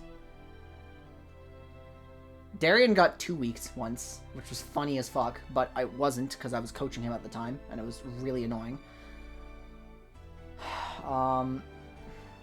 No, I didn't. I've never had a chat restriction. Cause I don't type. I rage in the mic, or I used to a lot, and it's been coming back a little bit because my mental state's been like. But yeah, no, I don't type unless I'm in like a 5-stack. Okay, it's very sticky. That's actually the thing. Like, what's the cooldown? I mean, it's low.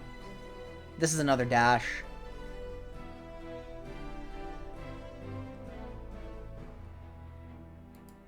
I make, like, a really conscious effort to not get, like, all fucked up in chat. Because it honestly accomplishes nothing. But I need, like, some vent outlet, you know? Yeah, I've started muting all constantly. It's just, I like... The stuff this Pyke was doing, he decided, yeah, it's a fucking normal game, and he tried to grief me for not dealing with the Draven in his lane fast enough when I was permadiving Nasus with my Camille. So, that game was 2 weeks ago, and I'm still mad. I think I'm almost ready to write a purpose statement for Wukong already, actually. I just need to watch, like, a game of him. And just make sure I understand what's going on. Why, you're home from work already? Stay mad, kid. I will! I am!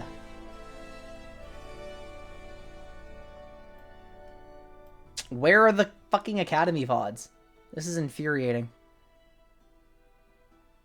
I guess we're watching Concept against DG again.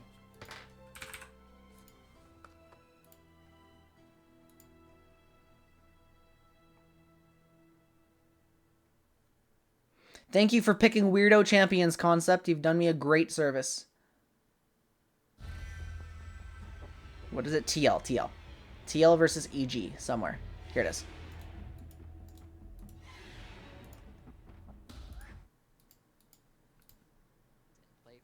Could it be this one? No. Could it be this one? Well, it has to be. It's a best of 2. What? Okay, what's the date on this? Concept is on Immortals.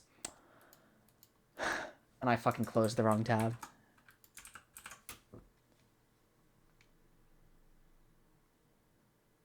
Where's Alorum when you need him? Exactly. Dude showed me the way of Sedge top. It was awesome. Immortals EG is what I'm looking for. Hey, did Immortals drop off the face of the planet for a few weeks? Like, where are they? What's the date? What's the date? March 3rd.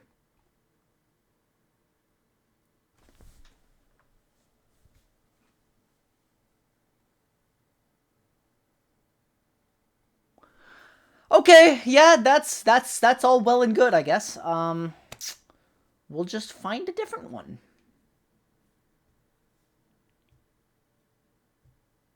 You guys want to watch some Brazilian League, I guess? It could be a fucking mess.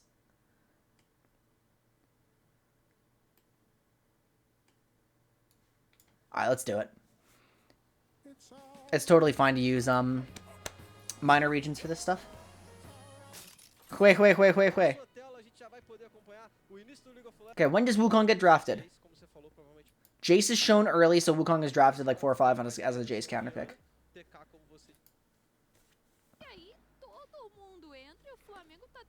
Now, is there anything that needs to be just... So Wukong can interrupt the Kench channel.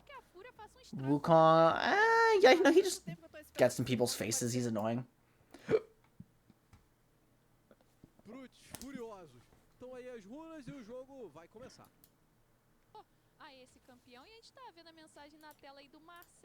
Okay, let's just watch the Wukong. He's using Infernal Wukong. True. He gets right back in the Xinjiao ultimate.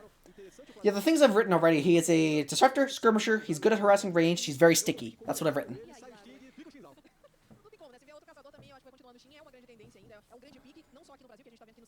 Well, Shin's falling out of meta like a little bit, yeah? There's already Volibear that's... Yeah, this matchup is so Volibear favored. At least early. Like, although what matchup isn't favored for Volibear early? That's kind of the point of him.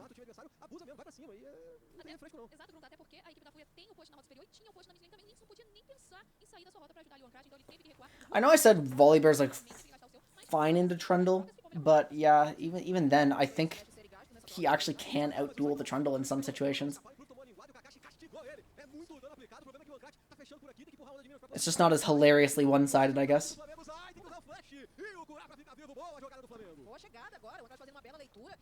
Yeah, I just think Volibear might be one of them. Like, current state at least. Olaf would likely beat both if he's picked in a situation that enables him. Like, I really do like the Enchanter Olaf Gospel. Like, otherwise I kind of hate Olaf.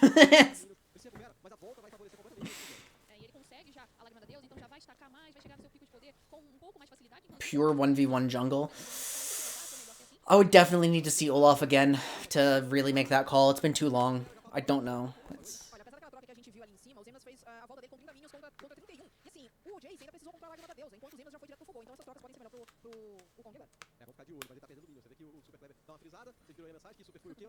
Oh god. Fucking Olaf. What was the point of that W? Okay, we burned Jace's flash with the first ulti, but I don't think it was necessary.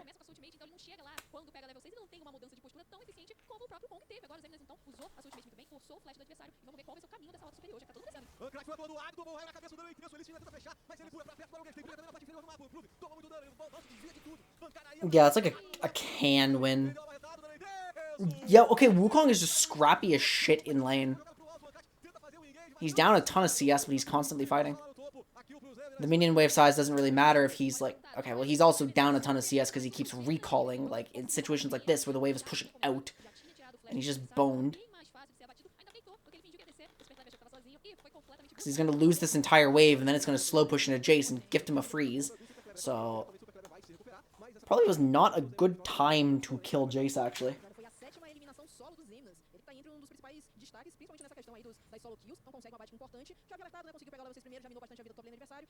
Just gotta check something. Okay, Wukong. Do we pick Wukong top for the early game? Like, Wukong scaling is not nearly as good as the others that we've seen today. Like, everyone else that we've looked at today scales pretty well. I don't think Wukong does to the same extent.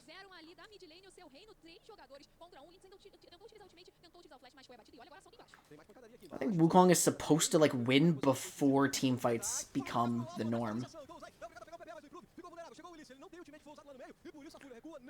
Otherwise, it becomes harder for him to contribute. Because like I really don't see Wukong as like Wukong's a fine side laner, but I don't see him as an amazing one. He side lanes for the purpose of flanking, but it's not like he'll out-duel a ton of melees, right? But he's not bad in that situation.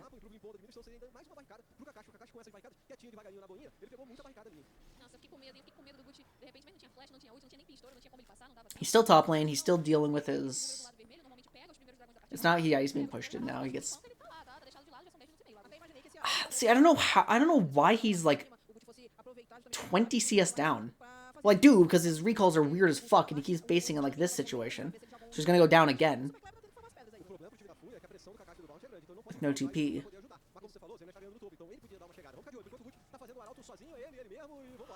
Like, he keeps sacking a single wave for every recall. That's why he's down.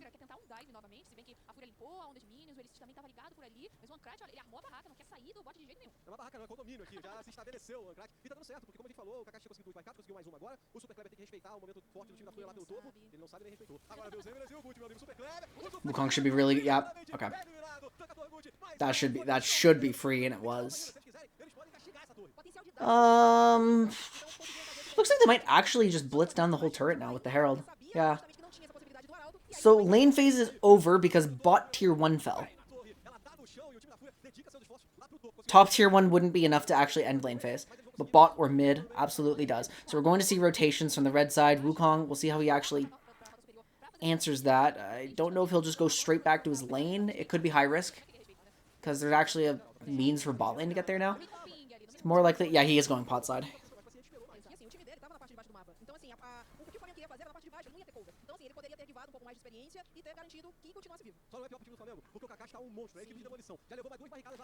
They sent top bot lane top in an attempt to get more plates. I mean, like, Wukong has recovered 100% off his CS deficit. Like, he's down the same amount, but it hasn't worsened. He's gotten all the plates. He's gotten a kill and a dive. He's trying to cheese something. He's like, look, I'm definitely not here. But why would we give up the CS for that? It's... I guess they both lose it.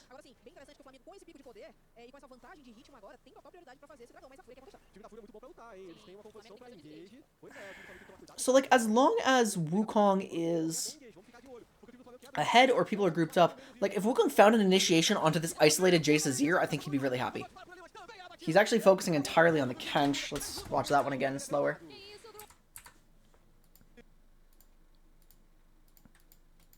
O Zai é alvo fácil ali no meio do rio, mas ele é Rakan, tem uma mobilidade muito grande. O Krat dá a cara, ficou sozinho no meio do rio, mas ele é Rakan, tem uma mobilidade muito grande. O Krat dá a cara. What is the point of Wukong contributing his... Oh, yeah, that's it. That's the disruption we were looking for. He ulted for the Kench channel that I didn't see the first time. This type of guy would have really strong opinion. I don't watch movies, so I actually don't. I watch very infrequently. What kind of statement is that? Strong opinions on Nicolas Cage. See, if I go back here, like... Assuming that Kench isn't, like, Giga caught here. Oh, Kench flashes. Oh, he fucking griefed it. Kench just... Like... Theoretically... in a slightly different circumstance. Like, obviously, Wukong can't just go in here. Oh my god, that's not an arrow at all. Wukong can't just go in here because the Kench moves down, the Xinjiao just collapses on top, Volibear is, like, isolated and can't just get in right away. And then you kind of, like, just expose all of your backline here to the Xinjiao a little bit. So, like, this dive wouldn't have perfect follow-up. But in theory, he could do that, right? Like, he could move into this choke, and that's where he's most effective. Choke punishing, yeah. Like, you enter this space against Wukong, and his ulti will cover all of that.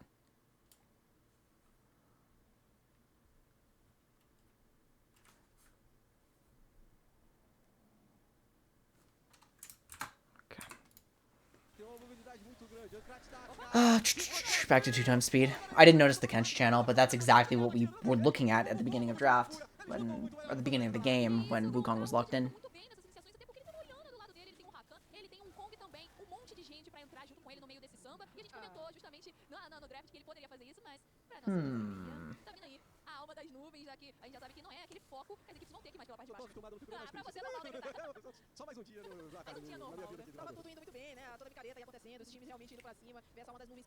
Yeah, you know, Wukong's pretty straightforward. It's pretty obvious why we would want him, because we want something scrappy and skirmish oriented, and that helps us in the early game, that controls fights a little bit. Problem is, I kind of expect to see, like... it's not exactly what I expected to see. I thought it would drop a little more here.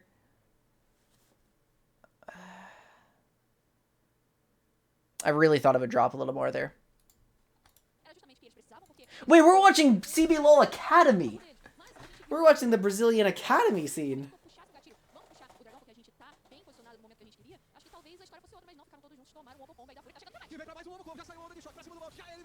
Wukong's not even here. TP's super late. Oh, is he actually gonna get the ulti off? Yeah, he is. That was fucking devastating.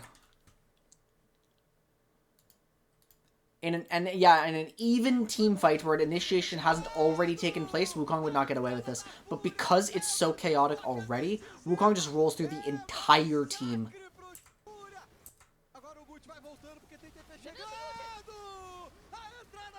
That's ridiculous.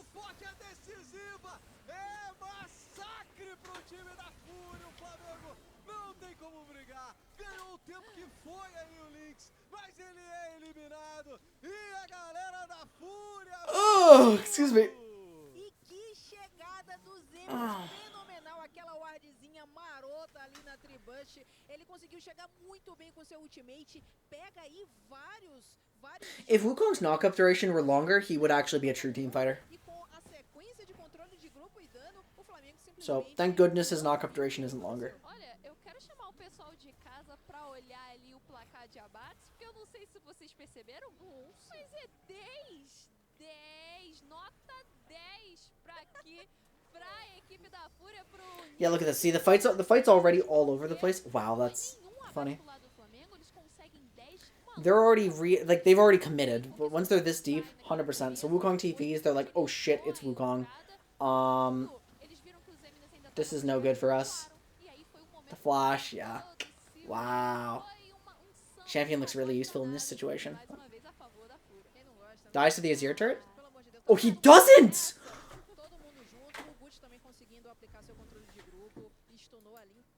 Okay. I think I've probably seen enough, to be honest, of Wukong.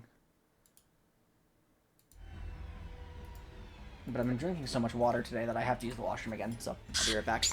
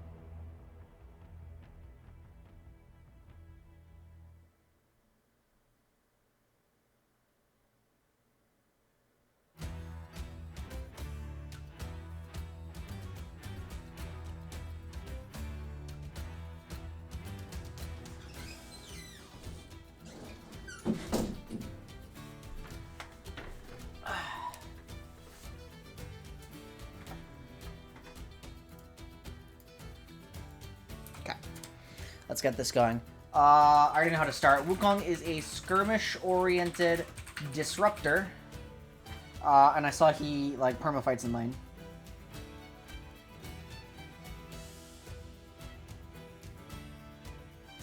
He wants to generate a snowball.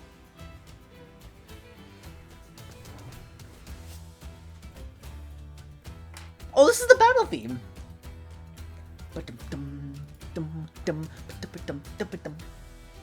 Nice. I should play Ruin King again soon. So I'm a disruptor, I'm a skirmisher. I'm good at harassing. Wukong is a sticky, skirmish-oriented disruptor who...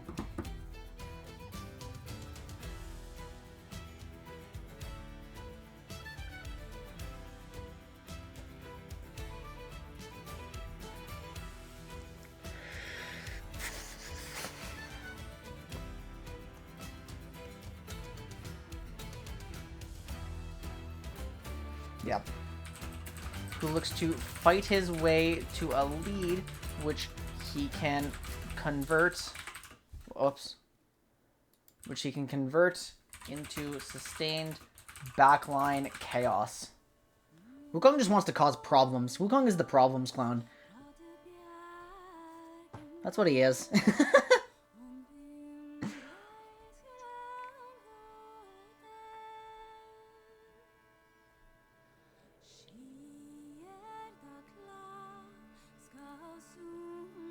He's monkey.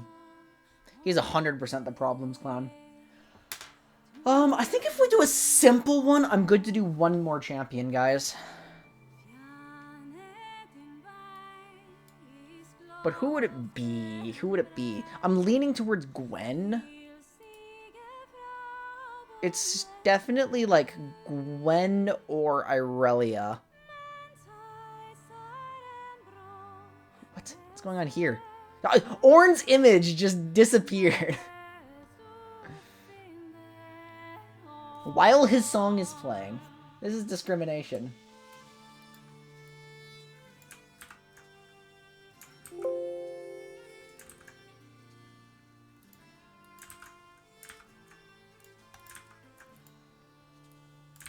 One second, just restoring my shitty purpose statements.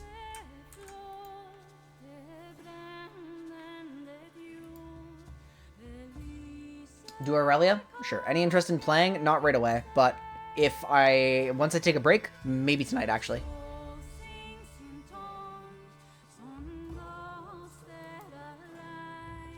I'm just antsy to finish this project, to be honest. Because I've been trying to write purpose statements for everyone for, like, months. And sometimes I have, like, really productive days on it, and sometimes I just do not. Am I blind? Where did she go? I just clicked Ivern. Okay, yeah, that's honestly the reason I'm still doing this, because I don't have to do any scrim prep. Because usually I would be off-stream figuring out what our purpose for the scrim is and, like, maybe doing a practice draft. Okay. What's that? Yeah, I know. How crazy is that?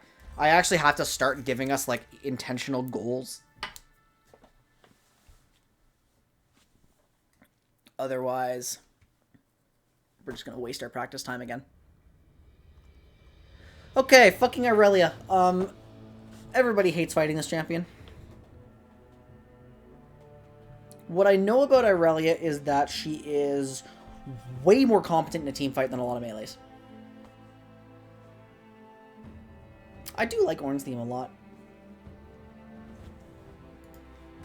She wins, she's effective, she's also a mid laner, she's good at just... The thing about Irelia, like, I'm now noticing all these negative matchups. If at any point there is something squishier than Irelia, she likes to just kill them immediately. It seems like there are a lot of champions that are just better at scrapping with her, though. Oh yeah, I'm sure you can. Yeah. And Irelia does actually see a lot more play than some of these other champions do. Like Dokla, just picked her here. Immortals versus Immortals AoE. Or no, CLG versus Immortals. Whoops, why did I think that was the same logo? Kind of dumb. Dokla picked her. Surdy picked her. A lot of Academy players actually pick her. Darshan picked her. Cabochard picked her. Yeah, this is Carmine. Cabochard's probably a good source for this. If I have to look any further. Yeah, that's it. Whenever I see an Irelia in a draft, before, like, just now, when I realized, like, how many melee answers there are to her, I would just get really upset, because if Irelia is being used as a flex, she actually chokes out so many options. It's so hard to play a losing matchup into Irelia. Because it's just... She breaks minion rules, sometimes. Like, just you have a stacking wave, and if Irelia can thin it a little bit, she actually wants to fight you in it. So then what do you do as that squishy range champion? You're just extended, and your slow push isn't safe anymore. So that's a problem.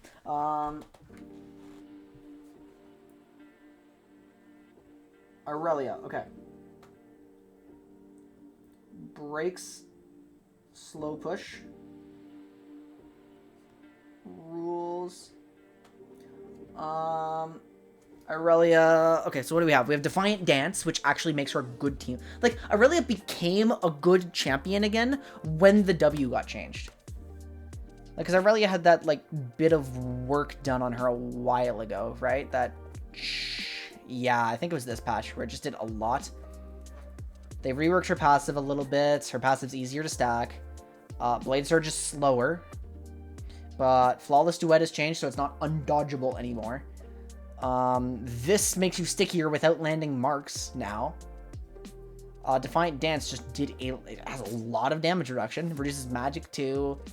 Its damage went up a lot. Like, Irelia's defensive steroid is just good.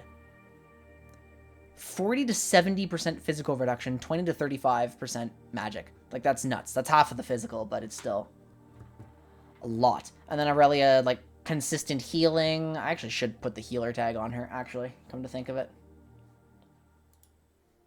Okay, let me, like, sanitize the Irelia page again, because this is going to be a really ill-informed power statement. I haven't updated these statements in forever. Yeah, fuck off. Okay.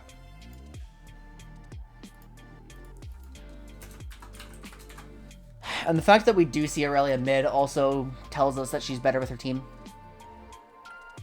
Or playable with her team, at least.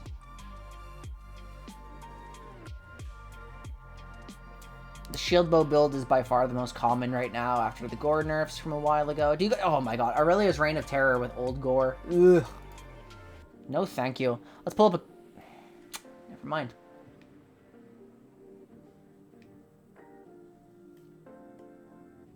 I got a VOD from these ones. Okay, okay, I got a Broken Blade. A Broken Blade, Irelia. We'll take it.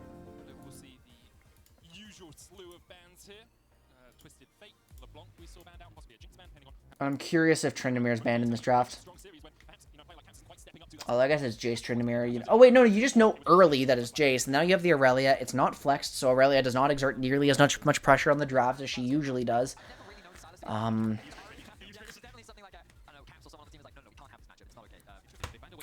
then, yeah, we can skip past because we just see the Irelias. Yeah, Targamas hovers Nasus constantly. It's so funny. Okay, so let's jump into the Irelia here. We're going to see... I don't really care about early lane for this purpose. We're going to wait until Irelia has participated in something, skip past the lane phase. Mid-game is what matters. Because unless the champion's purpose is to snowball the early game, which I don't think Irelia's is, then it really doesn't matter. Well, how did she die? Was it just a Volibear gank? Not a bad time for her? Yeah, it kind of looks like it. Selfmade comes up here later. Actually, Selfmade skips camps to go do a top gank. Does he? No, he has time for Gromp. Oh, no, he actually does skip all his camps and just runs straight up here. And Broken Blade starts fighting, and then Selfmade shows up. Because why would he expect Selfmade to be here if he was just seen bot and he has Gromp, and he's trying to outplay it, and It's actually fucking insane how much work he was able to do in that, despite how bad the context around it was. So he's stuck here. Except he's not. He's actually just gonna flash. Oh, he flashes out. Ah, he went in. He went back in before Yankos. Fuck. He actually lives if he chills a bit.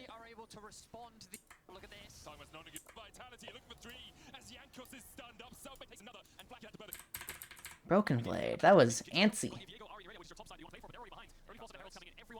Okay, but she's slippery. She's hard to kill. She's annoying. Everyone hates her.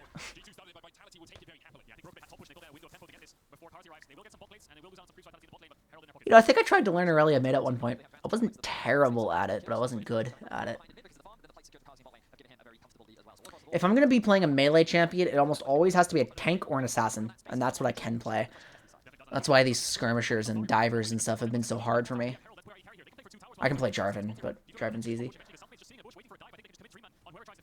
The one exception is Sylas. Sylas is like the one melee champion, like the one melee carry, sustained damage pattern that I actually vibe with. Because Sylas has so much utility with his ultimate. I just find myself being like a hybrid between a carry and a support. And it's awesome. Yeah, assassins have a different play pattern than I'm used to. I just don't like keeping myself in the fray like that. It's high pressure. Lane phase isn't formally over. However, Jace is trying to force the end. They had to rotate perks up to actually do something about that. Excuse me.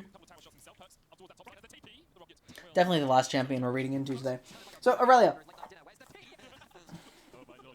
Is it wrong to say Irelia is a strong team fighter? I don't think it is. She has to be careful, but basically the only thing that stops her is reliable CC. And even then, if she's smart and uses her W while CC'd, she's hard to kill. In this case, the Irelia has Blade of the Ruined King, which isn't uncommon, but is going to make it harder for her to get online for team fights.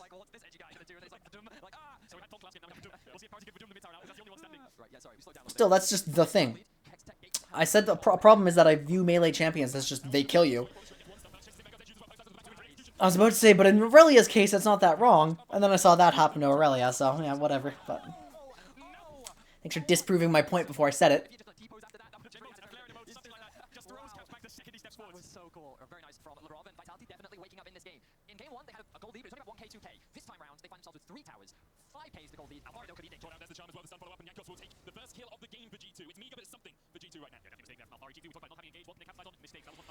I like drafting supports more than this. Ah!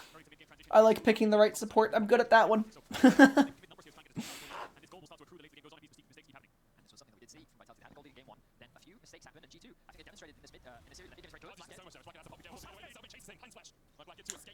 I guess this risk associated with Irelia isn't new, is it?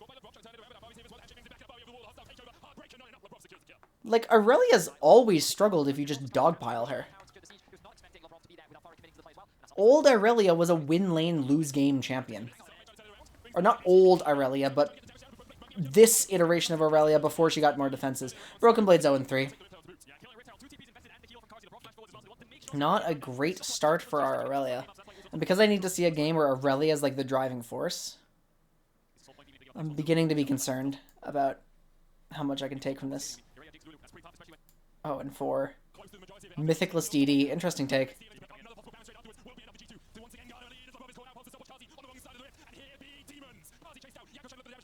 Broken Blade cannot participate in this fight. He's too low.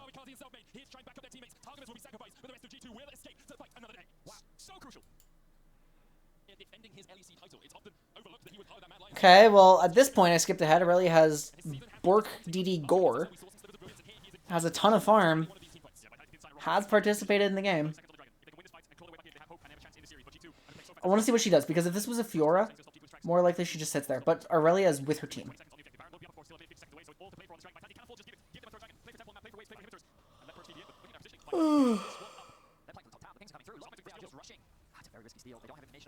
Just starts DPSing the Drake. She's good at that. Is willing to Q often because the cooldown's low. Doesn't need the reset. Vitality got an inhib. Game's not looking good for G2. How the fuck do Vitality throw this? The gold is even. Oh my god, they lose Hextech Soul and then get snowballed on, don't they? They lose the Hextech Soul fight. That's gotta be what it is.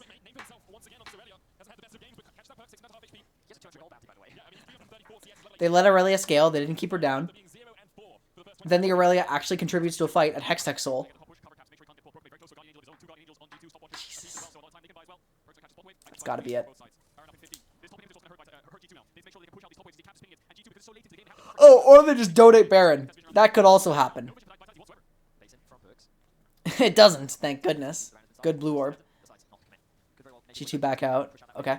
Irelia is grouped shockingly often here. I mean, it makes sense because this bot wave is just like, you know, look at this position here. Irelia can't go over here. She has to wait until it's like over here and then it's safe. But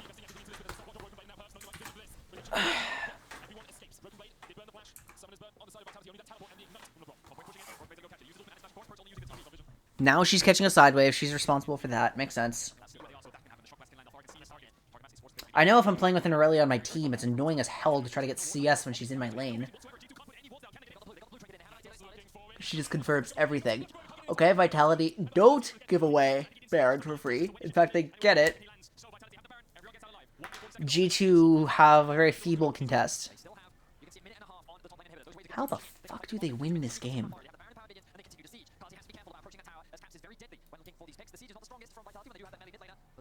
Okay, so something catastrophic happens here.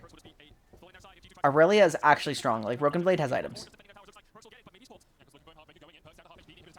Yankos threatens perks a little bit. Karzi's going in. Broken Blade's the one answering that. Doesn't get the stun.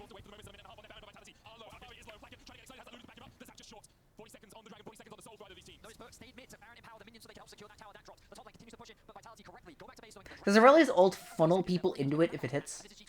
It does, right? It's got like a moment of really weak CC. Broken Blade literally just like look, this is not a flank. A lot of champions would be like hard flanking. He's walking in with his team. Now, yeah, fucking I knew it. That's the only thing that could have happened. Broken Blade whiffs the ultimate. Irelia's not even useful in this game.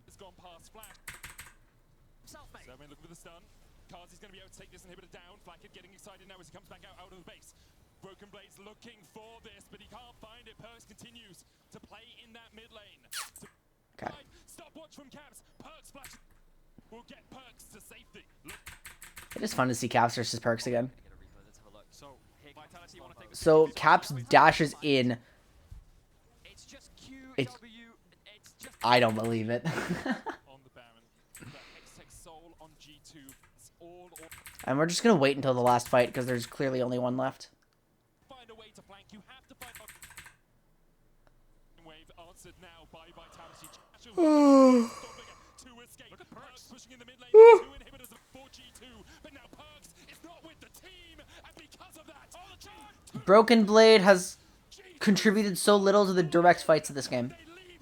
Which doesn't mean he's done nothing, because he actually was doing a lot of macro cleanup, as is evidenced by his CS. But it's just really unfortunate for me, who needed to see this.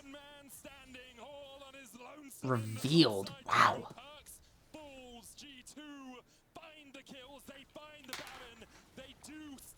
Okay. This was not helpful to me, unfortunately.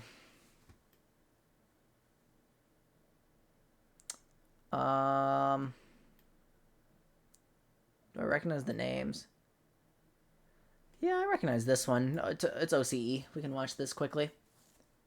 We can talk about this on the sidelines. Champ select. Champ select. Oh boy. Alright, this is Pentanet versus Chiefs. So this must have been, like, this was a late playoff series, right? I've been watching LCO a bit too. I knew there was a region I was forgetting.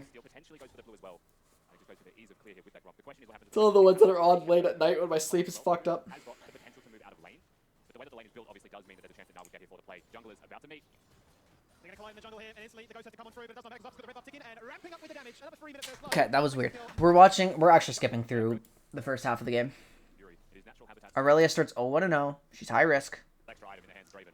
You can't really do that when you're diving by yourself. You need the Nut with you. You need the Leona to commit with you perhaps as well. Or the Akali. There's 4 champions that can dive. But if it's just a lone Hecarim. So Irelia starts from behind again. How often am I going to see Irelia on my screen? But, I mean, as far as things go for this mid lane matchup, Mitch nicely on this one. It's a little bit quiet here for Tally. Haven't really seen the Realm Warp use either to try and find those angles and try and split apart the team fight too. Has definitely continued along that quiet path as well for sure. Really wanting to see some activity from the Rise in terms of using that Realm more proactively. So yeah, basically like whenever Irelia is on your screen, she's threatening an all-in, right? Is that true? This duo, which really feels like a duo of Belkan and Yuri, is working hand in hand. Yuri hooked though. That's what they want. Everfrost is good enough. As the smoke screen expires, he's forced to disengage away. He's got the moves. And he's out of that one. A-okay. I'm terrified looking at the scoreboard with 30 That is true, isn't it? 3 complete items to Kratos, 1.5. It's an absurdly large Draven running around. At least Magic Eyes hook on. Hooks on, and well, Rogue It is a good skin. to stay on. Realm Warp finally comes across. That was a freebie for Tapoon. Didn't even have to do anything there. Just waiting. Dying to Zeri. Yeah, pretty much. Okay, I feel like I'm not actually going to see anything in these games. Like, I think we just have to actually think through Irelia this time. There's obviously a reason we don't see Irelia, like, super often right now.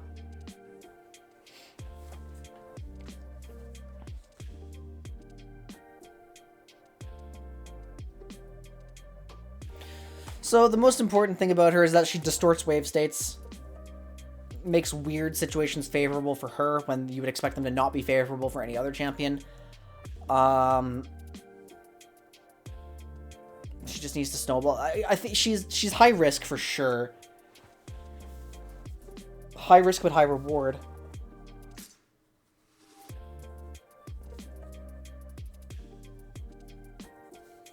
She's a squishy annihilator. If you're squishy and Irelia gets on you, yeah, good luck. Okay. Now I'm pumped up. Let's go.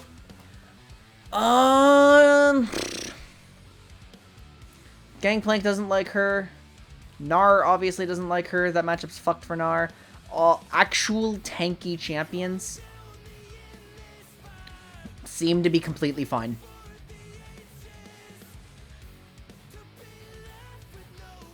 That actually, I never thought about that, but that actually makes sense.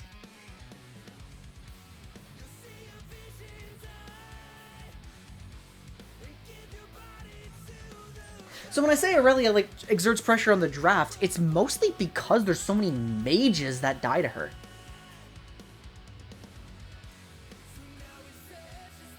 Okay, what are these win rates? Uh-oh. Am I wrong? Oh, it's just because she's slightly negative already. Okay, so Irelia's a high-risk skirmisher. If she's ahead, she can team fight really, really well.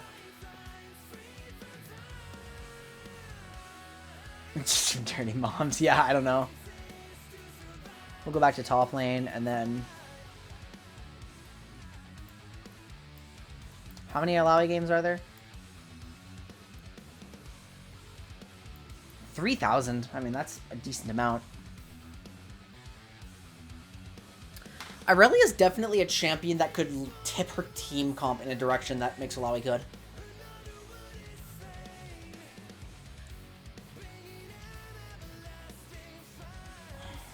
I do believe that. Like, I think Alawi is pretty strong right now. Just super niche.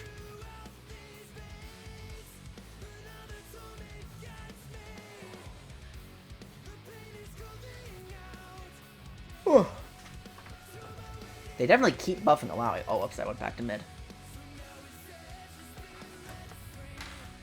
Maybe it's just simpler than I think. Maybe it does come down to just squishy annihilator. Irelia is a high pressure, oops, skirmisher who distorts. Oh, she's a diver actually. Oh, classified as a diver, which makes sense because I just said she's good in team fights actually. but I would still write Skirmisher, because Irelia is a high-pressure skirmisher who continually threatens all-in windows against squishy squishy opponents.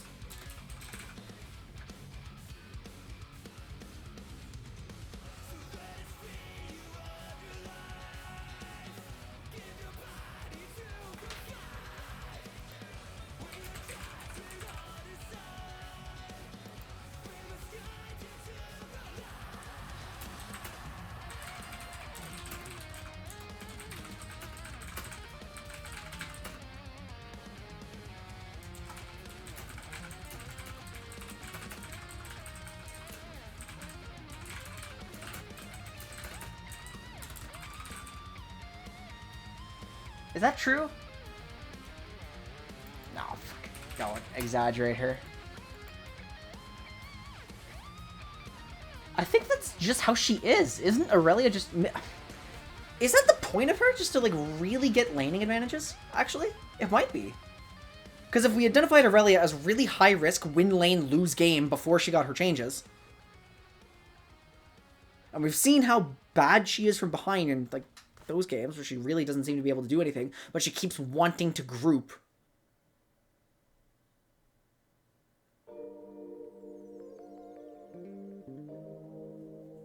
Like, we keep seeing these Irelia players trying to group. Obviously, she's not a Fiora.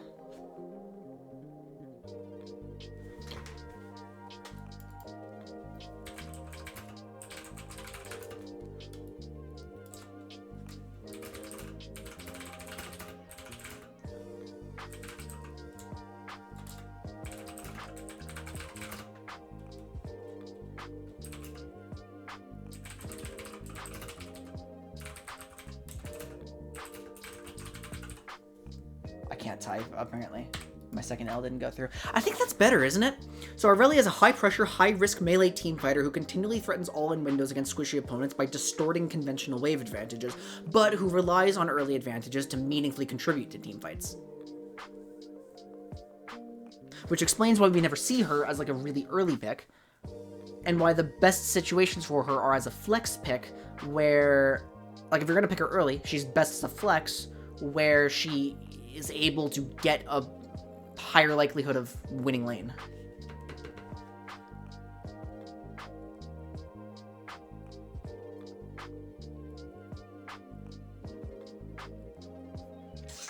Yeah, thanks for your comments, guys. That actually really sped up the purpose statement today.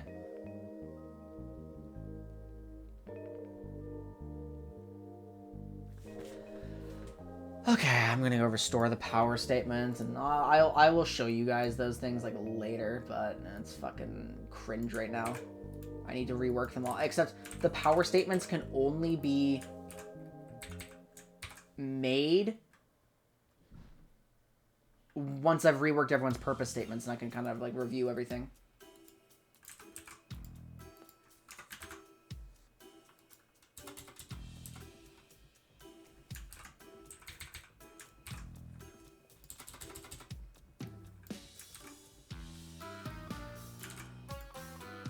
Okay. I think that's it for today then, guys. I'm actually surprised I was streaming for so long, but I guess we watched a lot of footage because I really had a hole. Again, this is definitely the slowest I've ever been on purpose statements, but it's good that I turned the really long time-consuming one into a stream because it made it a lot more entertaining, and you guys helped me fill in the blanks in my knowledge, so I really appreciate that. In the future, who else do I have to do? I have to do Gwen. I have to do Garen at some point. I don't have a good Garen statement. There's a whole, like, slew of assassins that I need to do. I need to rework Aatrox's statement.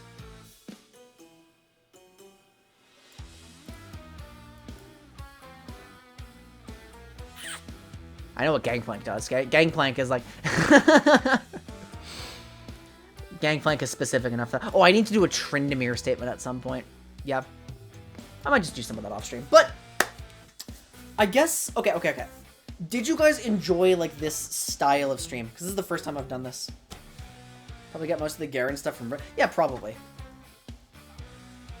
I just need a quick purpose statement like that. He's a weirdo. I'm actually starting to believe Garen might not be terrible right now.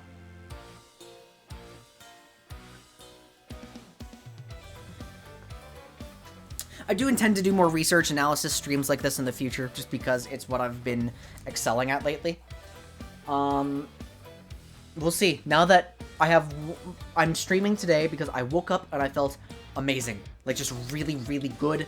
And I'm finished all of my assignments for school forever, and I just have one exam left, and that's in a few weeks. And that's it. And then I'm done. I've graduated. And I'm free. Like, that's it. Which is awesome. So yeah, I'm probably going to throw in more, like, analysis-oriented streams like this in the future, where I'm just kind of working through some things that I don't understand just yet. Or maybe VOD reviews of, like, submitted replays or something. Like, I don't know what's going on exactly. I'll figure it out as I go, because I'm, you know, we're gonna get the content train rolling again, I hope. I didn't do this because I just wasn't sure what the content policy was, but once I kept watching other League streamers and, like, how they're using professional VODs, I'm like, okay, yeah, this is okay. It's okay to use old footage and do something with it.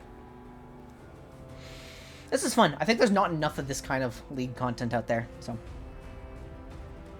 As long as I can accept looking stupid once in a while by just saying something completely off base and having it recorded, whatever, it is what it is.